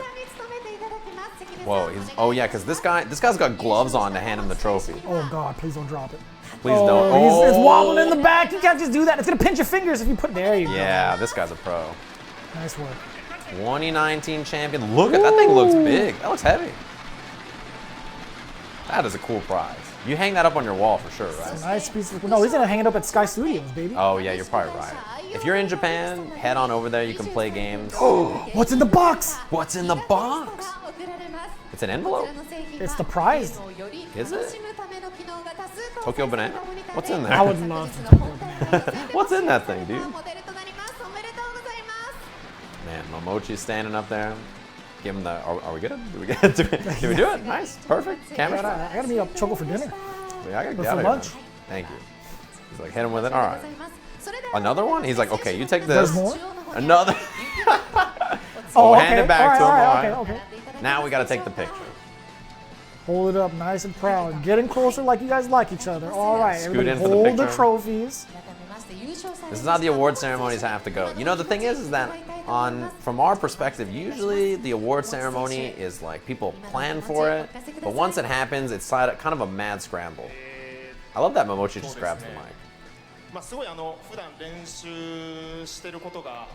I wonder if the MC has the full plans in that binder or that notebook of hers. Probably, yeah. It's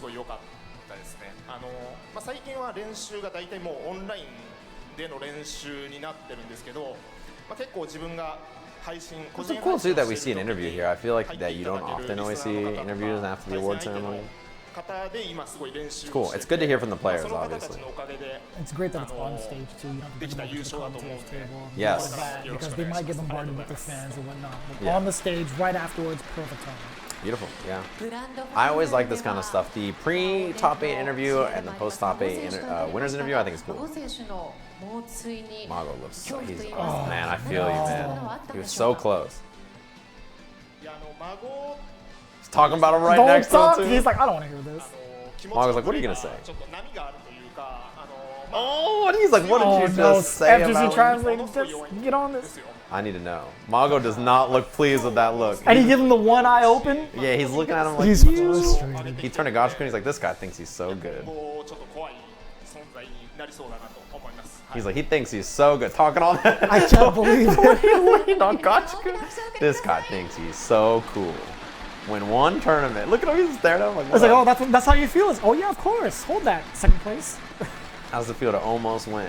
Hey, you know this shield looks really, really great. It's gonna be hung up hey, come on over to Studio Sky. You can see it anytime. Yeah, we can run it back if you want. Yeah. Well, I'll tell you what, if you're force ever, a 10 for this trophy. Yeah, if you're ever in Japan, check out Studio Sky. It's a cool place to play games, right? You can play Street Fighter there. Casuals all day long. You pay, and then you can play the entire day. Top players so there. Great. Like, every time I've been, Mamochi's been there, Itabashi's been there. There's been really top players. And also, he streams on Twitch. Check him out. Mamochi, I think 1212 is his stream, if I recall correctly. Is it, I think it's in Ikebukuro, right? Studio Sky? Yeah. I thought it was Old Sky. Is it Old Sky? You might be right. I think it's Old Sky. Actually, no, I think you're right. It might be Old Sky. Yeah, they're announcing the Street Fighter Pro League 1017, so October 17th. Looks like it's going to be starting up, operated by Rage. Yeah, it used to be the Rage League in the first season, and now obviously it's going to be the Street Fighter Japanese Pro League or Street Fighter League Pro Japan. I'm not sure the full name. Oh yeah, see, Street Fighter League at the top, it says Street Fighter League Pro JP. That's what it says at the top. Operated by Rage. Pro JP 2019. They already finished their draft phase. They have the teams established. I actually just retweeted the teams themselves, so if you guys want to check it out, be sure to follow along. Yeah, so you see everybody top 8 finalists, best 8 as the Japanese say, best 8 on the stage. Best 8. Yeah, the best 8 on the stage. So yeah, really cool event. The team captains for Street Fighter League and advertising for it. And yeah, they've already announced the teams and everything. They're promoting it out there. Obviously, Street Fighter League in the US has been going on. That's happened, so everybody's been tuning into it and stuff. And the Japanese version is going to be happening as well. I assume streamed on Capcom Fighters _JP. These are the players that are in the league. All of them are in the league. Team captains. Yeah. These teams are stacked, by the way. 6 captains, and then there's 6 people who are pro license holders, and then the rest are built in via 3 different ways of qualifying. There's the Collegiate League, there's the Rookie League, and then there's the Arcade League, and they bring in a bunch of players in that. Yeah, the Rookie Caravan, and then they bring in everybody to play in the Street Fighter League, and those teams have been selected as you saw. Momochi, obviously non-Street Fighter League, not a license holder, right? So he doesn't have a pro license. He's opted not to have one, and so he's not in Street Fighter League. You don't see him there or anything. So yeah, big win for him today too on the stage. He's sitting there listening to all this, like, man, I can't wait to not be there. I'm going to be very happily at home streaming Smash Brothers to my Twitch viewers. Thanks everybody for tuning in. I want to see what Tokido, or I want to know what Tokido and Phenom are actually talking about. Chatting it up. It's a nice thing. Tokido's English is great. Just sit there and chat with him. Actually, to his left also is Audio and Hamiko, the 2 commentators. Their English is pretty solid too. Both of them are pretty solid at speaking both languages. 12-1. What is that? December 1st, maybe the finals to qualify for it.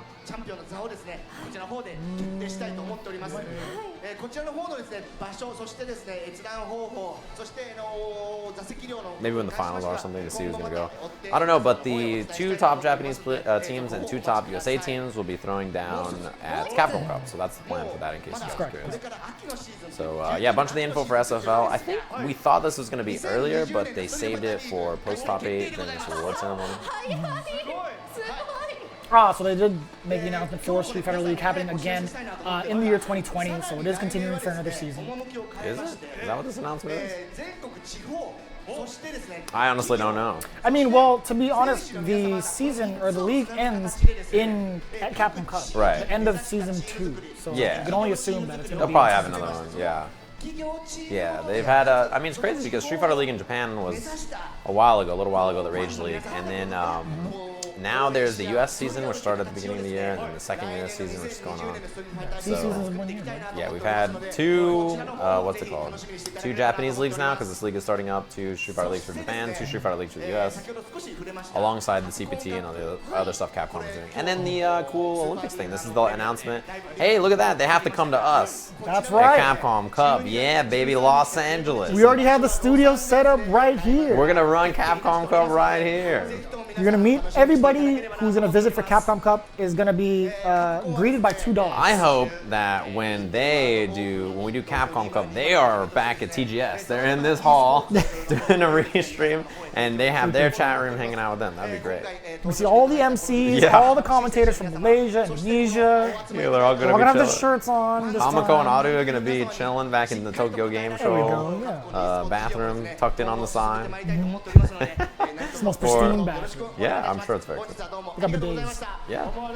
As the bow, that looks like the end to me.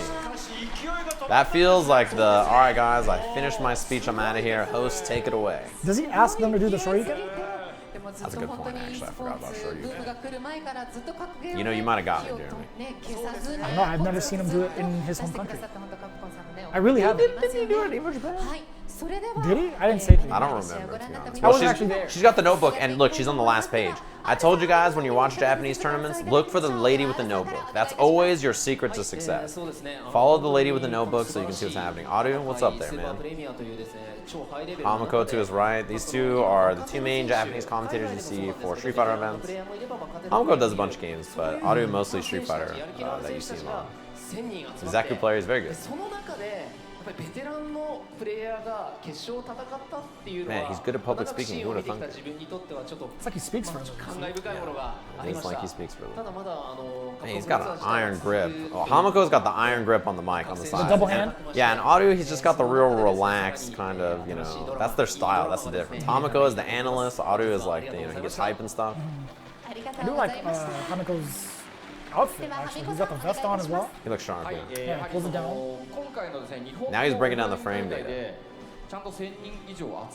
I feel like you can see the personalities between these two just in the way they dress, the way they act. Look at the way he's holding the mic, right? It's much more like grabbing that bad boy. Adu is just chilling. The outfit is more serious. He brings it way closer to his mouth as well. It's true, he's a pro. The other one, what was his name? Adu. Yeah, so Adu actually is way more loose with the mic in terms of the spacing of it and his volume. Yeah. Right? But when you have Hamako, he's kind of like soft-spoken, so he puts it closer to his mic. That's how you have to do it. The way to really maximize the mic quality is to do that. Ooh, he even hit the half bow. He didn't even hit the full. He looked at the crowd as he did it to show maximum respect. 会場に来てくださってる皆さんが本当に声を上げて応援されているのが Hamako's like, hold up. 我々実感 Let me get in there, You don't buddy. speak for both of us. What do you mean? Hold up. What did you say about me? くれましたねという感じがします。やっぱりなかなか声を上げるって格闘ゲームを見ながら I think they're shouting us out. They're saying thanks for the US stream. Yeah, the remote stream. You guys couldn't come out here and hang out in Tokyo. It's too bad. Sucks to suck. But we're having a great time. We're feeling fantastic. We'll be sure to Double reserve the bow. bathroom for you. All right, we got a broom closet ready for us to go. Next time there's going to be a Tokyo event. Let's hit it. Crowd's tired now. Oh, really? I didn't see it yet. All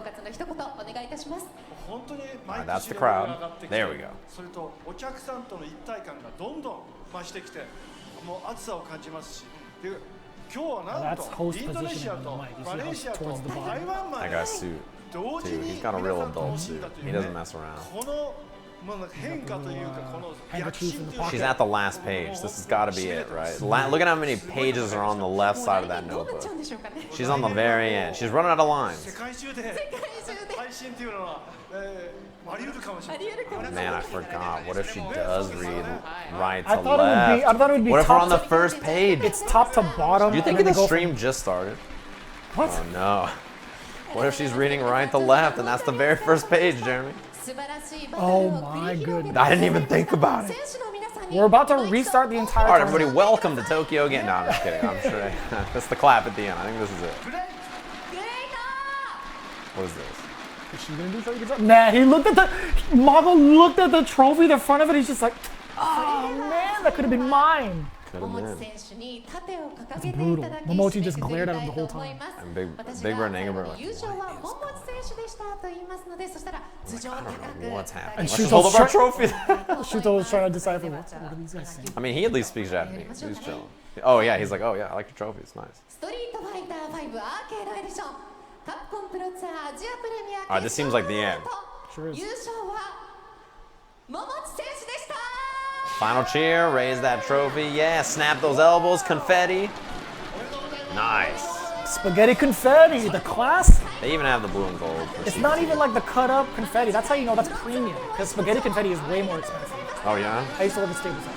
Yeah, I'm sure you're very familiar. Yeah, spaghetti confetti is very, very expensive. Fun fact, we're in the Staples Center hall closet right now. We're streaming live here. It's actually at the event level, but the event level bathrooms are way better. They're super nice, yeah. That's why we got this fancy backdrop. It's Shaquille-sized bathrooms. That's a big deal. You know, Tasty Steve rode on that guy's shoulder. That's a weird fun fact. Yeah, it's crazy. That's how esports Tasty Steve is. He's fancier than all of us. I hear the host lady. She's still going. She put in more pages as the camera. She just keeps adding them in. Yep. I'm sure we're getting there, chat. I have to. It's getting there. But in the meantime, we do want to thank you guys for tuning in to the live English restream for Tokyo Game Show. We hope you guys enjoyed it as much as we did. Again, it was such an honor and a privilege to be a part of this event and just be with you guys as well to bring in all the action. Jealous, man. Everybody in Tokyo seems to have a great time. This event seemed like a lot of fun.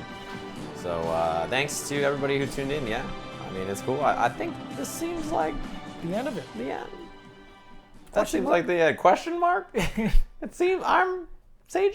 Question mark? I'm not sure. It's over. That is Sejam. I think that's the end. This is Sejam. My name is Vicious. We do appreciate you guys, and we'll see you for the next one. Yeah, hopefully you guys enjoyed Tokyo Game Show Super Premiere 2019. Catch you guys around. Wait. Again, Thunderstruck. Be sure to check it out. Oh, yeah. Thunderstruck's happening in Mexico this weekend if you guys want to tune in as well. CapcomProTour.com/schedule. Check it out. Thanks, everybody, for tuning in to the Tokyo Game Show stream here from LA. We couldn't be there in person, but we wanted to bring a stream for you guys all at home. Sejam, Vicious. Hopefully you guys enjoyed, and we'll see you guys next year.